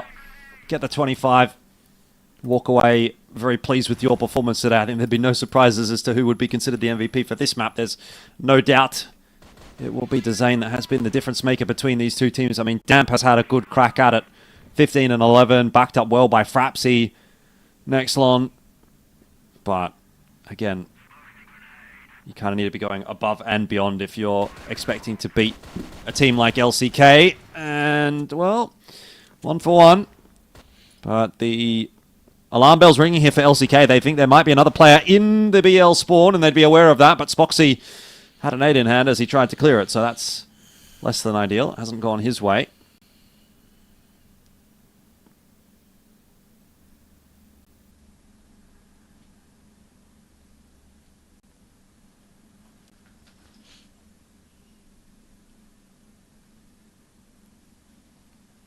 Yeah, C4 is not picked up yet, but it's in their vision, so there's no need to rush into that for LCK.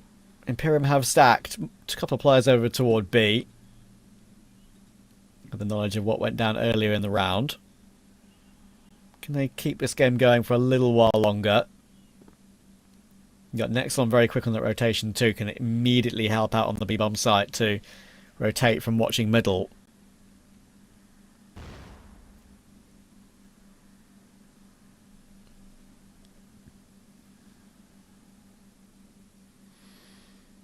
Okay, this is not looking fantastic for LCK. I think Flex needs to be doing a bit more to be pulling a rotate here if they have much of a hope in this round. And that's some presence shown, which is going to drag Nexlon back away. So entry into the box room. Damp spotted out as well, and Flex catches the player in the transition. That is exactly what he's looking for. He has delivered when he needed to. Pulled that rotate and then won the duel as well. And now all of a sudden this round back well and truly in the favour of LCK, and Rizd has to do something special to save the day for IMPERIUM. Yeah, he's had a couple of moments in this game, has Rizd, but this one might be a little bit beyond him. Again, a great example of LCK just finding the answer when necessary. Flex and Lion Claw will be holding the line, and Flex will hit the headshot. But I think all the, I guess you could say, compliments for this game are going to go to Dezane. 24 kills, not even in an overtime in play either. I mean, that was incredibly impressive from him. LCK do get the expected 2-0. Fair play to IMPERIUM. They fight well. They don't play badly in that series at all. But the better team won on the day, and the better players won on the day. Yeah, absolutely. And I think we always sort of expected to go in that direction for LCK. But yeah, I mean, my big takeaway obviously is that I think IMPERIUM really gave them a bit of a run for their money. Can walk away from that with their heads held high, and that's, again, the main goal, I think, in a matchup like that one for IMPERIUM. So, it's kind of a win on both sides. Again, it will sting, obviously, for Imperium. Nobody likes to lose, especially when you haven't got yourselves a win on the board. But, like, this was not the game that you were going to win, frankly speaking. So you can take some of this into the future games this week. We'll kind of have to wait and see. And, well, we don't have to wait and see too much longer for our beautiful analysts, both of whom are beautiful, just to put it out there, Sekio and Penguin. I didn't mean to. Come on, like, I love Trav. We casted together for 2 weeks, and he's a really cool guy. Well, anyways, we had a really rough game for, of course, Imperium, but it's still a really good one to watch and to see what they have managed to do. It feels like we had to pause the game and, like, consider Imperium the winner after they won the early rounds. Yeah, no, not only this, they did fight until the last breath, and it was 7-7 at some point. However, this Dezane, man, they need to avoid him completely, because I believe it was Dezane's LCK today versus Imperium in second game, Spoxy's LCKs today versus Imperium first game, and they are usually unlucky because they have to face either Spoxy on the first game or Dezane on second game. And I believe if both of the players that we mentioned didn't have a very good games today, maybe we would have seen Imperium at least going into overtime. I'm not saying this is maybe a bad performance from LCK, but I said LCK is not giving 100%. Imperium also gave 100%. We've seen a very good blacklist half coming out from the boys. They pushed along to try to do some crazy strategies. They did some lurks. Everything worked very well for them. But again, Dezane and the experience closed the series for LCK. Yeah, and at some point it felt like Dezane or like the LCK squad itself, they know how to take the win. Even when they had a lower numbers advantage when it comes to the players, they know how to cover angles, how to play in one side, one place, and to play on timer. We've seen a couple of those through the course of action for game number 2. It felt like Imperium, yes, they're stepping up, and I believe we might see them have some really good performances in the Contenders Group. But LCK is LCK, man. At the end of the day, it's LCK versus a team that just got here from the open qualifiers, and to reach to this position, it's really good for them. And I mean, Dezane clutching multiple rounds, and of course Flex being the mastermind and finding the ones and twos, it's just perfect for them. Yeah, as I mentioned as well, we've seen a very good performance coming from individually from the guys of Imperium. We've seen also again Frabsy Damp, they are doing very good job, and they did the damage for the team. So now it's the matter of when they're going to be closing the game. And also we've seen these crazy mind games plays coming out from the guys. Now all what Imperium missing is to close games, and closing games will start from the phase 2.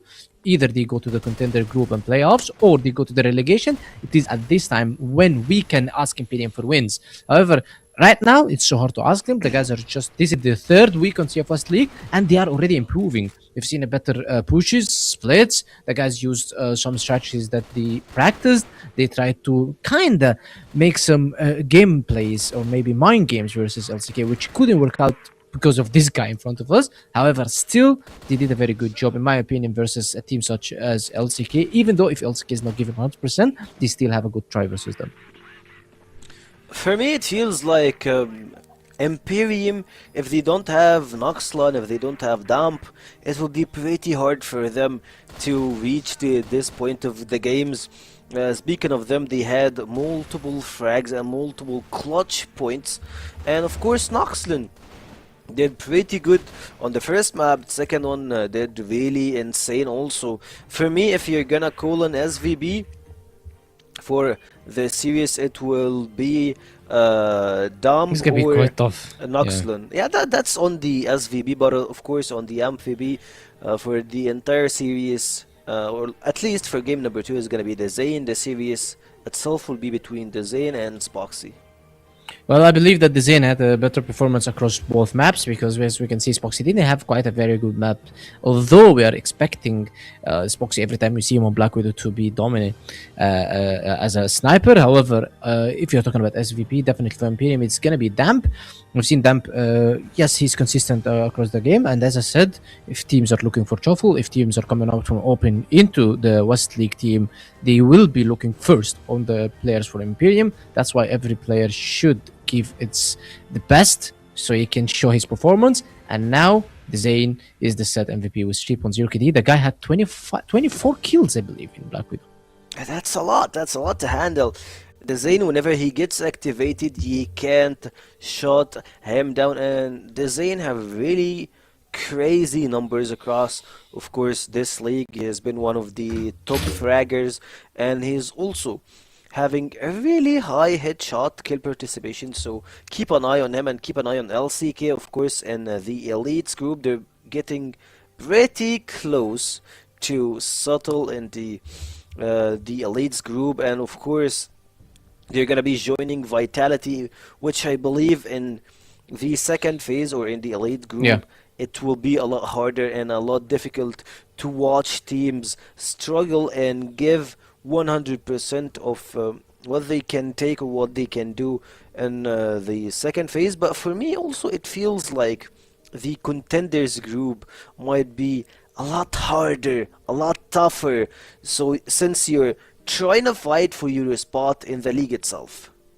Yeah, because the Contender Group, they have 3 teams. They have equal chances of going into the playoffs and equal chances of going into relegations. So that means 3 teams out of 4 will be fighting hard for it. For the Elite Group, the guys are going to be playing versus each other in the playoffs for 100%. So it's just a matter of seeding who's going to get first in place, so they get bypassed for this round number 2, which is kind of, for me, if I'm playing in the playoffs, still I wouldn't give 100% of my strategies in the playoffs. I would try to win, but I wouldn't just burn everything, because there will be still another phase or another opponent that I'm going to face on the playoffs. Otherwise, the Contender, on the other hand, Contender Group is kind of harder because 2 teams will not go into the playoffs, so 2 teams will leave into the relegation. So that means that if you don't fight enough, you might be leaving the West League soon.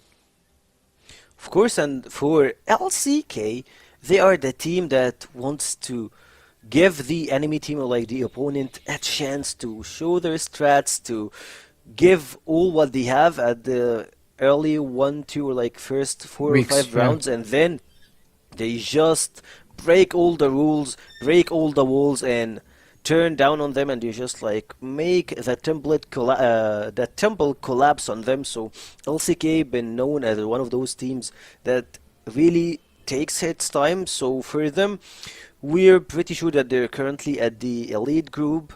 We're still waiting for a lot of good stuff to be captured from them. And for the Contenders group, IMPERIUM, they're looking kinda good. Like their stats versus Vitality is fine, their stats versus LCK is really decent, and it feels like they have a chance to stay in the league. And for me, quite frankly, 3BL Galaxy looking pretty shabby. Well, as I mentioned, if LCK's rematch with Vitality, they would have won them 2-0, and if 3BL Galaxy rematched Anubis, they could have won them 2-0, and everything has been said it's going to be just flipped. So now it's just a matter of who's going to have a longer breath, because we've seen LCK beating Vitality on paper 9-6, then Vitality come back. And we've seen also 9-7 or 9-6 coming out from 3BL Galaxy and then flipped over. So now both teams, they can flip the situation in phase 2. The LCK can beat Vitality on phase 2, and 3BL Galaxy can beat Anubis Gaming. Also, they're going to be playing versus Swamp for the first time tomorrow. So now we're going to be seeing 3BL Galaxy tomorrow versus Swamp, which is the game for me, who is going to set the tone for who is putting one step in the playoffs and who's putting the other step in the relegation. If you have just joined us on this stream, it's been a really short one. We had Anubis versus 3BL. Anubis won 2-0, and for the second one we had LCK versus IMPERIUM, and of course the 1-2-0 first series. 3BL almost clutched the first game, but then it all went to a mental breakdown and 3BL Galaxy just started throwing everything.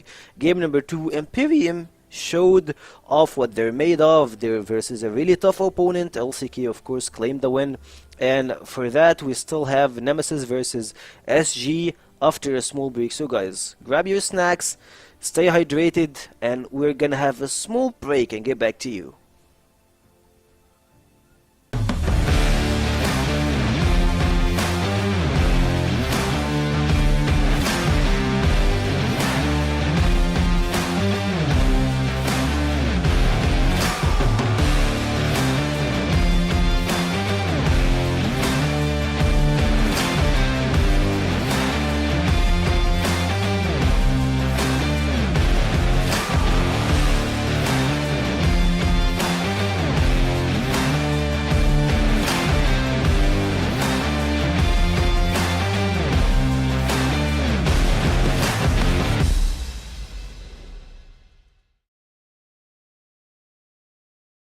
Welcome to the first season of CrossFire West League 2026. See this year's start of the Western League as 8 participating teams from all over the CrossFire West region battle it out in March to May in order to claim the throne and compete over a total prize pool of $228,000. For the first season of 2026, get treated to 3 months of high-stakes action, as the season consists of 2 regular season phases and a double elimination playoffs where legends are created. In the regular season, Phase 1, all 8 teams are included in a single group where they all play best of 3 matches in a single round-robin format. Support your favorite teams as every match counts here.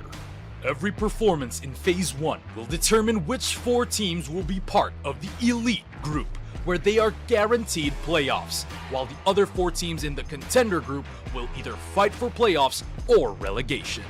Expect no resets, as results accumulated in Phase 1 are carried over in the next phase of the competition. In the regular season Phase 2, witness teams from both groups compete in a single round-robin format within their same group.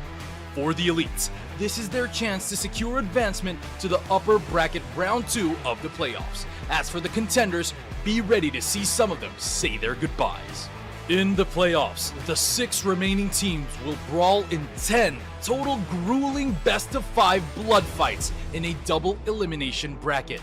3 consecutive victories will result in a chance for royalty, while 2 defeats mean the end of a valiant journey. Legacies either move forward or are cut short.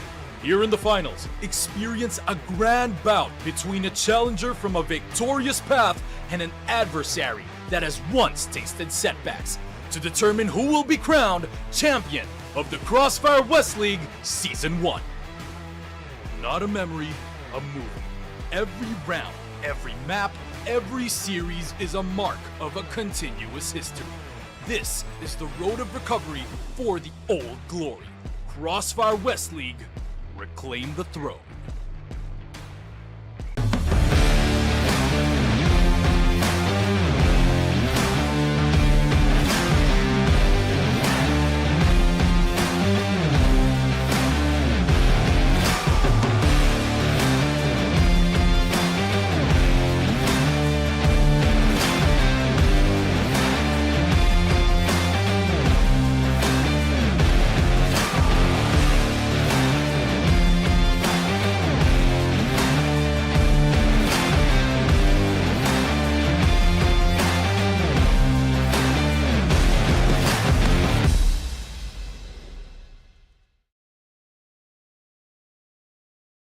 Welcome to the first season of CrossFire West League 2026. See this year's start of the Western League as 8 participating teams from all over the CrossFire West region battle it out in March to May in order to claim the throne and compete over a total prize pool of $228,000.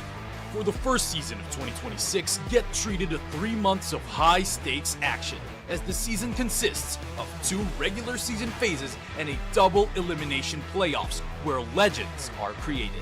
In the regular season, Phase 1, all 8 teams are included in a single group where they all play best of 3 matches in a single round-robin format. Support your favorite teams as every match counts here.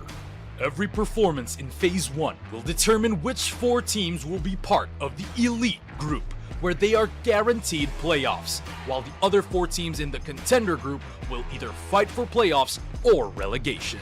Expect no resets, as results accumulated in Phase 1 are carried over in the next phase of the competition. In the regular season Phase 2, witness teams from both groups compete in a single round-robin format within their same group. For the elites, this is their chance to secure advancement to the upper bracket round 2 of the playoffs. As for the contenders, be ready to see some of them say their goodbyes. In the playoffs, the 6 remaining teams will brawl in 10 total grueling best-of-5 blood fights in a double elimination bracket. 3 consecutive victories will result in a chance for royalty, while 2 defeats mean the end of a valiant journey. Legacies either move forward or are cut short. Here in the finals, experience a grand bout between a challenger from a victorious path and an adversary that has once tasted setbacks to determine who will be crowned champion of the CrossFire West League Season 1. Not a memory, a movie. Every round, every map, every series is a mark of a continuous history. This is the road of recovery for the old glory. CrossFire West League, reclaim the throne.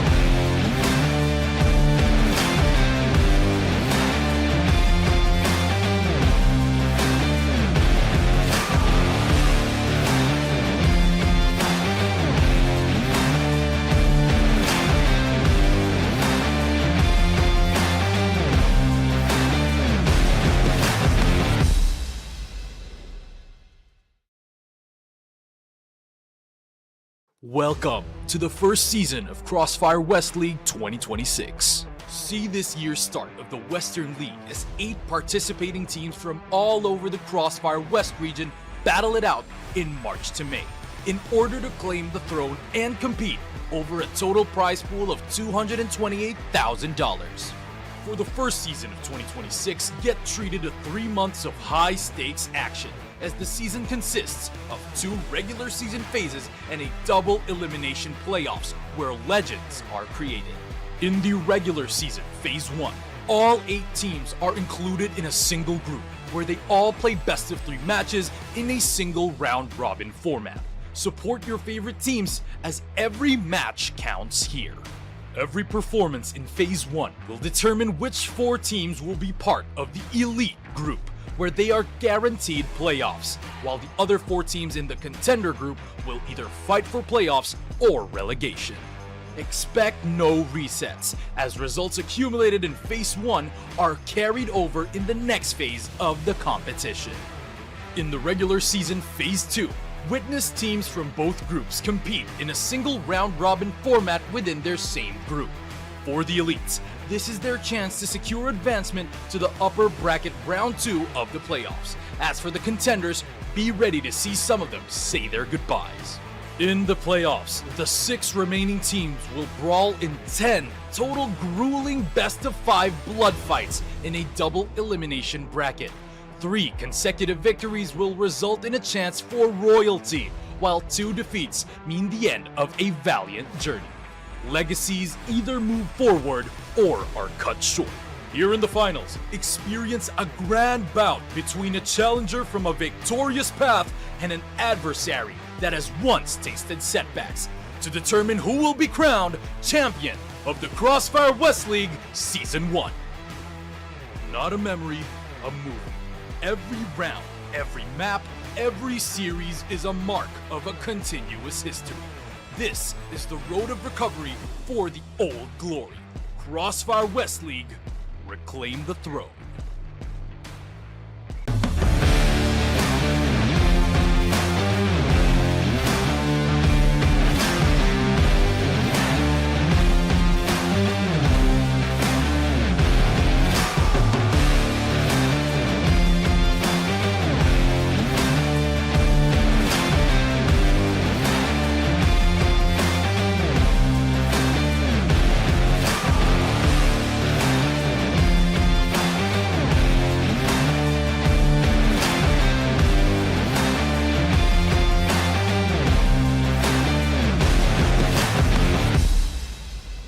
This is exactly the kind of game and performance I wanted to see. This is the Hail Mary. Every individual player is bringing their A game right now. That's what I'm talking about. I've had enough of being quiet. I want to get things moving. Nemesis not able to get Free! Oh my word, straight down through that smoke just mentioned. Zane has spotting out Chris here. Yes, Trevor Mary's here going for that swing.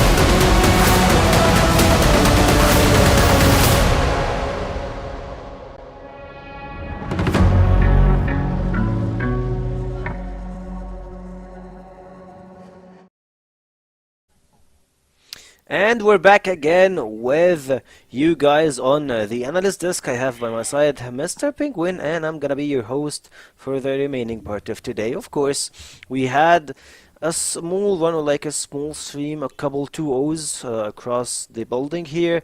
2-0 for Anubis versus 3BL. Imperium lost versus LCK 2-0. And for this series, it feels like this is the most important one. It's for Nemesis versus SG.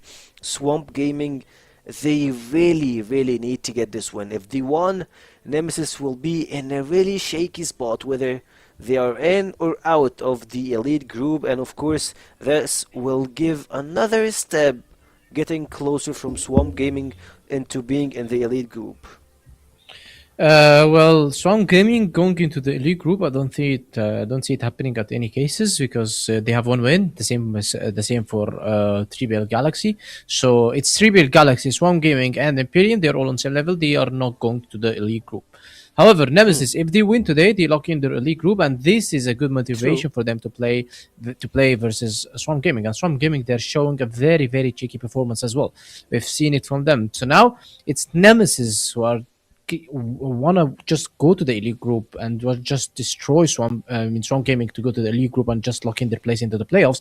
And it's Swamp Gaming who are struggling to leave the relegation and stay in the contender group and maybe go for the playoffs as a sixth place. So having Swamp and having Nemesis, I would definitely say that Nemesis, yes, they have everything to win this series, but both are pressured because a team is running from the relegation and a team is just want to lock in their playoff spot. Of course, and for Team Nemesis, they have a really good squad. Speaking of that, I really want to mention Alucard. What he's have been doing through the entire season, through the 5 games that they have played, is one of the top 5 shooters, top 5 players that got kills on the game. He's number 1 in KD. Yeah, he's number 1 on the KD. He's 1.5 KD. He's top 5 on kills and he was number 1 on KD, so you gotta keep an eye on him. Yeah, and also he's the second least dies the player, because the Sad is first with 103 kills. I believe that today this is gonna change. Alucard is second with 107 kills. This is before today's games, and Noxian was third. So Alucard, he's good in kills, least deaths, and also the best KD. So that means that you're having the superstar of the West League so far. So you need to keep an eye on him, and also we don't want to forget how good Tipsy and Comics, especially Comics, are showing, because they are new to Team Nemesis. However, they are still trying to cope with the team, trying to find the synergy, trying to find the chemistry, and they are moving forward into Swamp Gaming today. They have the edge, they have the advantage, they have the experience, teamwork, and everything, and they are boot camping for like 2 months now, so everything is in their favor. So they should be clothing this as an easy win for them. Yeah, and having the mix between Turkish players and Egyptian players living together, like culture-wise, it feels like like Egypt and Turkish, they're very close. The same history. Yeah, we're pretty close to each other, and having the gaming house sit together, like you eat together, you live together. It's a really good experience for all the players to blend in and get into a really good final results, and it's showing up. Like, they still need to step up their game a little bit when it comes to some executions. They slap out, like they drop off their gameplay sometimes when they go for slow rounds. I don't feel that's their like best case scenario, but on the other side, Swamp Gaming, they're looking pretty separated. Yeah, Swamp Gaming, because you're talking about German players with Canadian players, with North American players. They're just a mix of players that is the first time playing together. So that's why our predictions, I guess everybody is going to be having the same prediction, which is Nemesis should be taken off this series. However, this is the same, yes, as we mentioned, everybody's just expecting Nemesis to be winning. This is the same case as Imperium and LCK, maybe a bit closer between teams. However, we can still see a very good performance coming out from Swamp Gaming. After today, 3BL loss, even if Anubis lost, one of them was about to lose.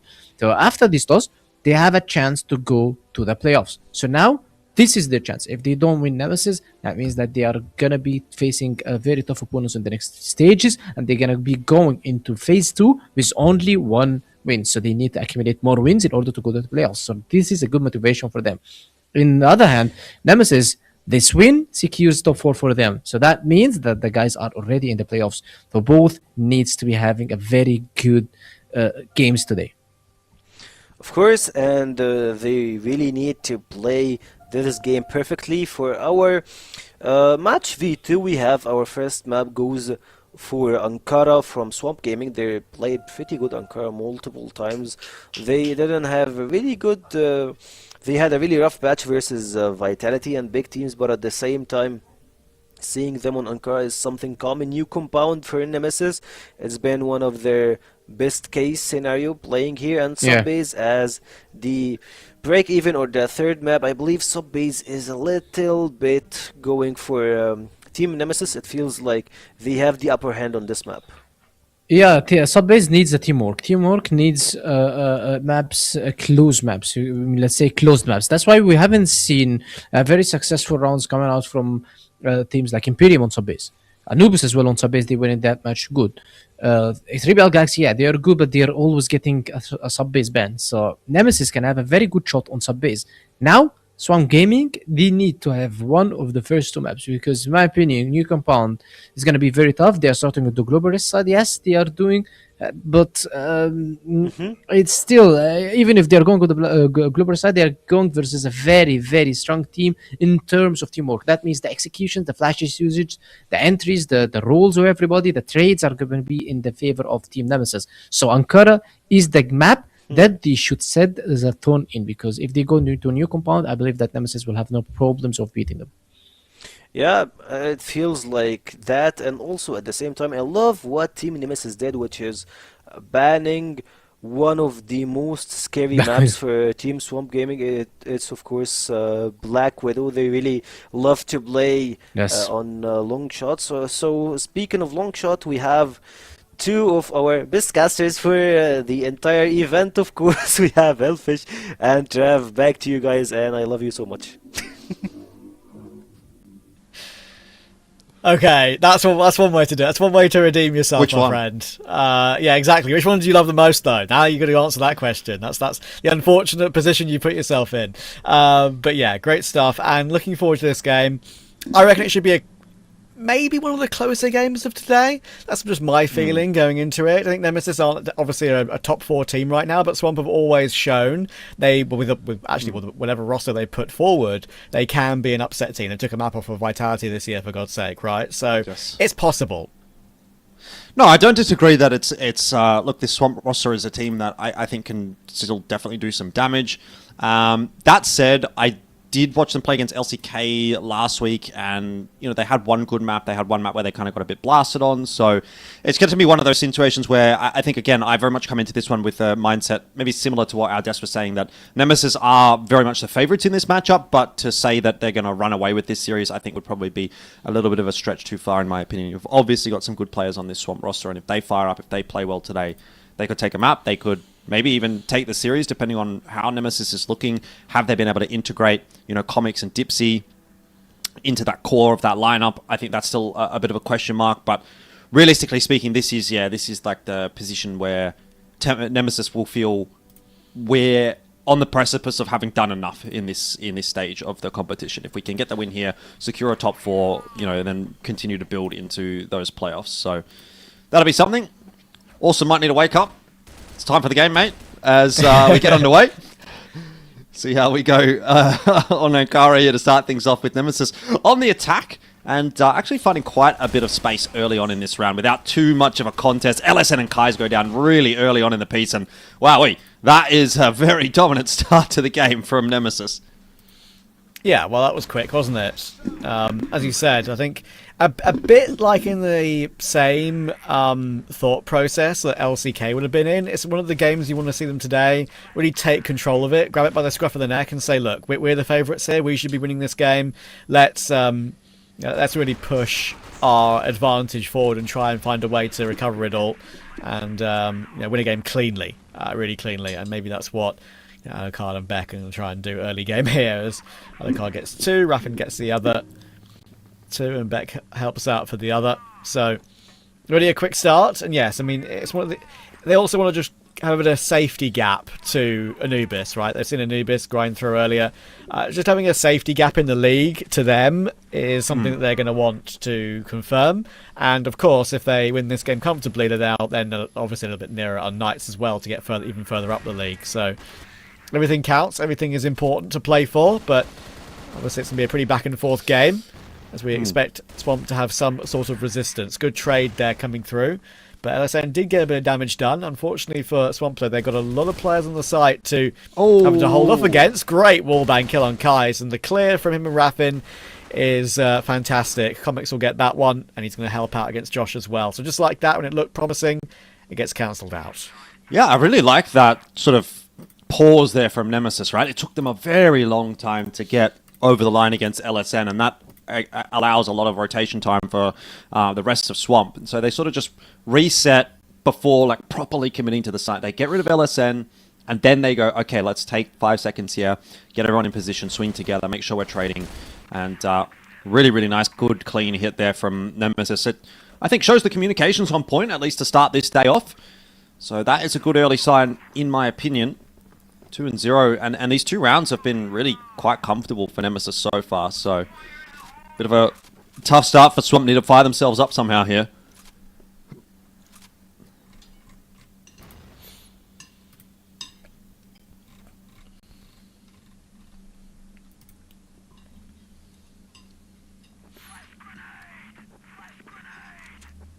Grenade over from Alucard to push forward, help his teammates advance.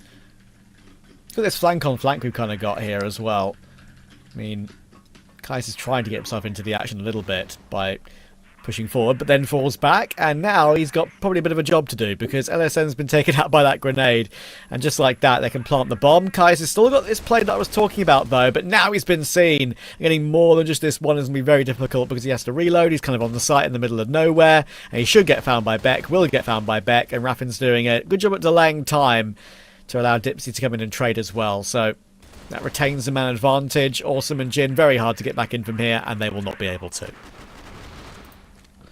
Yeah, another really positive round for Nemesis. This is starting off fantastically for them. Not to mention the fact that this is Swamp's map pick of Ankara, so that's doubly productive, I would suggest, for Nemesis. Similar kind of a feel to the start of the last series where LCK got off to such a banger of a start. We know, obviously, that it ended up being quite a close couple of maps in the end, so not prepared to write home about this one just yet, but Nemesis are going to try something a little bit different, pushing here into A as a group. They're going to test the approach this time, and that does not look to have worked. A 2-for-1 ends up being a 3-for-2, which is not quite as clean as Nemesis really needs it to be. Not to mention Alucard having to go back and retrieve that C4 will delay him somewhat, and Kais might just slip through that smoke on a really nice timing to pick up one more. Alucard's got no chance. He's got multiple players looking at him. Nothing you can do, and finally Swamp have their first round on the board. Yeah, that's pretty good. Actually dealt with that one pretty well. As you can see, they're getting quite close in a couple of these rounds as well. So, yeah, things aren't too far gone yet by any means. Comics is going to push forward. Very quick trade on Kais. Kais does well to find that kill. Dipsy actually misses that shot. And he's missing a lot of shots right now. That's why Josh is pushing him, but finally he'll react and kind of just say, look, I know I'm missing, but you can't get that close to me. I will catch you off guard. So he just about stays standing to give Nemesis a 3v2. Not for long, though. Okay. Not for long.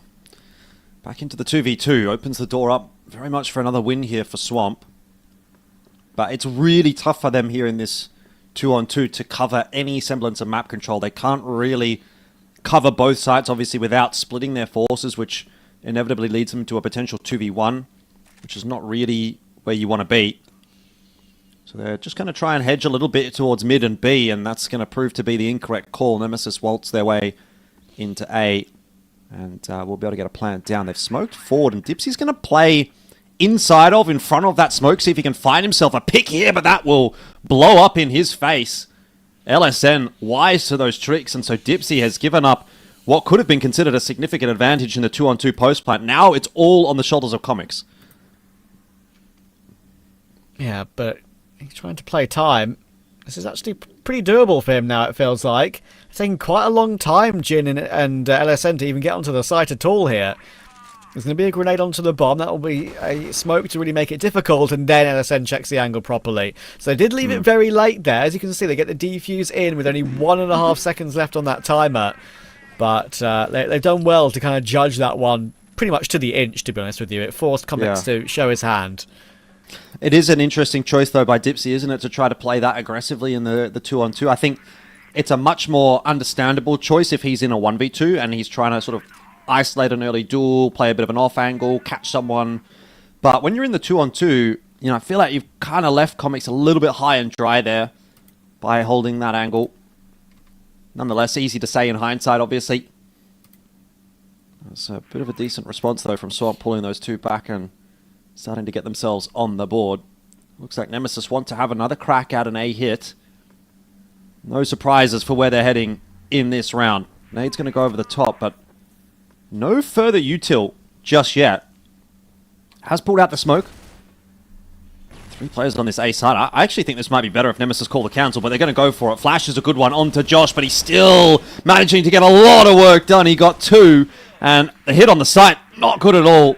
Nemesis, I think, might need to shelve the A takes and go back to B. Maybe. That was, again, pretty easily cleaned up.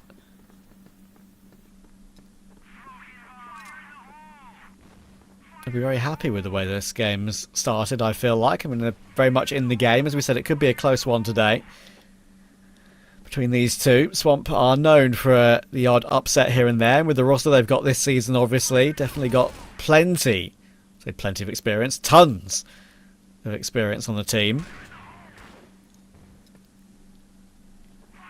Even if Nemesis are supposedly better. Doesn't always work out that way.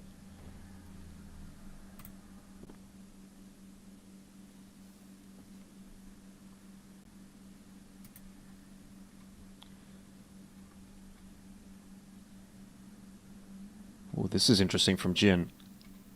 Very bold choice if he decides to go through this smoke. He's thinking about it. He is going to go through the smoke. Surely this is just a 1-for-1. It is a 1-for-1 with info, though. So you could definitely say there's some value in that push. It has drawn the rotate. Swamp are all over it. And Josh doing a pretty good job of anchoring the site long enough to allow some of those rotators to actually get in a position to try to fight this one. You've got LSN and Awesome, though, that haven't quite got out onto the site. And so do get overwhelmed by Dipsy. And again, the A site, it's still a bit touch and go for Nemesis here.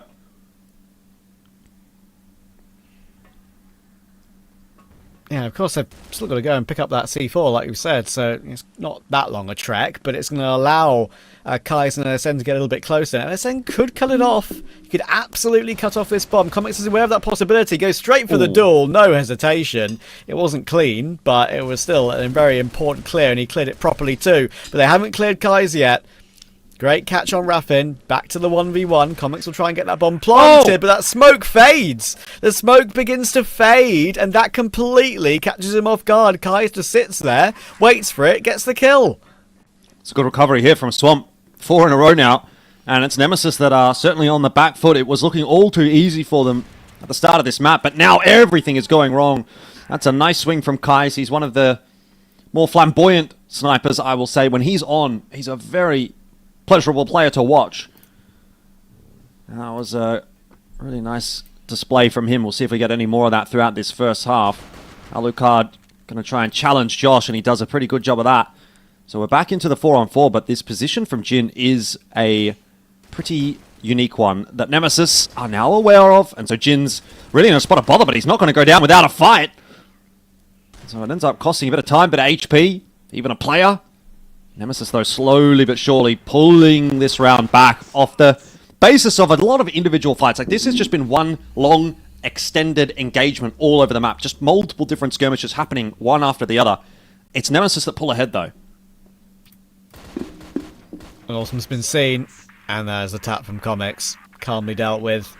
Yeah, it was pretty good from Nemesis. There were a couple of instances there where they were maybe a little bit messy on that, but Comics did well to clear Jin out from that angle. Not an easy one to find. That's why he was worried about a different position. Had to cross an angle, had to pull out the pistol to get it done.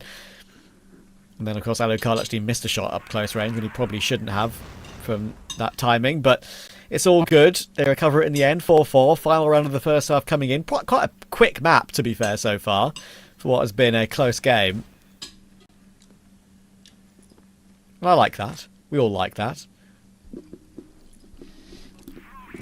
Yeah, I would say I don't really make a secret about the fact that I think the round time was a little bit too long in CrossFire. Indeed. So I don't necessarily dislike it when teams do play a little quicker.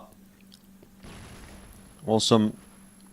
Gonna have a bit of a look in him into mid. Gets flashed off, but recovers from it nicely and deals with Alucard. And it's Dipsy that's trying to scale away from that fight as well. That just gets run down. Nice double from Awesome. The rest of the fight, though, coming in his direction still. He might be on for a big round here. He gets 3. It wasn't quite the 5 that he might have wanted. Kai's dealt with by Raffen. Nemesis slowly pulling this back. They've got it back to a 2-on-2, but they haven't got the plant yet, and they are going to have to be aware of this hotel swing. Raffen will spot that out, but it's had an awkward timing for him, and now Comics... Ooh, he's thinking about being on his bike over towards A. In the end, decides he's going to stick around for the fight.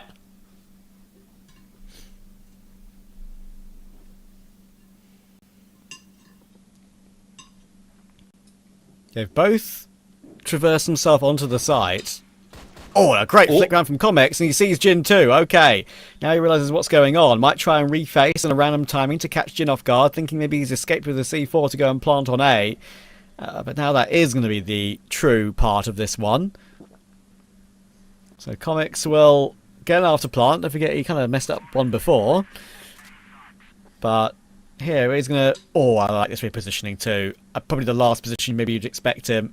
Jin's slightly aware, but Comics could swing on any timing here, or just hide and completely catch Jin off guard. There's the swing, but it's a little bit too soon. And Jin was ready for it. Instant headshot, and got to be fair to Swamp here. They've done very well in a number of these clutches in that first half. Well done. Yep. Yeah, certainly making Nemesis work for these rounds, and obviously grabbing quite a number of rounds themselves. Short of a great start there from Nemesis, it was actually quite a slow display, I would say, from them.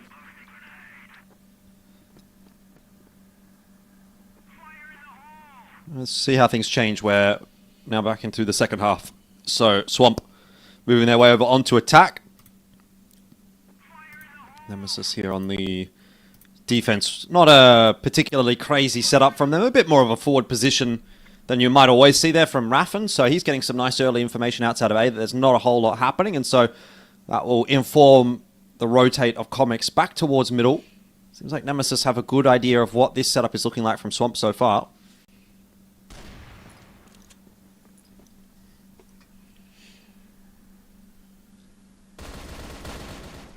Oh, big damage.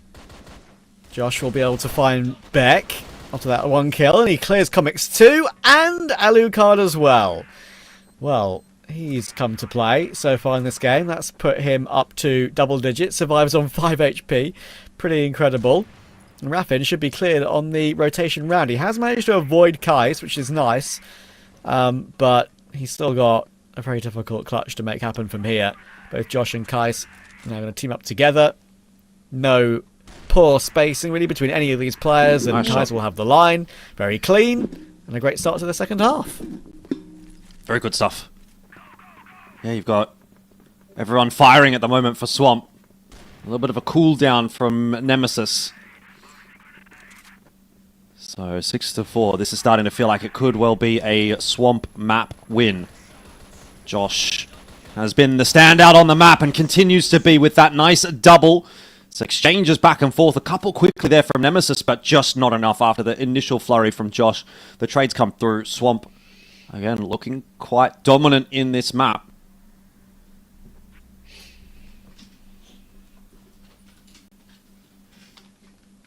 Yeah, it is their pick, and they're showing why at the moment. I'm impressed. Alucard looking to try and make a 1v3 happen, which would be the perfect time for it, because at the moment Swamp are going to be 3 clear and 3 away. All 3 players on Swamp Gaming are going to make their way up toward B. Alucard isn't far away. But he needs to find a pick right now, and he's missed his chance. That's the one shot he needed. Immediate rotation round to try and catch them off guard. I mean, obviously they're pretty convinced he's in that position, but he's not really got many opportunities from here. There's the follow-up information for LSN that he's still residing in that position, and there we go, double swing. A proper 3-2-1 from Swamp there, and the trade comes through as they would have wanted it to. Yeah, you love to see it. Good communication on the Swamp side of things as well. Nemesis, bit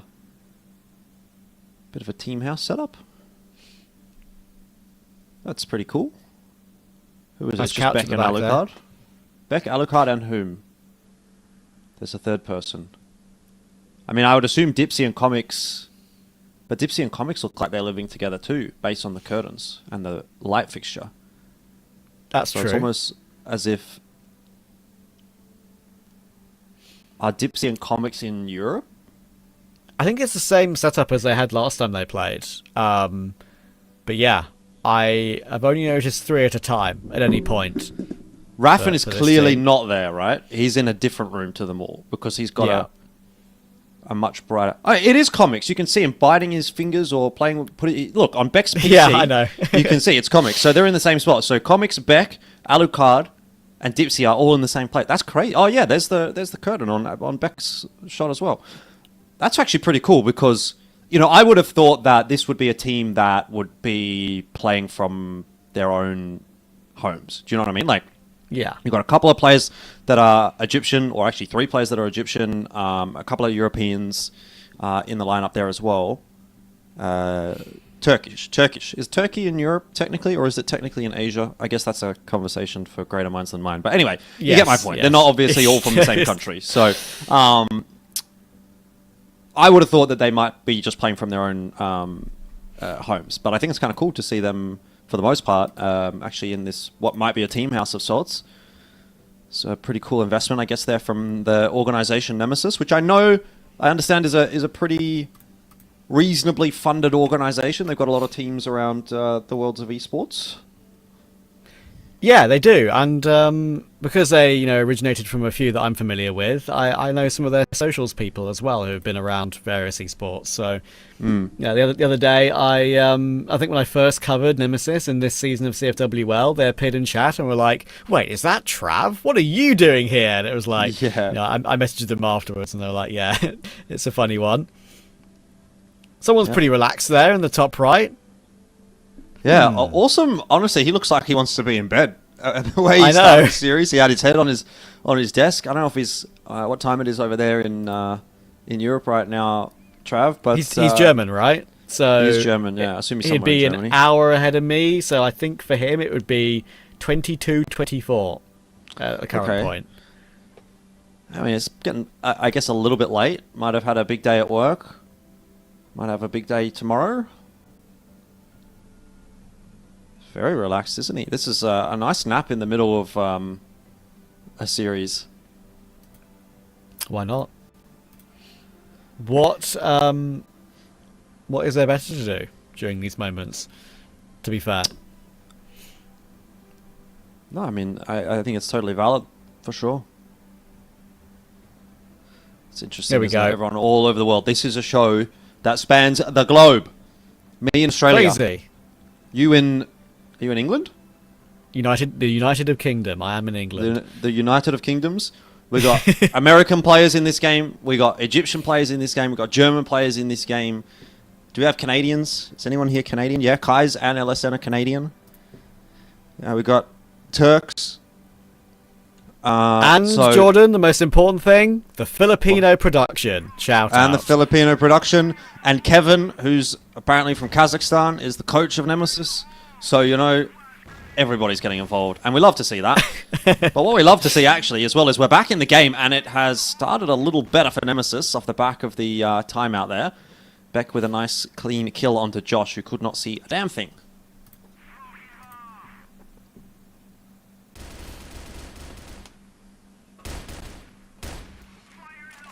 Oh, nice wall bang from Beck. Awesome wall drop. And the advanced angle from Raffin will catch LSN off early as well. Nicely done.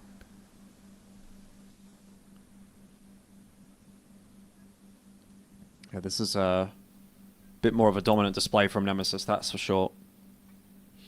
Sort of expected a little bit more like this, actually, from the outset, especially with the way that things started for Nemesis, but they've had to definitely do a little bit of work.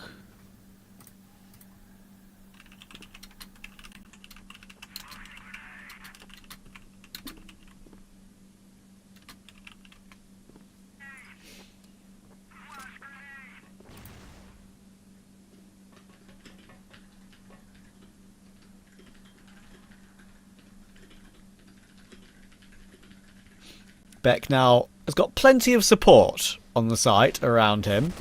You'd think he'd be okay here, but he will only get a 1-for-1. It should be enough though, and Alucard will close it out. So maybe that is a bit of a chance for a response for Nemesis now. Swamp from 7-5 to 7-4 to 7-5, sorry, and Beck with a big triple kill to try and help respond. Can they keep it up though? Nemesis can't let that be a flash in the pan. It has to be a streak starter. Does definitely. Easier said than done though. And the read, not a bad one here from Swamp. If they do opt to go towards A, it will be a long rotate for those Nemesis players to get back over from B, but they might have missed that timing window. It's a bit of a transition already coming through from Beck. It seems like Nemesis have a bit of a spider sense tingling that there's something headed towards A, and they will be correct in that assumption. Comics unable to turn from that flash, gets forced back away, but Josh still unable to find the entry, and Nemesis absolutely wiping the floor with Swamp here. I think the danger of this A site really feels like if you don't get that entry, if you do not get the very first kill, it takes such a long time to actually scale up and into the site and get control that if you miss the first entry and taking that control so quickly, you've already lost that round because the scale comes in from the defense and you just get overwhelmed. Yeah, exactly. It's the elevations, like you said as well, right? It's just so difficult to respond with those. You've got a bit of a pause here. I reckon that's a tech. I'd be surprised if that's attack, considering we've just had attack. We'll see, though. Awesome, straight back to sleep. Yeah, why not, man? Clearly my guy's had a long day. As you said earlier. Bless him. Last game of the day. I mean, luckily for him, the first two matches were 2-0s, right? Like, this could have been a series that started in another hour or so, right? Like, we could have literally not even started this series yet, which would have you up pretty late. It's the sacrifice that we have. Yeah, and I think as well, for Swamp, with this sort of pause we've got here, obviously the day's been pretty quick. It doesn't matter if the day's been quick or long, though, really.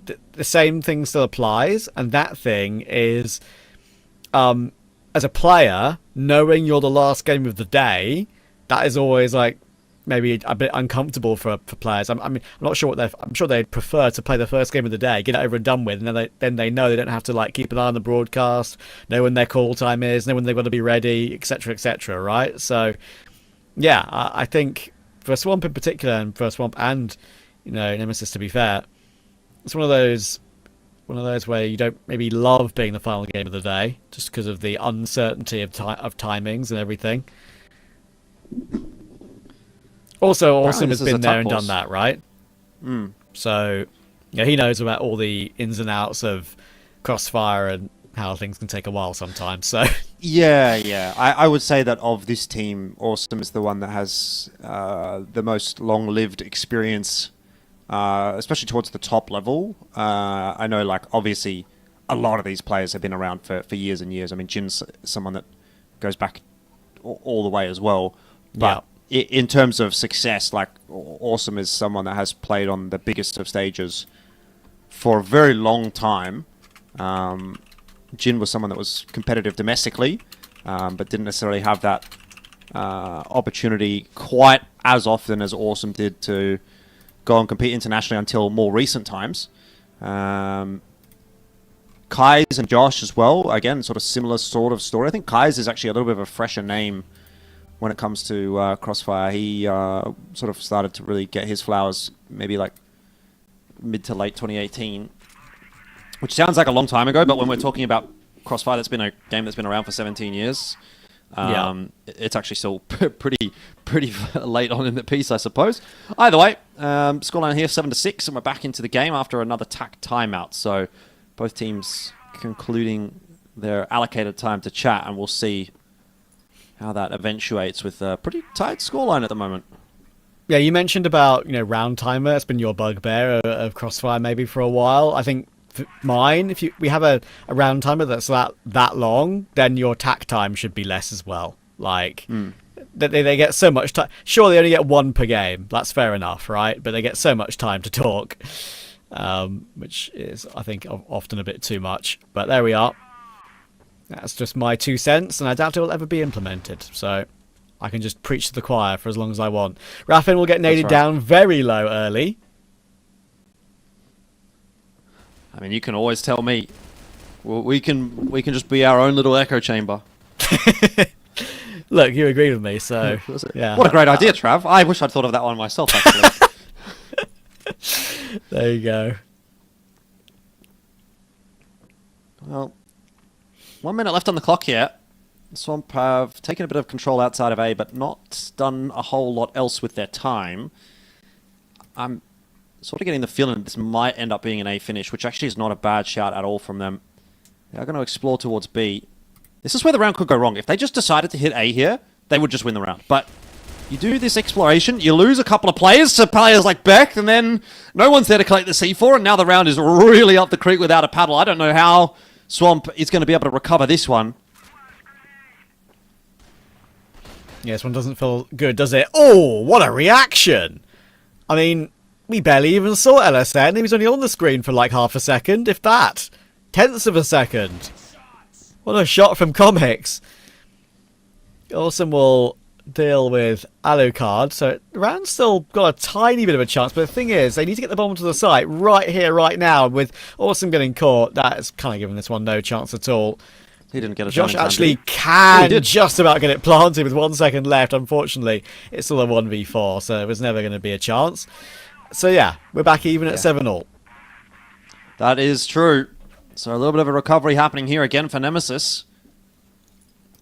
Off the back of Beck. I mean, he started very nicely in this round. We'll see if he can continue that into these last few rounds of the map. Things getting very tight between these two teams.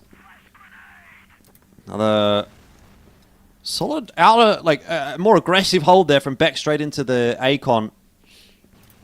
Showing a bit of presence outside of A. It's got Swamp wondering what's happening here. Our Nemesis playing an aggressive round outside of A, which is not something that's altogether too uncommon. So you can see they're taking their time of clearing that out.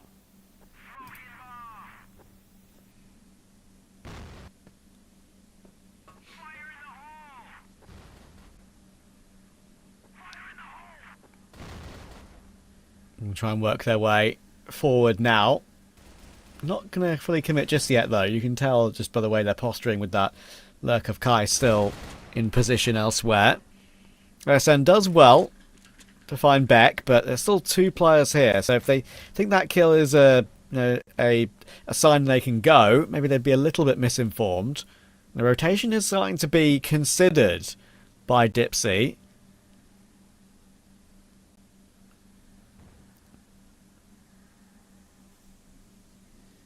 Oh, Comics is going to go big looking. from Comics. Oh, he's only going to get himself the 1.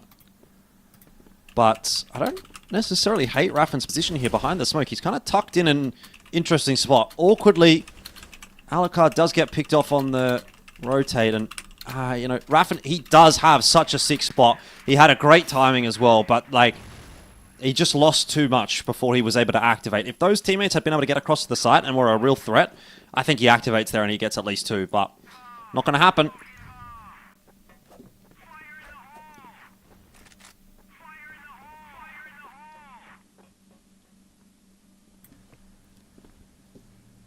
Yeah, 8-7. They continue to stay very tight on this opening map.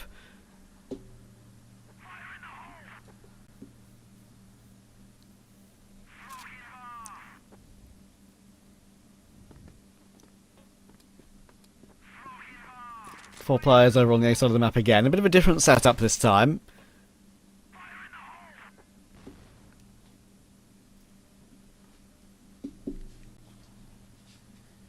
Josh can creep through now. But Swamp know they're so close to what would be a great couple of opportunities to win the map, so I don't want to take anything too risky on a round like this. And Nemesis, of course, want to keep them away from that number 9, so it's quite a tentative round here. Yeah, it's true. Comics and Raffen to hold this A site. And again, that is probably where you'd expect the bulk of this push to come for Swamp. Not going to maybe make the same mistake that they did in that other round by losing players to back over toward B. They've just got one player, Kai's, to cause a bit of a ruckus over there. There's 4 strong to try to push their way into A, and 2 easy entries. I mean, that is just way too clean from Swamp, and it seems Nemesis do not have an answer for it. Wow, I'm impressed. This is a very concise round from Swamp at the right time as well. Kais will manage to find Alucard, and he finds Beck too. Clean as you like, all 5 alive. Doesn't mean anything necessarily, but it's good for the confidence. No one falls. And Swamp now have 2 map points to take their map pick of Ankara.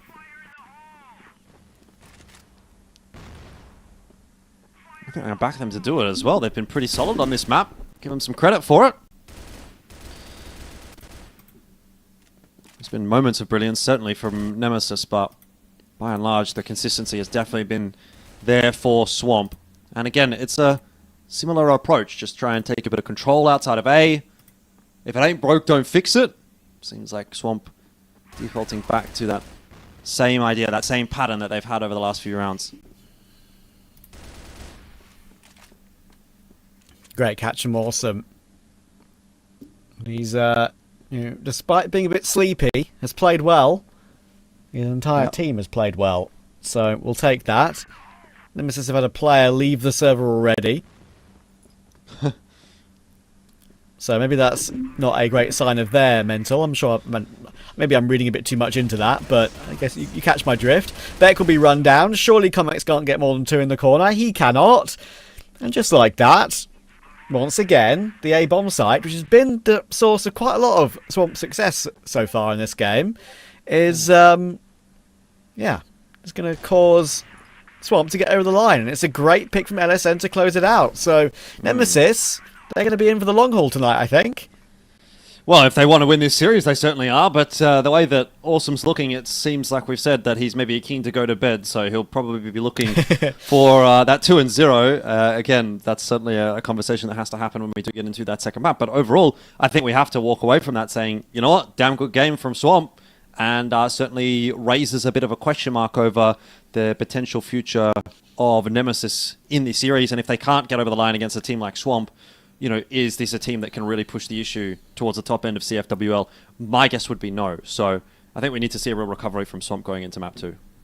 Yeah, we do, because that was, Nemesis started okay. They were sort of matching them blow for blow at the beginning, and then Swamp had a couple of rounds where they streaked clear, a couple of these late round situations where they were able to look a lot cleaner. So, yeah, I'm impressed in general, and we'll see what Sekio and Penguin have to say about it. Yeah, of course, we saw a really good game from both teams, but for me it felt like Nemesis, they were pretty sloppy at the first half. Like, they had a really good execution over B, and once they started rotation, I believe we can do something on A. They start drawing down a lot of rounds, starting losing, and then it felt pretty hard for them to came back. As you can see, that Nemesis, they started very strong on Blacklist. They were 3-0. We've seen a very good start from them. They played very fast. But there is some teams that I hate them watching playing the very slow-paced game, which is first Nemesis, second Anubis, third 3BL. Those three teams, when they play very slow, I'm not saying slow, very slow, they just lose a lot of momentum and they lose some map control for some teams that they're playing very aggressive. So usually the slow gameplay, when it is matched by the aggressive gameplay that we've seen from Swamp Gaming, the aggressive gameplay usually wins. That's why we've seen Swamp Gaming struggling at the first rounds because they played very fast. We're talking about Nemesis, they played very fast.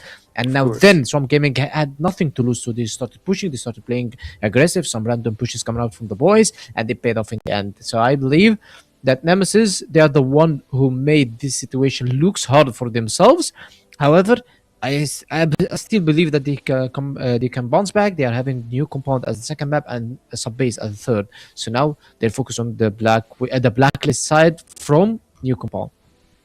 For me, still, Team Nemesis, if he got into their mind, like if you start to think about it, Swamp, if they won this game, they will be playing 5 games, and on the other side, Team Nemesis still have only 1 game left on their pocket. So, like, if they can just match the wins, they might be getting closer and closer to kick Nemesis out from the elite groups. So you gotta watch out for yourself, Team Nemesis. The players, they had some really good momentum. And speaking of that, of course, we have seen some coming out from Depsy, some were really good from comics, but at the end, it felt like Swamp Gaming, they got what it takes to finish them up. Yeah, Swamp Gaming, they have everything as a team. Like we know that they have some entries, lurkers, snipers, and they have some kind of experienced players over the team. Where they have guys, they have Awesome, Jen. These guys are very experienced. They played multiple years and they played some international tournaments as well. So that's why they are matching Nemesis right now. That doesn't mean that Nemesis is bad. Swamp Gaming is a good team. Yeah, we've seen them struggling throughout the group stage, and I said that still they have things to show. The same we said for 3BL and Anubis. Maybe Anubis now they have 2 wins. Other than that, Swamp they need 1 win, and so they match them, or they're gonna be staying the same as 3BL who's 1 win. So they might be facing each other on phase 2, on the spot that relegates you or the spot that puts you on the playoffs. So Swamp Gaming, they showed us a very good game. They played the aggressive, experienced game based on the experience. And Nemesis, they had everything in their control, and then they started slowing their pace. Maybe started, I don't want to be saying shaking, but maybe started to underestimate a bit Swamp Gaming when it was 3-0 and going into 4-0, and Swamp Gaming just punished right away with 3-4 rounds in a row. It feels like they didn't want to burn a lot of strats on B side, so they said like, yeah, we can just start changing our momentum, shift everything to A, and it's not the best thing that came out of them in Ankara. Of course, we can see the stats here. The highest KD player will be Kai's on Swamp Gaming. On the other side, it felt like Beck and Comics are trying to carry the remaining players. Of course, Depsy didn't even show up in this map. Like, his KD is 0.29. He's just like, he exists in the game. Yeah, that tells you that Nemesis struggled because they lost one of their most important players, which is Dipsy. However, I believe that he can come back and he can bounce back in the second game. We're going into New Compound. New Compound where Swamp Gaming going to be on Globalist side, yeah, which is a bit harder for Team Nemesis. But if Team Nemesis just gets 3 or 4 rounds on the blacklist side, that means that we might be going into map number 3, which is going to be sub-base. Yes, the set MVP is Skies. He played very good, and we've seen him lurking as well in the last 2 rounds. He was lurking. He was using the EBR and lurking from B side while the guys were pushing A side. They won the A side push, and also guys won the lurk. That tells you that Team Nemesis are not aware of these things. I believe that Team Nemesis, if they are playing versus Vitality or SK, they would be aware that there might be a lurk coming from this area, or maybe there might be some flank. However, they kind of showed I want to say the full power from Nemesis, but right now we're going to be seeing this 100% on the new compound. They really need to. They really need to show us their 100%. So, since what happened in the first map is not going to be ideal for them, for their legacy, and of course for their placement, and for them being the gatekeeper of Elite Group, and it feels like the gate is getting shaken left and right, and they're about to get knocked off still. Like, I don't want to like overstep what's happening. We still have a lot of games for them, at least today, and of course they still have one more series. So for this one, we still have game number 2 will go to Trav and of course Mr. Elfish. Yeah, almost forgot your name there, Jordan. How do you feel about that? Now he's completely shifted. Emotional roller coaster for you today. First you've been loved, next second your name's being forgotten. What's going on here, man? Unbelievable. Unbelievable. Can't believe it. Yeah, I mean, got it. Absolutely got it. You know, I thought we were tight, but that's fine. I'll just, I'm ready to go to bed and cry, basically, at this point. It is 7 a.m. I stayed up all night for this, and that's how that's how I'm thanked. I guess it is what it is. No, look, I'll tell you what, I've actually got some serious info for you here. You remember Awesome, you know that guy, right? That he was looking a little bit tired in that opening map. Well, it turns out actually he's sick. And that's coming through from Jin, who's messaged me and told me he's not feeling too well. So he said we were close to forfeiting, which obviously would be less than ideal. So, credit to Awesome, who, as you can see, he still appears to be in pretty bad shape. So credit to Awesome as well for putting in a shift for the boys. And you have to hope here for Swamp that they're going to be able to find the 2-0 so that Awesome can have a bit of rest here. Yeah, I mean, I was kind of thinking that too. I was thinking like it's a mix between just being tired and maybe being a bit unwell. And yeah, I mean, we don't know what it is for him either, right? It could be like a tummy bug, it could be just a cold or a flu or whatever. So yeah, if it's a tummy bug or something like that, it's obviously quite difficult for him. Oh, it's difficult for him, whatever the case, but you know what I mean. And yeah, I think, fair play to him. As you say, he's played pretty well. Obviously looks like he's suffering a little bit, and yeah, he's could perhaps get Swamp through to what could be an unlikely victory here. Fair play to him. Also, fair play to having your camera on and everything. I know it's like the rules and all that, but when you're feeling terrible, having a camera on you and lights and everything is not a great feeling. I've been there. I can trust me. I don't know if they have a sub that they can use, but either way, he might be in for a shift today. This could be a longer series depending on how things go here on New Compound. He's down early, and it's not the start that Swamp would have liked it to have been. Pretty clean looking round, actually, all things considered there for Nemesis so far. Obviously, we'll wait and see how this retake does look, but 3v5, I don't really want to hold my breath for the chances here for Swamp, although maybe I'll start holding my breath now, thanks to Kai. It's a nice 2k, but he should be just a dead man here to Comics, and he will fall, but he does some good damage on his way through. This is not unwinnable. Time will be a factor, and Raffen certainly will be as well, so there was a little bit of hope for a moment, but not going to come together. No, Nemesis will do well to get off to a good start here. Don't forget, of course, it is New Compound, their map pick. A map they played a lot. I mean, of course, all these players play every single map in the pool pretty much a lot, but for one usually. But, Nemesis and Alucard in particular, I feel like for me, from all the games of CFWL that I've covered over the last couple of years, he's synonymous with playing the A-bomb site on this map, right? Whether it's Compound or New Compound, he's been insane playing that role for so long. So that is something that I want to look out for again here. Awesome playing right in the corner, not being cleared whatsoever here, and he's done very well to find his 1-for-1. Josh now last alive, trying to tap down at range, but smoked off now, so Nemesis are going to have the B-bomb site.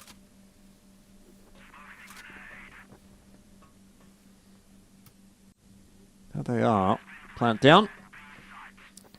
Josh was pretty effective on that first map, though. Let's see if he can grab himself a nice clutch here. Again, a tough site to retake, and it's not going to happen. So 2-0. Pretty swift start to this map from Nemesis, similar to what we saw on Ankara. Again, I wouldn't necessarily read into it, given the way we've seen a few of these maps start today. Haven't necessarily always been translated, but this has been solid enough.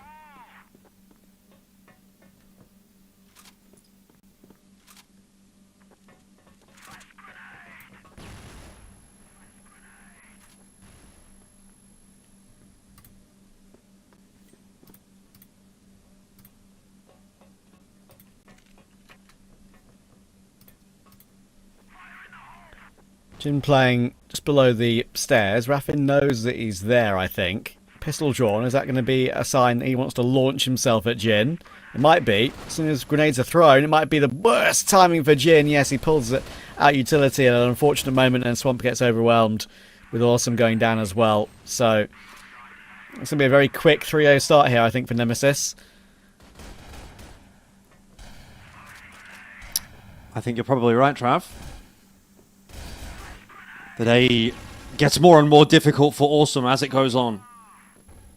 I'm sensing a 3-mapper here. I really feel as though Swamp are going to need to find another level. That's a good couple of kills, but does not quite get them back into the B site. They still have to get in 3-on-3 through a smoke. Decent enough trade for one, but they need more than that, and Kai's solo will not be able to get the job done. So, tough job.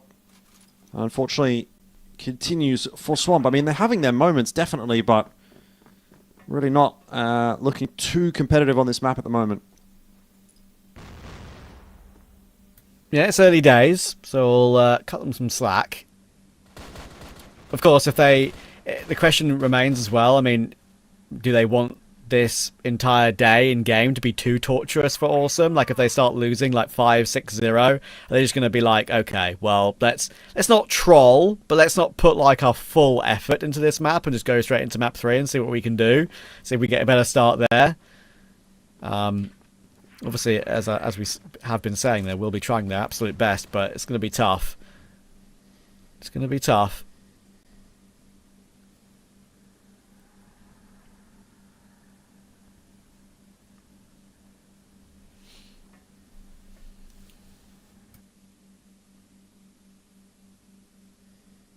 Another attempt from Nemesis towards the B side of the map. It's been very successful for them so far. No reason to change it up. Jin on the off angle. Just backing his aim here. Sucking himself back in the corner now. Oh, just not sure where he really wants to be. Bit of a slower approach this time from Nemesis, so time is going to start to become a factor soon. They're not moving too quickly.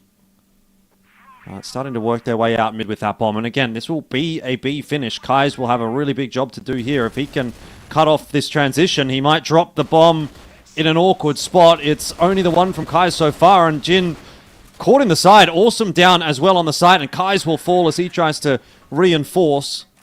It's another swift, clean entry into the B site from Nemesis.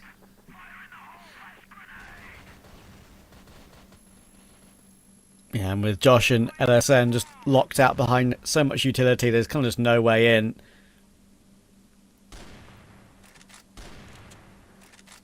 That smoke's proving to be so annoying. Oh. Oh, okay. He's done well to find two. Alucard took Josh in the meantime, though, so now it's time, really. That's the issue for LSN. I mean, Alucard and Comics are playing it carefully, as they so should, but now LSN's having to force the issue and push all the way through, so... There we go, that'll close it. 4-0. Yeah, good effort again, but like you can only get so many points for effort in some of these rounds as Swamp, right? Like, yeah, you can get 2 or 3 kills on the retake, but it still doesn't result in a round win. And right now, you don't have a single one of those on the GR side of New Compound. It's not a great spot to be in. They're going to try and change the approach. Awesome wants to push his way towards pillars. Obviously, he can be stuck between a rock and a hard place here if there's a pivot in through mid, so he's aware of that. This might actually work out. He might catch Alucard and or Dipsy. They've not seen any kind of aggression out from Swamp at all, so they're not expecting it. And Awesome gets away with 2.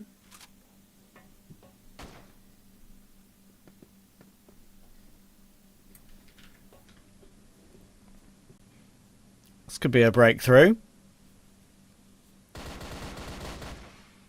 Oh, good response frag, though, from Comics. Jin will go down. It's these rounds where they need to try and hold on. They know that they're up against it a little bit. But when you've got 5v3, losing them is always frustrating. Raffin is in the window. That smoke's not only in a great position, but he's going to drop out of that window, and Kai's... yeah, that tells you what he thinks of that. Will bound his way forward, make sure Raffin has no progress whatsoever, and Now it's even harder to respond, I think, for Beck and Comics.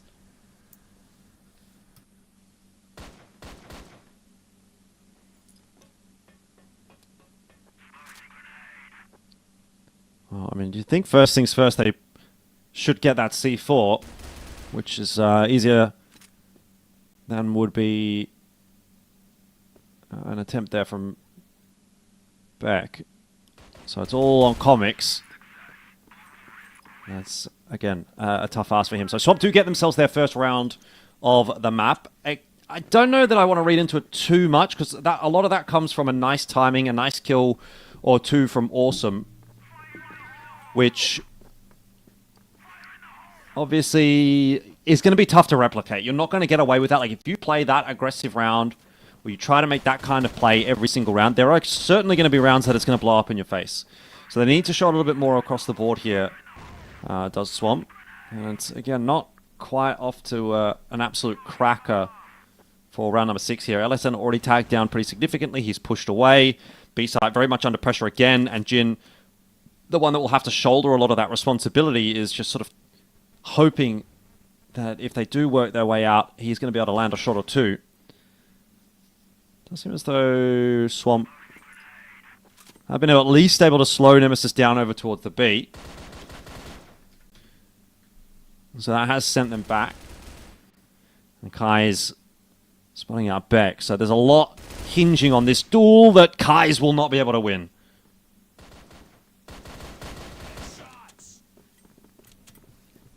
Yeah, Comics is able to find Josh. And I think that leaves LSN in a very difficult position. There we go.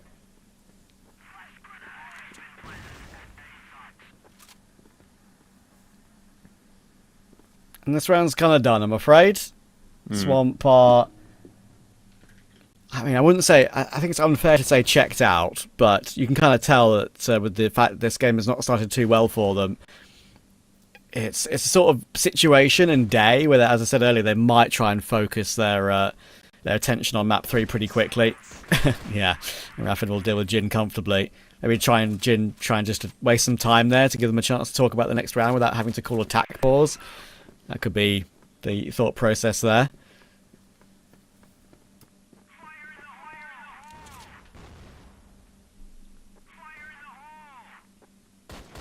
Awesome.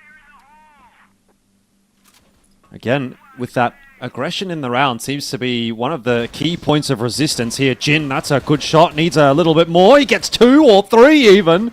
Very nice round out from Jin. I need to see a bit more like that from Swamp if they're to put together anything on this map. It's not as if the capability isn't there. It's just been eluding them throughout this half.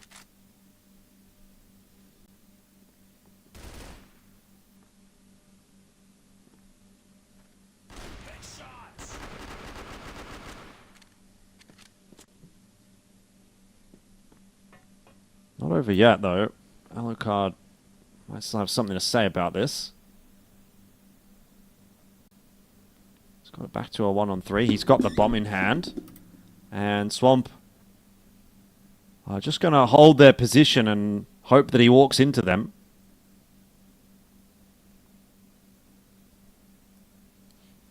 Yeah, not really much else he can do.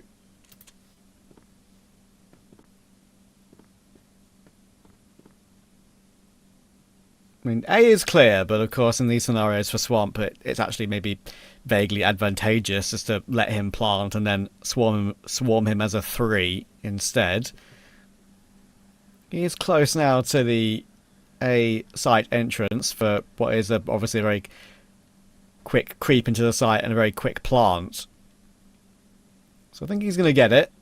And as I said before, Alucard on the A bomb site can often show up with something special. More often than not, it's when he's on the global risk side, though, and defending the site. But if he gets that bomb down, he will be able to defend the site. Thing is, he's taking so much time, thinking there's going to be a player waiting for him to plant that bomb close range, that he's clearing out the site, and that's actually let Awesome close the distance a little bit. So he will eventually get it down, but 1v3, Let's see if he can get anything special done here. He's got a little bit of utility, which we'll use on toward that heaven area. That smoke will help him out a little bit as well. But Awesome is shifting the entire way, and an easy headshot in the side, and a quick defuse. So Swamp will get their second.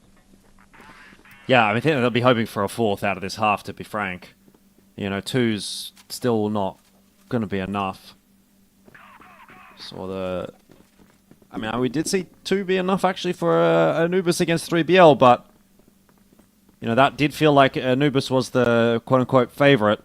I think in this one, Swamp probably still not the favourite overall in this series against Nemesis. So, you know, you don't really have as much faith with them being able to come back from a 2-7 scoreline as opposed to an Anubis versus 3BL. So, and even then we didn't believe. So, you need to see some more here from Swamp.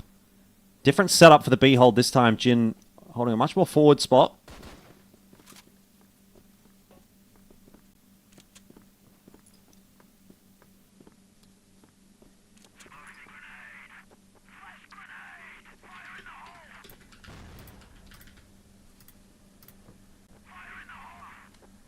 Jump across the angle in case a sniper is holding it. In case Mr. LSN is in position, but not this time.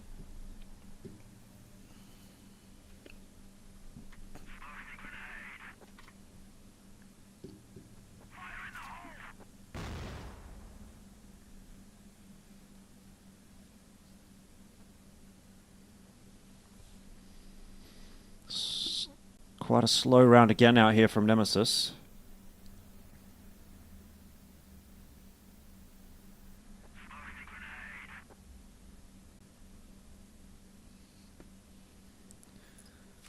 Now, it raises some concerns because now there's a push happening with Jin working his way into middle. He's in a spot where he could really strike. He misses a couple of shots though. Oh, would have surely had a real opportunity there, but ends up getting shot in the side. They'll know that he's the B anchor. And they could potentially read into that to go towards the B bomb site, though that has been reinforced by Swamp.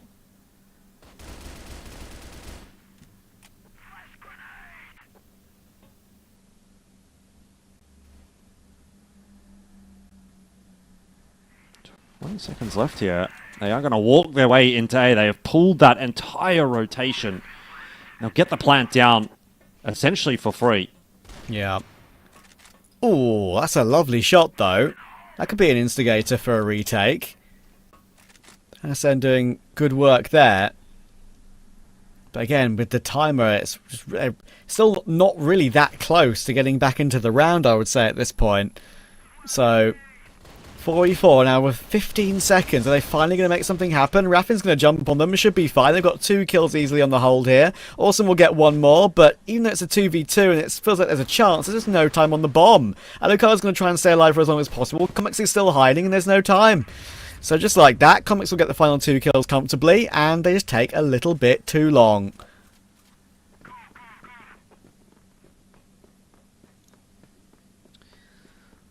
Story of Swamp's half has been so close yet so far, and it's starting to feel a bit more like so far rather than so close, with the scoreline here being 6-2.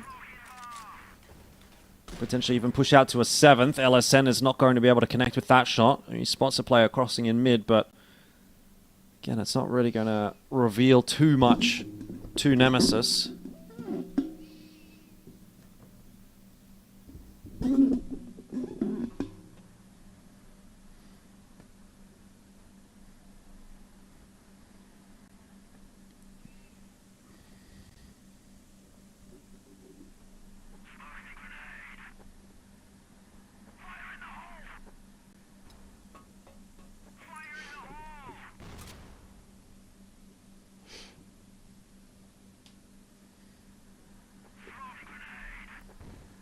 Yep, a slow beginning. Not much to really talk about other than the presence they have in middle right now, as they often do, of course, in the regular default. It's been working for them, so why change it? 6-2 is the lead. Looking incredibly comfortable to reach sub-base with ease, and they're continuing to prove that. Josh and Kais will go down.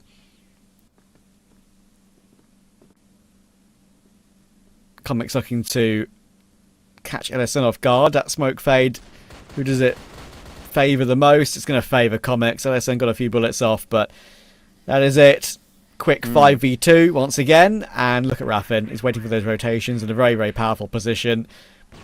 Awesome and Jin have no way out, really.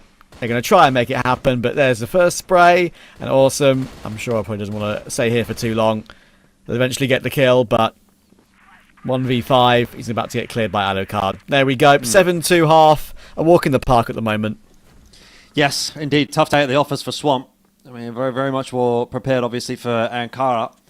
It's going to take some real recovering with the 7-2 scoreline that we've got here, but straight out into the swing of things here for the second half.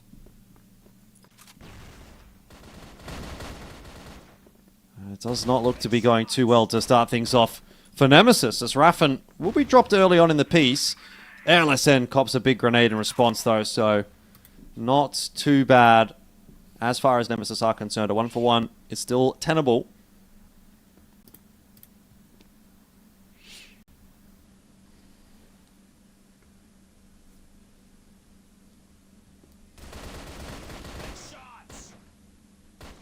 Josh will do well to find Beck. Gets that man advantage back, and Kais is definitely wary of Dipsy having a bit of a look. Of course, Dipsy was kind of absent on map 1. Didn't have much to do at all. And he's going to get caught again there by Kais.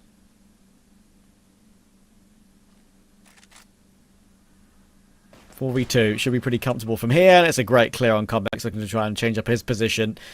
Kais was a lot further forward than Comics was ready for. And now Alucard is left wondering where everyone else is at. Where have all my friends gone? And easily tapped in the side of the head. Well, so he will be joining them. So, I mean, hey, that's a round for Swamp, but I don't think it's worth getting too excited about just yet. There's a long road to recovery ahead here. And you've, barely even started. You've barely even taken the first step at this point. That is going to make it a bit more difficult as LSN does go down early on in this round. Nemesis biting back immediately. They lose that round to start the half and they say, we're not having any of that. This is going to map 3.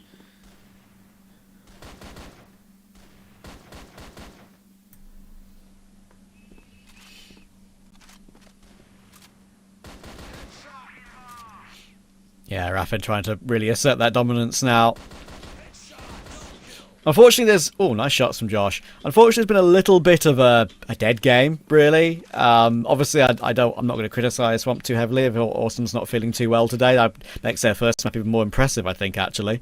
But, yeah, in general, this second map of New Compound has kind of just been one of the most normal games of CrossFire I think I've ever covered. It's just nothing really special has happened. The better team is winning. On their map pick, of course, as well. It's been pretty basic from both.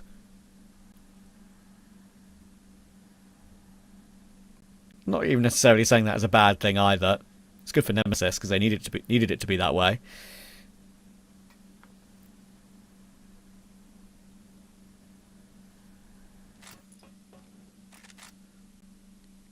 See what Josh can do here. Pretty split defense, so he will actually be able to find some 1v1s, but this is a nasty angle for Dipsy. Like, you surely can't win this fight with a rifle. He does manage to get across, though, which actually opens up the avenue back into A, and that's going to add an element of doubt here. Nemesis still going to be looking for that fight. Dipsy does go down. Oh, but Comics is there, and Josh wasn't aware. Tried to rush the plant. He will actually, in the end, get it down. 2v1 here. Josh, could he pull off a miracle for Swamp? He's been wrapped on by Beck, and that will put that round to bed. So another one for Nemesis as they eke ever closer to a 10th.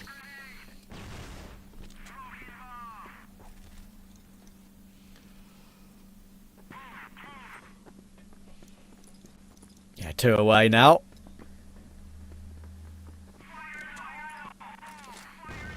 As often it is on Compound, whether it's old Compound or new Compound, the nade battle in middle is still exactly the same. And Alucard kind of goes back, then to go forward, and when he comes forward again, he gets the kill on LSN very nicely, actually.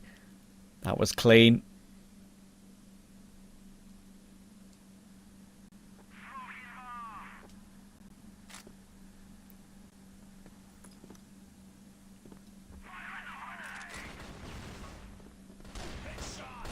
Good shot. Starts well for Swamp this time around with that push into middle. So again, they might just continue to make Nemesis work for this map. It has been a bit of a back and forth map, but it has largely been Nemesis favoured. Dipsy on a tight line. He's got back there with him holding the entrance from the B site. But Swamp have just slowed it down. Gonna take a nice pause.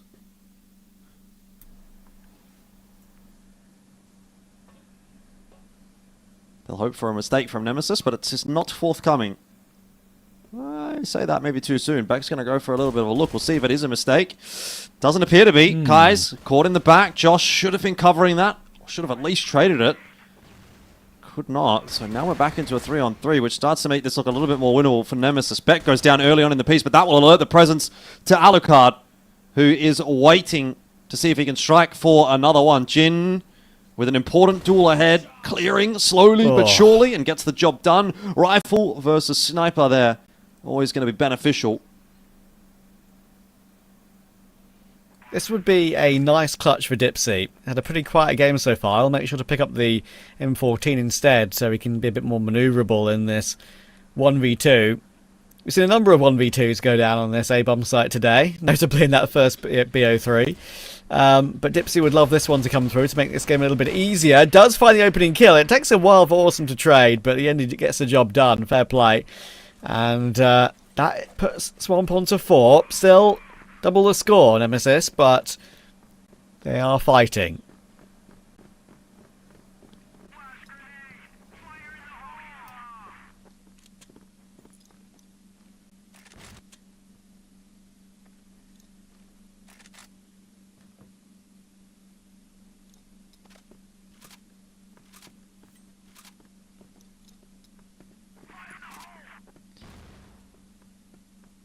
Another fairly reserved approach to this round out of Swamp to start things off. It's actually a bit more of a forward hold from Nemesis. Let's see, Raffin's position may come into play here with this pivot that is being made by Swamp. He's surely on for 1. Question is, will it be a 1 and done, or will there be more than that? That's the C4 as well! If he could have held on to this position, it could have been really bad news for Swamp, but he does get traded back in pretty good time. So Swamp can still look to navigate the rest of this round.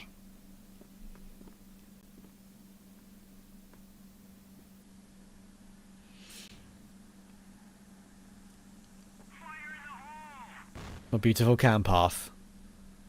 Didn't hit any corners. Smooth. 4v4. Swamp will now try and force their way forward. LSN low, so there's a bit of a disadvantage for them. Dipsy on the other side, I think they know he's in that right corner and probably there's nowhere else he could be. And there's the information. Dipsy will offer up his bonce and Awesome will bonk it very comfortably.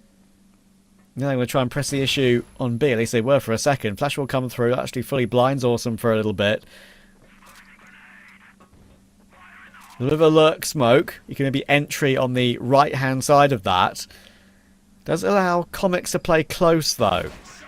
And actually, well, I say play close. It forced him forward, and that was maybe a little bit overzealous from Comics there, knowing there was quite a lot of presence. But still, it's worked out well for Swamp, and that's all they'll care about. Beck's going to get launched on by Josh, and with 15 seconds to go, Alucard's not in position, as he so often is, kind of the last alive, trying to make something happen late on. Didn't see anyone this time, and Awesome will get the headshot. So there's the 5th. It is slowly starting to come together a little bit on this attack for Swamp. I'm not prepared to really put them in the chase just yet, but it is getting a little closer. I think they've just got to take it one round at a time until they can even these numbers up. If they get it to 8-8, then they can start to think about potentially winning the map. But for now, it's still just, we've got to try and hang in there. That is not going to help. That's a nice line for Dipsy to hold. Kai's just walking right into it, so he'll be a freebie. Swamp have to navigate this one 5-on-4.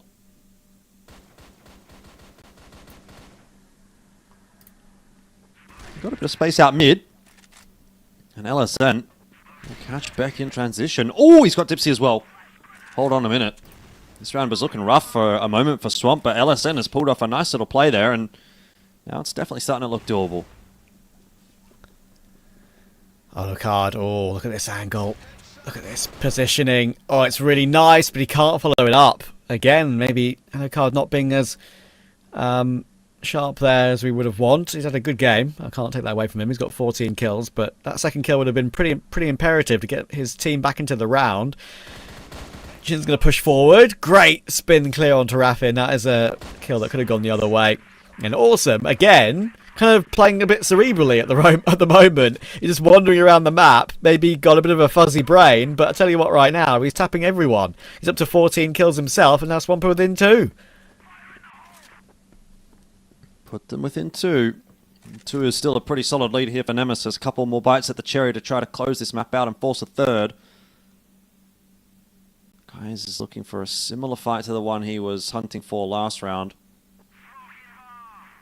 No bites as of yet, but 3 players on that B line for Nemesis. Guys, his progression into pillars will be fraught with danger if he does opt to go in that direction.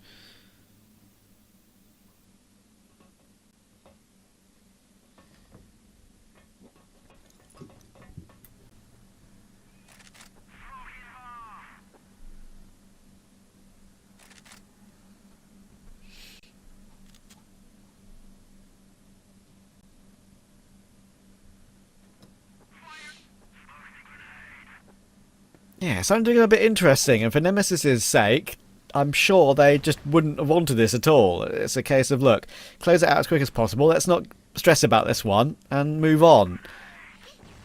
And play sub-base as if it's a best of 1. But now they'll be thinking about this a little bit, and thinking, well, why is this game as close as it is? Anyway, good damage here.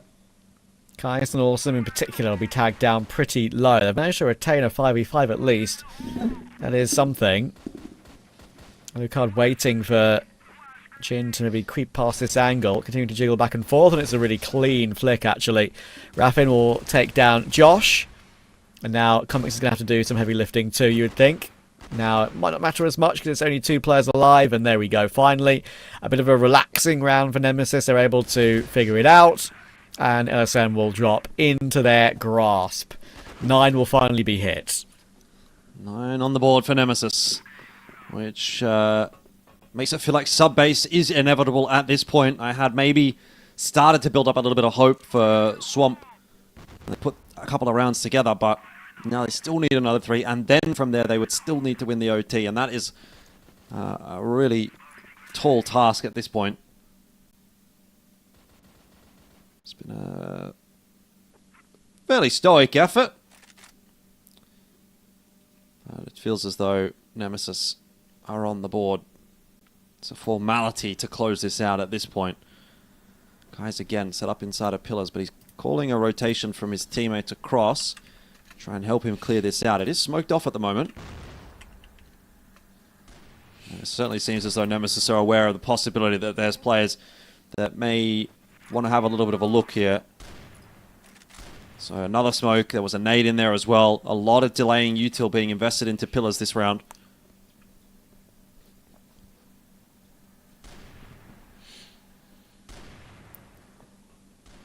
Beck. He's waiting. That box is so often cleared by double grenades or wallbang by the M14. As you can see, Awesome figured it out. Josh is then going to try and charge his way through to take advantage of that opening kill, but Dipsy was there waiting, and Comics will find LSN too. Good fallback from Comics to be able to get that damage.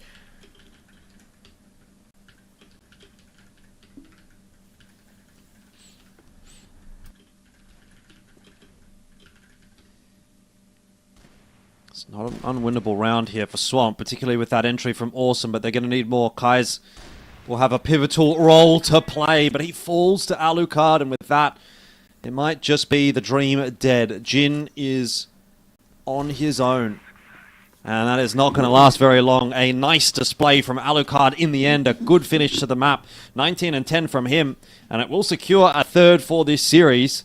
Nemesis get it done, 10 and 6, and again, I think they would maybe look back at that map of Ankara and think, if we would have just pushed that over the line, our job could be done for today. But they've now got sub-base to go toward, and that still leaves the door open to potential for Swamp to maybe make something happen in this third map. I think they definitely fell off. They looked a little bit more uncomfortable on New Compound, but sub-base potentially a little bit more of a home ground territory for them. We'll have to obviously see when we get to that third map.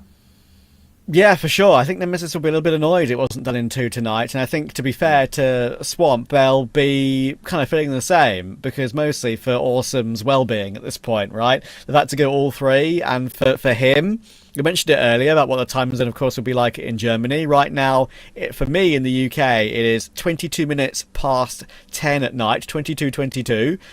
So it's 23:22 for him. So it's getting ever closer to midnight, and he'll probably almost certainly will be playing into tomorrow. So a bit awkward for him. And a bit of a shame that he's had to kind of put himself through that. But to be fair play to him, he's being a bit of a soldier. He's soldiering on in general, and he's playing and doing a good role for his team. And he played really well. It does deserve to be said. Like, he actually had a really good New Compound there. But overall, I am I'm still a bit concerned for Swamp going into map 3 because of all these reasons we've been talking about. So we'll see how it's going to go. Over to the desk.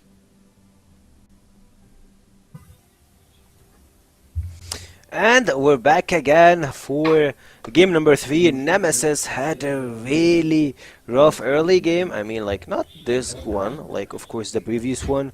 But for this one, they had a really good early rounds. They had a really good first half. They had 7-2 at the first beginning of this map.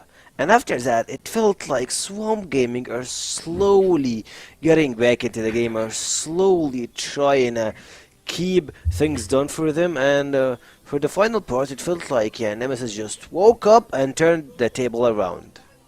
Yeah, well, I said if we're talking about Team Swamp Gaming, if they have a chance to go versus Team Nemesis, they had to win Ankara, because I said they will not have any chances on Compound, because New Compound for them is going to be so difficult starting on the global side and losing 7-2. That means that you are having a very bad start that does make you feel good if you are going to the second half, and this is what happened to Swamp Gaming. Yes, they tried to crawl back into the game, but it was 7-2. We've seen a very good performance coming out from the guys from Team Nemesis. They started finally playing very fast a bit. They started taking control. They started to be effective on the map. I'm talking here about taking B-long control. They get a big pick on B-long control, and then they go back to A side to take the control of their side. They try to contest for their side, maybe split on their side. We've seen also Comics going into mid, trying to find some kills, and he killed the guy swinging from L-turn and then instantly went to A side. That's the decisions that we are waiting from Team Nemesis. That's the teamwork that we expected from Team Nemesis. And also, this is how good they usually play on the Blacklist side, especially if they are trained enough into these things. And the other side, we're talking about Swamp Gaming.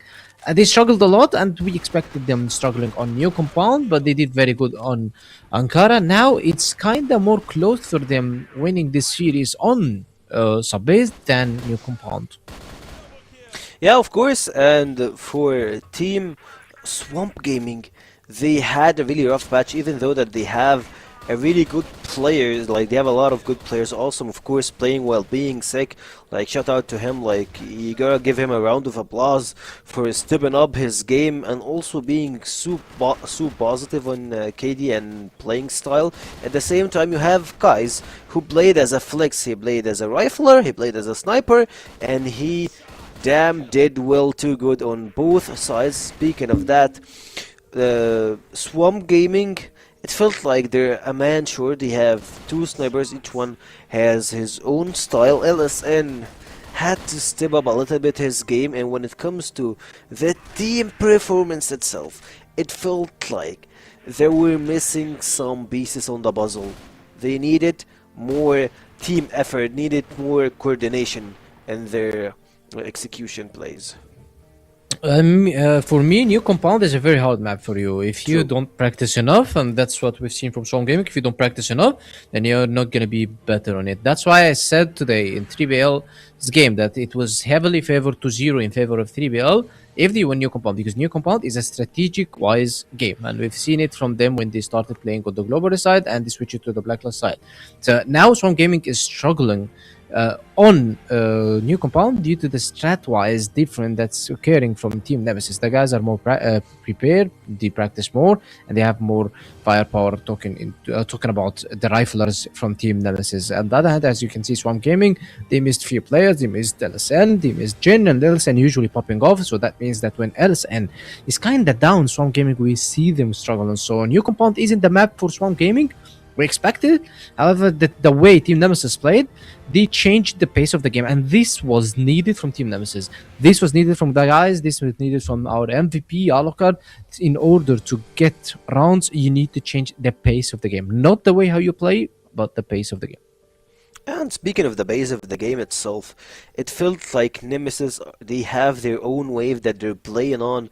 They're using it toward their side, and for of course, Alucard, and for like I would say one of the really important player that they had was Comics. His clutch potential, his plays, it was just on point. Him and Beck, they were like the dynamic duo, doing the ones and twos and looking and making Team Nemesis looks pretty good on this side. And when it comes to Nemesis versus Swamp Gaming, I will move on to game number 3. It's gonna be pretty hard for Team Swamp Gaming, like historically, or at least for this split.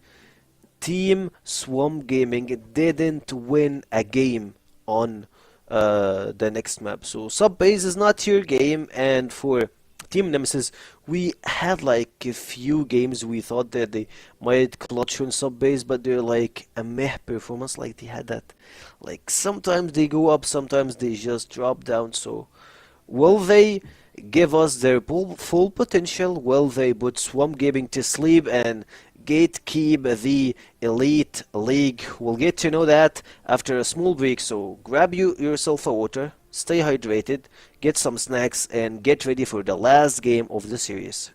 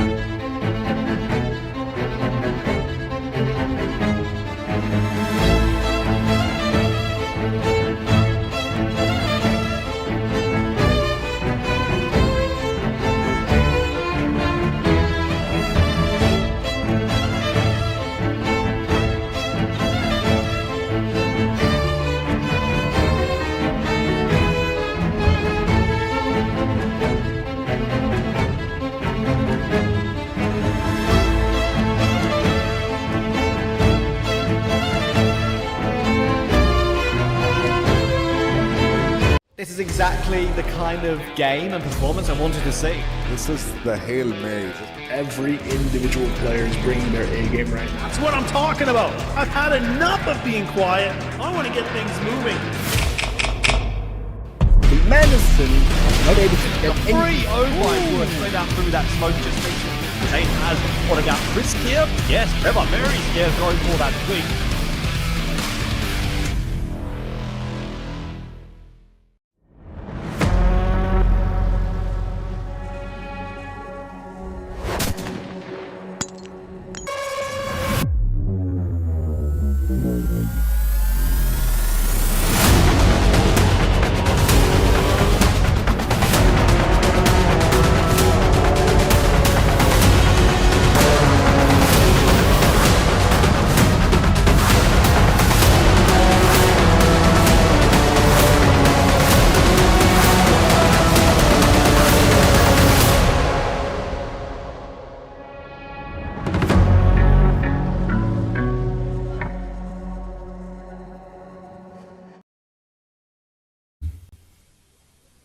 Just finished the small break, hope you got your snacks, and of course, stay on your seat to watch the final game that we're having today. Nemesis versus Swamp Gaming, a clutch game that will show us, will Nemesis be the gatekeeper of Elite Group, or Swamp Gaming still trying to knock their doors and open it and trying to get their place in the Elite Group. So with that being said, we're down to the final round, of course, for today and for the best of three that we're having on our broadcast today. And by my side, of course, Penguin.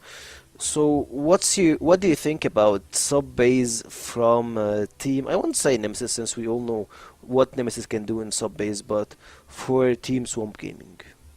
Well, as I mentioned, I want to just remind you that Swamp Gaming is not going to Elite at any chances. If Swamp Gaming wins the next match 10-0, yeah, they are not going for Elite Group. Swamp Gaming are not going for Elite Group. Even though if they win today and tomorrow's games, they're still not going for Elite Group because there will be another team winning. That means that also they will match their wins. So Swamp Gaming right now, they either going to relegations or the Contender Group, and they are only fighting versus 3BL. They are not fighting versus Imperium because Imperium are kind of relegated, but they can get their place versus 3BL, and this is going to be decided for tomorrow's game. So now, if they want to be not only fighting for the relegations versus 3BL, they can win this game and they can just secure their Contender Group place from this map. For me, I would love to see them winning versus Team Nemesis, since it's gonna be a lot chaotic when it comes to the standing, and we will see a lot of action in the remaining 2 days of our evening, or at least for our this week, week number 3, and the group stages. But without further ado, we'll head to Elfish and Trav to finish up our series and our night with game number 3. Yes, we are ready for what is the final map of the day. It's been kind of a long day, this one, even though it's obviously, we had a couple of 2-0s. It could have been a lot longer, but we have our first 3 mapper here, and Nemesis is going to need to find a way to kind of reset here, because, honestly, they probably would have thought would have a bit of an easier evening, but that second map went a bit longer than maybe they were expecting, because they were winning by so much to begin with. They were pegged back a little bit by Swamp, and now map 3, considering that Awesome is still playing very well despite feeling a bit sick, well, I think the game's still up in the air. Yeah, I would say I think you're probably right on both fronts, right? Both teams really needed a little bit of a reset going into this final map, because I think, on one hand, Nemesis will definitely feel like they missed a pretty good opportunity there on Ankara. That ended up being 10-7, reasonably close map, and they started it very, very well. I think there's less of an argument necessarily to be made for Swamp in that regard, because they did get a bit battered on Compound, but, well, straight out the gates very quickly here on Subbase, and it has not worked at all for Swamp. They've just walked their way into lockers and been kind of torn apart. Awesome in behind those, got a nice timing onto Comics, doesn't quite manage to get any deeper than that through jail, and so leaves it on the shoulders of LSN in the 1v3. His position noted, so a grenade will push him away.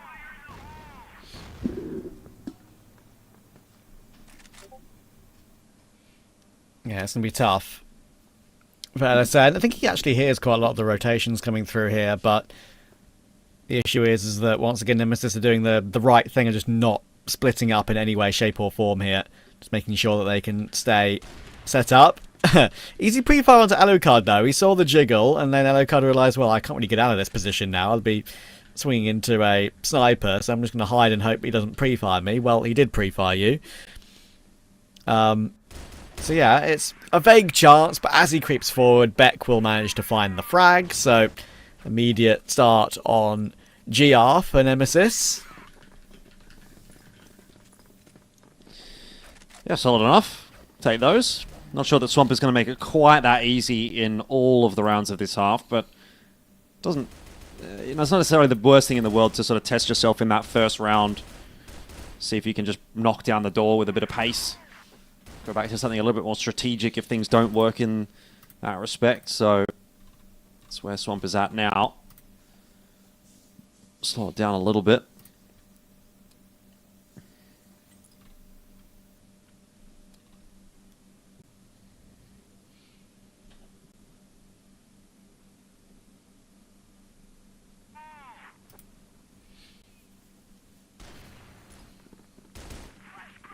Lots of damage. Chip damage anyway, as these nades come firing through, and it helps out Beck for what is a very easy opening onto Josh. And now with Kai's on form to try and drop in and help out. He does get one kill back, but Dipsy's done really well to find two of his own. So that double kill actually has recovered this round into a winnable one for Nemesis. If it wasn't for Dipsy, it would have been a 4v2. Alucard is the healthy one between him and Raffin, and there we go. One bullet was all that really was needed for Kai through the corner of the box. So Alucard now has to clutch, and he's moving away, trying to play the long game. But I think, really, I thought Swamp might just plant on B and be happy with it, but they are looking to maneuver down to A. Unfortunately, Alucard's gone all the way round, and it is, for A, the real long way round. Yeah, this is the Great Ocean Road, mate. He's come all the way to Australia and he's gone for a drive. Like, where's he off to?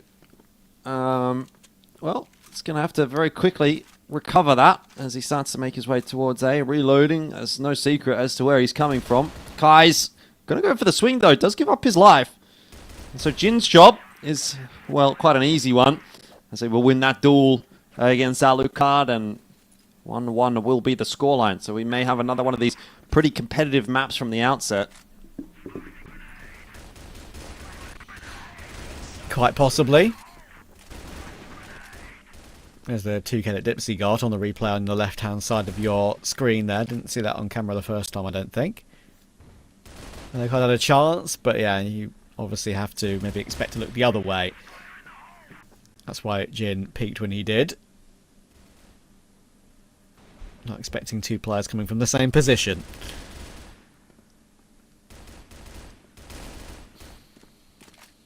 That's one of my favourite things, I think, actually, of the production for CFWL this season, is having the picture-in-picture of the replay of the previous round, because there are so many rounds that just nothing happens at the beginning of them, obviously, as we all know. Like, at least we've got something to talk about, something to remind ourselves of from the previous round, especially if it was a good round.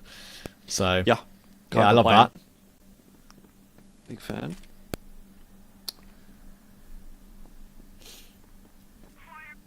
What's Awesome up to here? I thought he was maybe considering going into vent, but in the end it's just going to be a smoke towards the B site. Bit of a prog smoke. It's going to draw out some of the util and a bit of a rotation as well from Nemesis. There's a nade into the corner. Swamp trying to clear that out, but Jin will be the benefactor of a headshot of Raffin. And it'll actually not just be him. He's handing them out all over the place. Josh and Ellison also receiving a free haircut. Free haircuts over at the lockers. Anybody's welcome. Anybody's invited.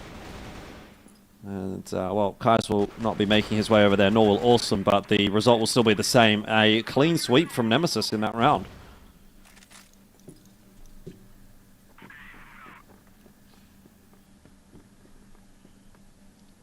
Yeah, Raffin showing up in good stead. Oh, look at Comics has pushed up as well. That smoke obviously will shield his position, but I don't think Josh is really looking at that at all at the moment. He sort of is, but also there's a bit of pressure coming in from the stairs as well that they're maybe not ready for. But maybe it's Dipsy who's not ready for it. He tried to push up and kind of join up with Comics. That's why Comics is now making his move here, and it's worked out for 2. Okay, a kind of a weird battle around the doors, but it's working out for him. He's got a 3rd kill. He'll take that every day of the week. It's getting better and better until it gets worse. Awesome. Pulls it back to 2-on-1, or 2-on-2, but now 2-on-1 as he does fall. That's an important duel for Raffen to win. He's just out in no man's land. Has to take the duel. Does. Wins it. And with that, the round you'd think should be going the way of Nemesis. Josh, able to calibrate quickly, but loses so much of his HP in that duel. And will go swinging straight into Beck, who's ready and waiting. Knew well aware where Josh was coming from. So, Nemesis for a 3rd, and they start to push their way out in front.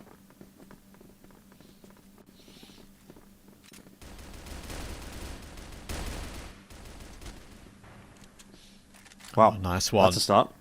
That is a start. That is a classic fight on sub-base with the door wall bangs, Comics starting it quickly, and Alucard can hold from range to get that one nicely. Dipsy pushes forward to find Kais, who's distracted, obviously, because of all that goings on from earlier. And sure, damage taken on actually 4 players on Nemesis here, but it looks like it's going to be enough to find a way to hold on. 4-1 is going to be quite a quick start to this one, and Swampany might need to have to call attack at some point in the next couple of rounds if it doesn't go much better for them.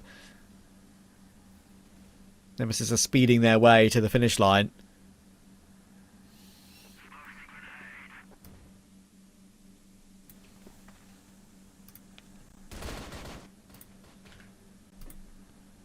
I don't see Awesome getting this one done alone. I mean, even with Josh, it was going to be a bit of a difficult round.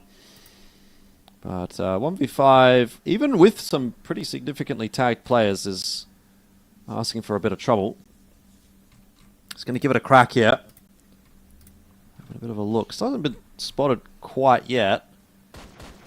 So he's actually been allowed a pretty decent amount of space there. And he actually did get a couple of aim duels, but wasn't able to land his shots initially. And so he'll just get run down in the end. There's another on the board for Nemesis. Now really putting Swamp to the sword.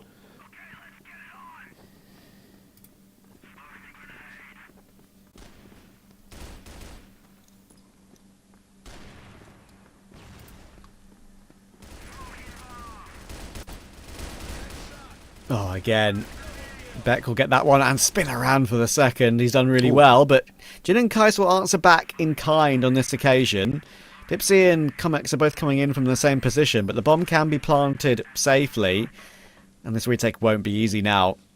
They're going to have high ground. That's, I was about to say good movement from Kais to get up there so quickly, but he actually missed it in the end and fell back down, so he's going to have to rethink about what he wants to do there. But don't overthink it, Kais, because you do have a 3v2.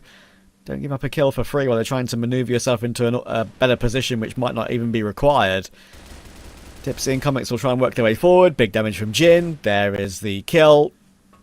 And that should confirm a second win on the board. That was a good recovery considering that. Again, quite aggressive start to the round from Nemesis. The bomb was planted on 2 minutes on the clock, so pretty quick. This is the kind of round we like. Comics. Ooh, has he seen Kais on that cross? I don't know that he has, but he'll be aware that Josh is coming in his direction. Now it seems like he's pretty aware of Kais' position. Swamp again just trying to employ that pace, and it's a fight all over the place. I mean, this is a mad round. I feel for the observer. You've got to jump back and forth. But Awesome, at the end of all of that, ends up being the player that is alone. However, Dipsy and Raffen are a stone's throw away from death. And if Nemesis gets caught, has Awesome seen him? He's going to clear the box. He's not cleared the box. What? No way. Okay. It's another round for Nemesis. Oh, what a couple of back-to-back ones here that have been kind of baffling.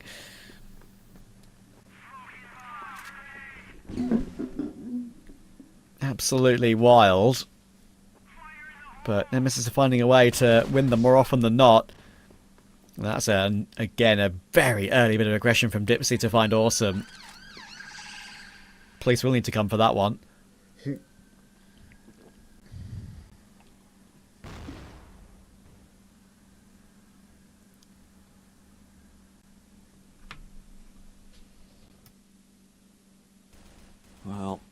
Swamp has not been having too much success on this BL side, so I can't imagine that playing it out as a 4-on-5 is going to be of any assistance at all. Not to mention the fact there's 2 players now set up on A, ready to defend. Alucard will lose his teammate in Dipsy, but does a good enough job of trading for him, and you've still got a couple of guys making their way through as well that will relieve some of that pressure on Alucard. Jin is now tucked behind the box, and Beck is not going to let him get away with anything. Raffen, meanwhile, the anchor on the B side, does get caught off guard. So, 3v2 still going to be winnable here for Swamp now that they've got that plant down.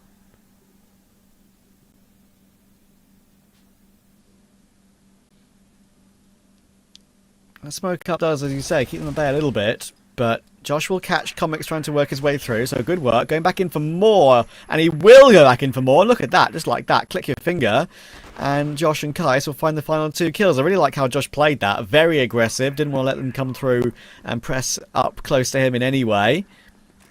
So, very cool. And Swamp Gaming are not disappearing here. They're up to 3. They get 4. Very much game on.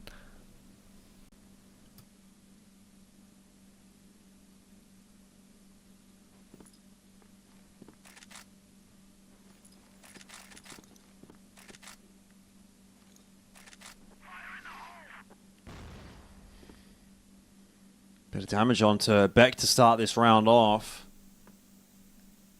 It's not too big of a concern for him, though. This looks like a reroute towards A from Swamp, and they are being greeted with a bit of util in their direction. Grenade and a smoke out from Dipsy, trying to delay them. I think they might go through this smoke, though. There's going to be a few flashes, a couple grenades forward. Alucard hits a nice couple of shots. That is a beauty on the second. It's a jumping quickscope out of Alucard, and he's still standing to try to defend. Jumps up onto the side itself. Will actually lose his life for that transgression, but he's done a good enough job of holding the site here. It's a 3-on-2. Again, Nemesis looking to claim a pretty substantial lead at the end of the half. Comics with their wayward spray, though, over engages in that fight in essentially a 1v2 and gives up his life, and now the door opens back again for Swamp. Raffin's been seen, though, and SN is ready. Really nice one. I think they know where Beck's coming from. They're going to try and face him straight up, and Kais, well, just gives him no chance at all. Great peek up. Great half from Swamp, actually, overall. Nemesis looked like they were going to streak clear a little bit, but they've done well to make it 5-4. It couldn't be more of an excruciating game, to be fair, for Awesome. He's looking a bit more sprightly at the moment. He's trying his best, bless him. As you can see, a bit of a head hanging as he's not feeling too great, but yeah, the game is going long, and it could continue to be the longest game possible as it is a tight first half. But yeah, they're battling really well, and fair play to them. Yeah, I mean, Awesome's really in a rough state, isn't he? I feel for him. I mean, we've all been there. Had to grind through some tough scenarios at times. You know, this is the nature of the competition. It's like the competition waits for nobody, right? The show must go on. So you got to turn up and show up as best as you can. Which is exactly what Nemesis are doing at the moment. It's alright, we'll be right back, I guess.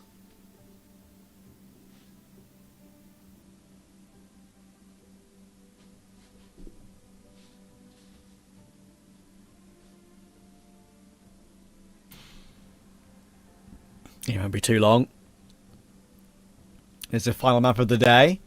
Nemesis are trying to confirm their position in the league, trying to reaffirm themselves in that 4th place, because of course Anubis won, who are 1 place behind them. Sure, less wins, but still 1 place behind them. LCK are up to 5-1 now, I believe. So the leaderboard is yet to be updated on Liquipedia, so I'm just going off of the one game. Of course, that fight to stay in 4th pretty much is going to be hotly contested, I think. So they need to make sure they create a bit of a gap. Yes. Well, that was what this entire match is about for Nemesis. If they do win this one, they'll be 4-2, and that'll be a good spot to be in. But yeah, the door does open back up if Swamp is able to win it. Swamp's got another 2 games. They play 3BL, which is a very winnable game, and then they play Anubis, which also feels like a winnable game. So, best case scenario, if Swamp does win this, they could go on to be 4-3 for the start of the season here in these initial round robin. Nemesis would then be 3-3 with 1 game to play against Anubis, which again you'd probably think that they should win, but there might be a 3-3 head-to-head tiebreaker there for Swamp and Nemesis, I should say. I mean, it's not unlikely, not impossible. It is, I would say, unlikely, but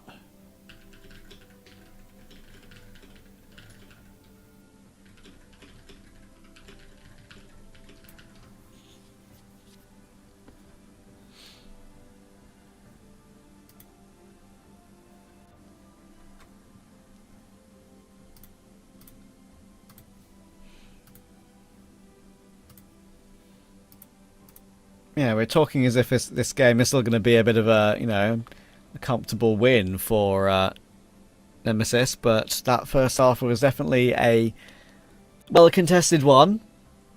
And it maybe didn't look that way for a second as well, because Nemesis actually were playing very fast, they're getting loads of opening kills, they're really putting the pressure on, and some of the rounds ended really quickly. I mean, bombs were planted with 2 minutes to go, so yeah, it's going to be curious to see if Swamp can hold on.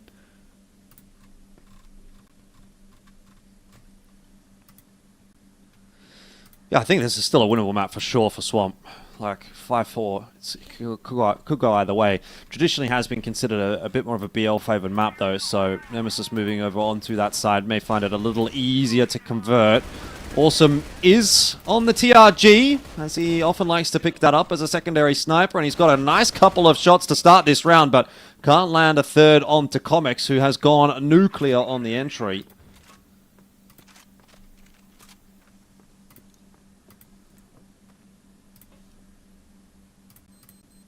That's what he's capable of. So 2v2 standoff. They see Comics playing the upper position, but Beck now has the line on the right-hand side. They're definitely aware of that. They're giving it a glance, but Jin does have a bit of utility to use. That may be what will help them get a response, but in the end, Beck does get taken down by Josh very nicely. So it will be down to Comics. Fake on the bomb. Will that lure Comics forward? Josh making a little bit of noise, and that will give Comics the opportunity, and that was very clean. Unceremoniously put down there. Josh with no chance, and that is 6 for Nemesis. Yeah, lovely round from Comics. Gets the 4K, 3 of which are on the entry, and 1 which is in the 1v1 clutch. So you'll definitely take that as a round to start off the second half. Gives Nemesis a little bit of breathing room, that 2-round buffer, which doesn't feel like a lot, but it's certainly something. Well, Beck is in all sorts of trouble there. He's going to be deleted, and Swamp still fighting hard for this one. Dipsy's position will be a good one. He gets himself the 1v1. Probably just swings a little bit too early there. Comics and Alucard didn't seem like they were prepared or in position to really help him out, and that is going to leave Alucard now solo. He's got low HP players to deal with, but being the sniper, that doesn't necessarily help him all that much, because he's going to have to hit the shots anyway. C4's dropped. He will be coming back to this B side at some point.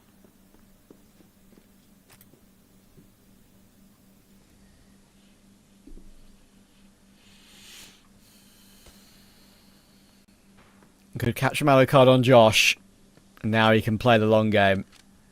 Sure, bomb is still not in his grasp, but he's got a whole minute 10 to play with, and with Jin below half HP, that USP will be very dangerous. He's maybe expecting Jin to start to go searching at some point. Maybe that is what we're about to see. He will move forward, and Alucard will get the information that he's doing so. Now it's all down to the timing of the jiggles and the back and forth. Jin will go and play a safer position on the headshot angle behind the site. That's always very difficult to remove a player, whether they're on full health or on low health. But in the end, he does expose his body, and Alucard will get another clutch in his favour. Great work. Yeah, that's a tough pill to swallow for Swamp. That is not a round that they should be losing. You can see Awesome pretty locked in on it as well, and not too pleased with the result. So Minute and a half tack time out here for Swamp to try to figure it out, but I mean, I guess the answer is don't lose 2v1 clutches, right? Like, you have an avenue back into this half. There's been a few of these rounds that have been pretty close, and you're not converting on the rounds which you should, and that is a real issue. It's not as if they're not getting themselves into winnable positions, it's just they're not converting on those positions in the way that you would expect them to. So, put themselves in a bit of a hole here that they're going to have to dig themselves out of.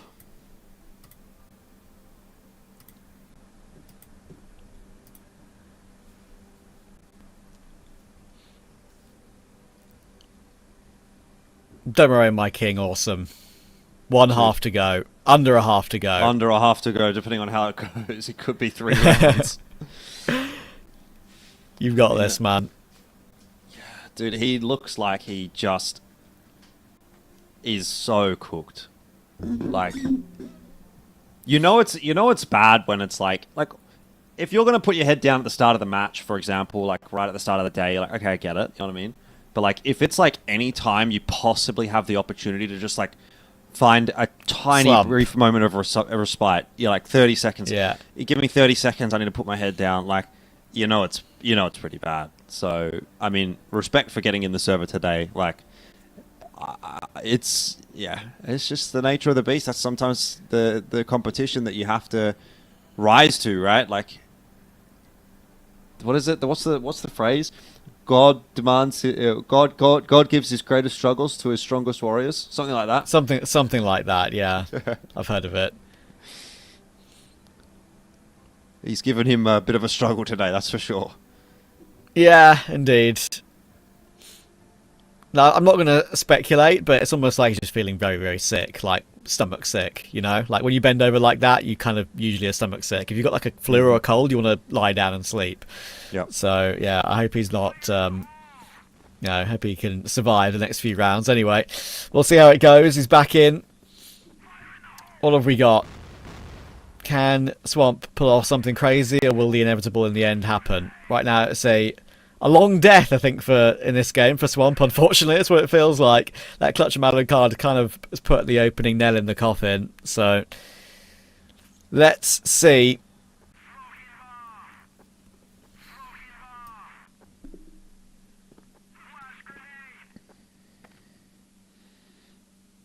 Yeah, where's Nemesis going to be off to at the moment? They've been smoked out of wood for now. Haven't really explored too much through wood. This looks to be a pretty standard A hit.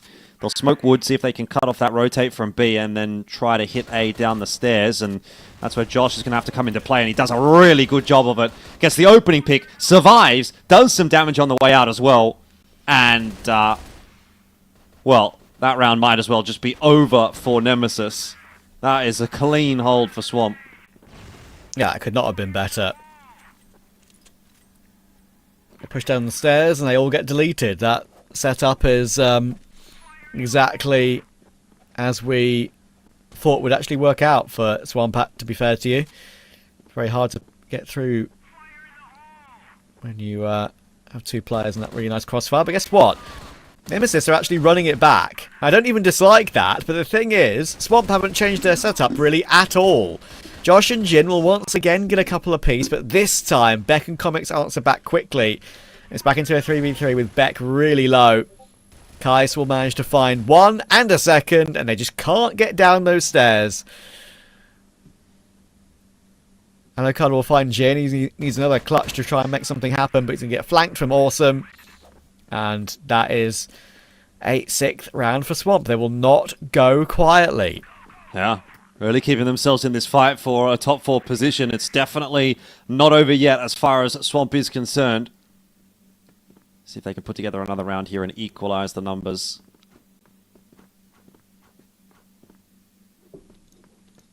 Nemesis, just a bit of a default spread to start this round off. I'm not going to be asking too many probing questions.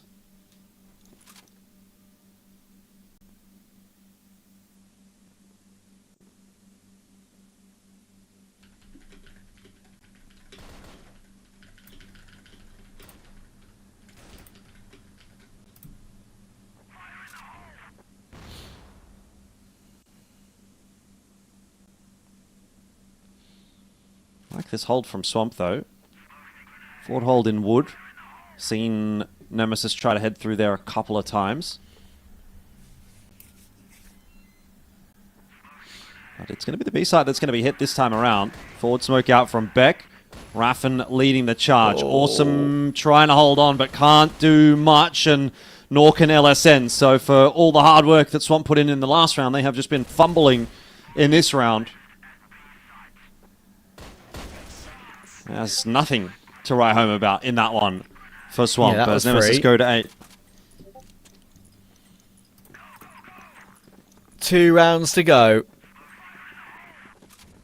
for Nemesis to close it out.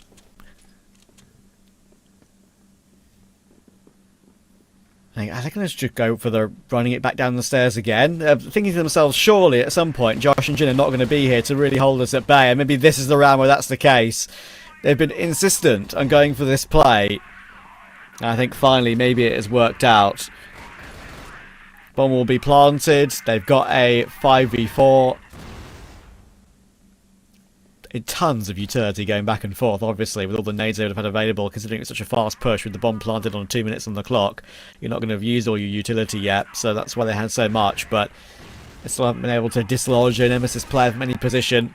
And in the meantime, they're going to force their way forward, not allow Swamp any space at all. And Kais is now left last alive with not much to do. Trying his best and actually manages to switch weapons to find another kill, but 2 players remain up. Alucard and Raffin will confirm it. Nemesis on 9, 1 away. This could be the end of Awesome's pain for the day, but it will bring about a bit of another pain in and of itself, in that this will be a lost series, and with that lost series, the chance at making a top 4 will be out of reach as well. So it's kind of out of the frying pan into the fire, so to speak, for Swamp. Unless, of course, they can pull this one back. It will take quite a bit of mental fortitude to stay alive here. 3 rounds in a row required, and then an OT victory. It seems like quite a stretch that they're going to have to make. Nemesis setting themselves up for an A take where LSN is waiting. So they have changed up a little bit. Like, Josh was here before, but they finally put LSN in this position. But this time, they are changing it up by just delaying it. Sitting on the stairs for a long period of time and delaying it. And maybe a lurk from Beck and Alucard. Let's see if that changes anything. Let's see indeed. Josh, catches him off guard. Gets 2, 3. Makes it look easy, in fact. It's barely as if they even knew he was there. And so Swamp, I think, are going to get themselves through another round. And Kais will not be the one to confirm that. Nor will Awesome or Jin. Beck is just backing it up. Eventually does get run down. 9-7 will be the score, and we will have a tack pause for Nemesis. That's just rude. That's just rude. Why would you do that to Awesome? Disclaimer, they probably have no clue that he's feeling unwell, but yeah, that is a crazy tack pause timing. I know they want to complete it now. They don't want to let this game go to overtime. I get it, but still. I think it's actually not a bad timing for a tack pause. You probably could have left it maybe one more round if you really wanted to. But yeah, I think here Nemesis, like you say, they do just want to kind of get this one done. Make sure they cross the T's, dot the I's.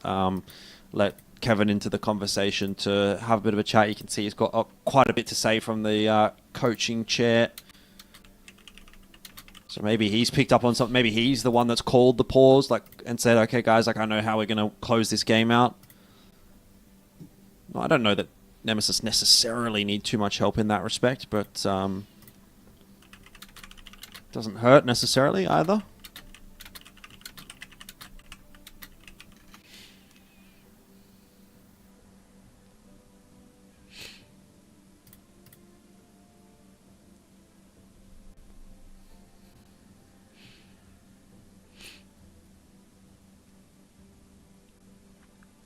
I think even the Nemesis boys looking a bit tired now, and I don't blame them.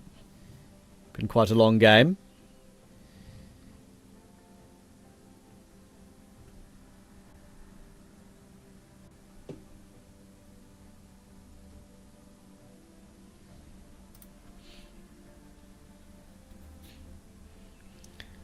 Looking to confirm their reinforcement of 4th place in the standings. Looking to be one of those teams that will make it to that upper phase.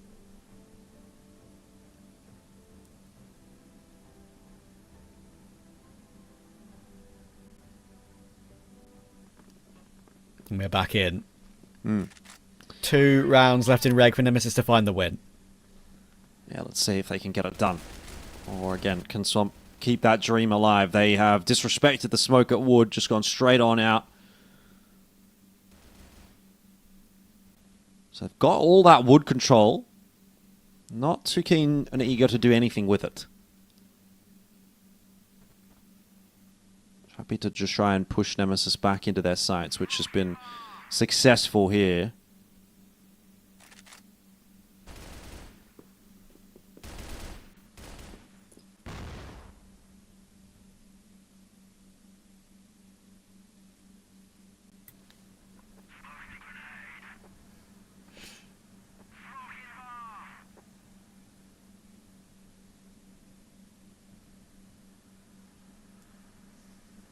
Graffin's moving his way forward. Is he going to clear Kai's properly? He is going to clear Kai's properly. And he's going to fall back immediately with that kill as well. Clearly Nemesis have said, okay, we're going to go searching for something. If we get an opening kill, let's fall back into the 5v4. Let's try and group up together and get it sorted here and now. Yep.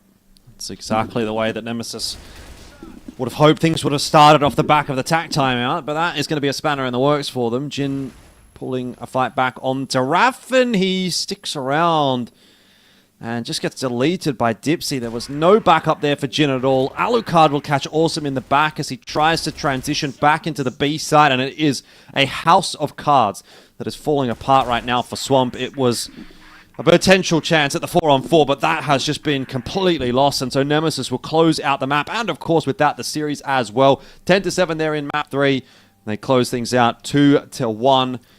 A bit of effort having to be made today, to be fair, by Nemesis. So I think some credit obviously goes to Swamp for that. But at the end of the day, Nemesis, the better team, and Swamp will have quite a bit of recovering to do throughout the rest of this season now that they cannot make top 4 in this opening stage. Yeah, it's a bit of a shame for Swamp, but I think really for a team that obviously has undergone some changes, they can't be overly upset.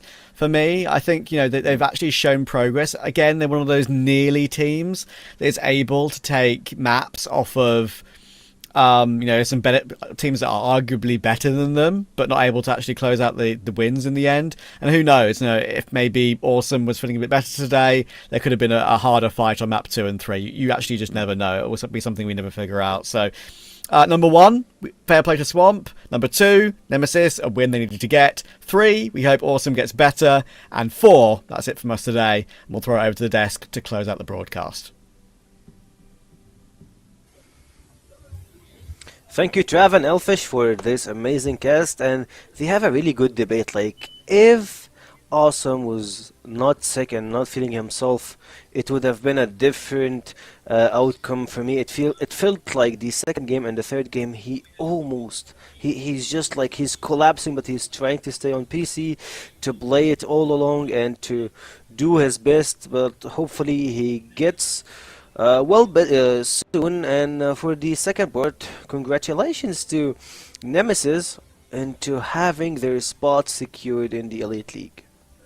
Yeah, they definitely were the team that we expected them to be on the, of course, on the league group and on top 4. Them and LCK, Vitality, they were just 3 logged-in teams. It's just a matter of Anubis, Anubis, 3BL, Swamp. They were all like kind of same. Let's say the same level. Now Anubis maybe have 1 win more than 3BL and Swamp Gaming, so they're kind of better. Anubis logged in their spot. It's very close for them to be logged. So yeah, things are getting clear now. Swamp Gaming, they played very good game. However, I believe that the games that Swamp Gaming had today versus Nemesis should give them some motivation, should give them the power to continue onto this league. Nemesis showed a lot of weaknesses on map Ankara that they need to recheck. Usually, we've known that Nemesis is a very good team on Ankara, and they are historically good on Ankara. But now on sub base, they even kind of getting stronger and stronger. We've seen them picking sub base versus top tier teams, and now they're playing it versus Strong Gaming, and yet they are claiming the wins. We've seen different multiple strategies coming out for them. Honestly, it's the first time I'm seeing Nemesis playing the same way like we've seen today into sub base. This is because Comics and Dips, we've seen how good these guys are on sub base. Yeah, Comics and Dempsey been delivering hard shots and really good ones in sub base, and at the same time it felt like it's a team effort. They know how to play on the retake, and it felt like they were pretty confident that they really want to make the strat on A side execution. As we have seen here, they only go as one unit, and like they have failed it multiple times, but at the end they got it and they executed it pretty well and pretty good for a team. Nemesis, of course, they are one of the teams that have been showing a lot of resilience through the course of this season. At least the opening league, or like the first knockoffs, still having some issues we can see in the group stages. And for the stats, here it is. It felt like Alucard is still the same, guys. His KD is perfect. He does a lot of good clutch plays, and he stands up for his teammates. Yeah, well, I mentioned that Alucard is... you can find him in all the stats. You can find him in top kills. He can be top 3. I guess he's the 3rd. He's the least. He's the 2nd after Sadan, but I believe after Sad's games today, Alucard might be also coming on top. On KD, he's usually the best, and now he's the best into the servers. That means that consistency for Alucard is the key, and that's what we're seeing from him. Yes, Boxy, we can see him popping off 2, 3, 4, 5 KDs, but usually Alucard is steady with his KD helping his teammates. I know that Alucard is good on sub base, and with the help of Comics and Dipsy, now I can say that Team Nemesis, they can grow their sub base map, they can play it more. We've seen a very good strategies. The tactical pulls that came from Kevin is just brilliant and smart from him.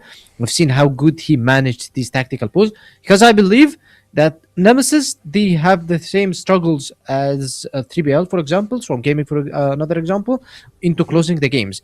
But with the pause that happened from Kevin, it was just brilliant. He knew exactly how to close the game, and that's what the guys executed, and that's what you need from a top 3 team. Comparing to Team 3BL Galaxy, they're not at the same choke level at 3BL Galaxy, but I definitely. You're talking about players playing for the game for 10 years, and not in 10 years ago, he was in school, I guess. Not school, maybe primary school. Yeah. I mean, he's pretty young for a player, but we can see our match MVP, and of course it's Alucard. His overall KD 1.30 for KR. Yes. 0.86 HK 0.21. Of course SR is 0.37 plus 11 kills on the 3 games, of course, coming up from Team Nemesis, and they showed a little bit of a shaky performance versus Team Swamp Gaming. From my opinion, it felt like Swamp Gaming, if they had Awesome on a really good day, the outcome would have been a little bit different, just like a little bit different, might be a little bit closer to them. But overall, Team Nemesis, they got the clutch. They are pretty close into securing their spot in the Elite League. I believe Swamp Gaming, they're out of the equation. Anubis almost 3BL, like they are just down. So for them, they still have one more shot, and it's gonna be versus I believe Anubis Gaming. Yeah, exactly. Yeah. Anubis Gaming. It's gonna be tomorrow. If Anubis Gaming won this match, they still have a slight chance, a small one, into reaching the elite group. But versus this Nemesis, it seems doable. What do you think, Penguin? Well, always Nemesis have a high edge against Anubis. However, we can't tell who's going to be winning such games because such games decides everything. Nemesis is going to be going into this game where they are locking in their top four spots, so they have nothing to fear. They have nothing to show. They don't need to show anything. So yes, they can make Anubis can make it. On the other hand, as well, we know that yes, Strong Gaming is going to face two teams. Strong Gaming is going to face Anubis, and Strong Gaming is going to face 3BL as well. So Strong Gaming still have a chance if they can win both maps. We can say that they are out of relegations for 90% percent, I believe. But if 3BL beats Strong Gaming tomorrow, that means that Strong Gaming is still in a big danger and a big risk, and they are kind of getting relegated with Imperium into the phase 2. We need like a calculator to calculate the difference in rounds, the difference in kills, and the No, I don't think it will go like this. I Oh. don't think it will go like this because I believe that 3BL is either gonna be win or lose tomorrow, and that's it for them. If they No, lose, just they're in kind of case. relegated. Just I in don't case think. if I don't we- think. I don't think you need calculator because otherwise we need two upsets for the calculator. Two upsets coming from two teams, which is in this matter. I watch the standings. I don't think it's gonna happen because the round difference is just huge. The set difference is just huge. For example, if 3BL tied with Anubis Gaming, definitely will lose, and if they tied with Strong Gaming, definitely they will win. So because that's the case if 3BL wins tomorrow 2-0. So the standings, as we can see right now, is just the fight between Anubis, Swamp, and 3PL Galaxy is just getting hotter. And tomorrow, Galaxy might have a chance to tie it up with Anubis. But in terms of sets, I don't think you can. Yeah, in terms of sets, I don't think they can. Of course, Team 3BL still got Vitality in their pockets, so quite frankly, that's not an argument to say that Team 3BL can win versus Vitality. They have done it in some local tournaments, but it's just for practice. I don't think that anything like this might happen in the CFWL.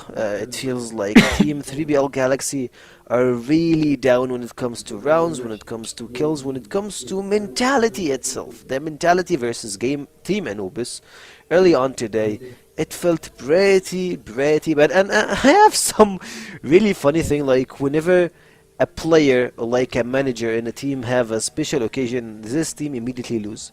Last week we had Yusuf Mohsen engagement, Anubis lost. This day we have Hunt's birthday, happy birthday of course, and he just lost the same game. And okay, speaking of having some really good occasions, speaking of that, today is my engagement anniversary, so I just wanted to say that and give a small shout out to my fiancée and tell her I'm very sorry for not spending a lot of time with you, but it's duty time, and I really love to be here in the CF Host League. Yeah, and as you can see tomorrow for the games. Yeah, for the games. Vitality versus Unknights. I totally forgot about this game because this game actually can be very good because Vitality they definitely locked into the playoff stage, and they have 5 wins which are going to be accumulated for the next day. So Unknights, if they can capitalize on that and get this win, so any upset that happens in the game is just useless. It's going to be locked in for the 4 teams: Unknight, Nemesis, LCK, and Vitality. However, Anubis versus Nemesis is a game to watch tomorrow, and this is the game that decides everything. Nemesis kinda locked in. Anubis would love to win this game to kind of still have a chance to fight for the playoffs, because if they win this game, they're going to go versus Strong Gaming, which is kind of they might win it. So that means that Anubis have the chance to win exactly and go to the playoffs. I guess it's the only team that has a chance. Not 3BL, not Strong Gaming, not Imperium, of course. It's the only team that has a chance from the Contender Group to move into the Elite Group. Of course, it's Team Anubis. They have a pretty slight and small chance into going to Elite Group. But speaking of that, let's just like break down what happened today. Of course, we had Anubis versus 3BL Galaxy at the beginning of our stream tonight. They won 2-0 after a mental breakdown it felt like Team 3BL had early on today. After that, we had Imperium versus LCK, and we all know how this ended. LCK got the 2-0 versus Imperium, but they showed they're still here and they're trying to get better and better at the game and play with the big dogs is not that easy. And at last we had Nemesis versus Swamp Gaming. Was sick, awesome. Like, he was ill. Like, I know that team Nemesis didn't know that, like when they were taking a lot of poses, making all of those stuff, but at the same time they made a really good show. It ended up 2-1 for Team Nemesis, a really good series. Swamp Gaming, they're officially out of the elite group. Of course, alongside Team 3BL, both are just down to the Contenders Group, and Imperium, we already know where he's at. He's at the bottom of the league. He got 0 wins, and I would say it's when you see at the overall score, it's a bad score for a team that just joined, but at the same time they gave us some really good games at some point, given give or take. So thanks to everybody that was part of this broadcast. Of course, our production team from Philippines, they're I believe it's 7 a.m. their time right now. They're overnight trying to give us each and everything to watch, to play, and to, of course, entertain you all on the chat. Of course, thanks to our casters, Trav, and of course, okay, I'm starting. Yeah, of course, Elguy. Trav and Elfish. Elfish is not gonna leave you. Elfish is not gonna leave you. Just like, guys, I'm sick with you. That's it. Yeah, but yeah, of course, Elfish and Trav. Thank you, Penguin, and see ya tomorrow. See you. This is exactly the kind of game and performance I wanted to see. This is the Hail Mary. Every individual player is bringing their A game right now. That's what I'm talking about. I've had enough of being quiet. I want to get things moving. The Madison not able to get any. Oh my word, straight out through that smoke just makes Zane has putting out Risk here. Yes, Trevor very scared going for that swing.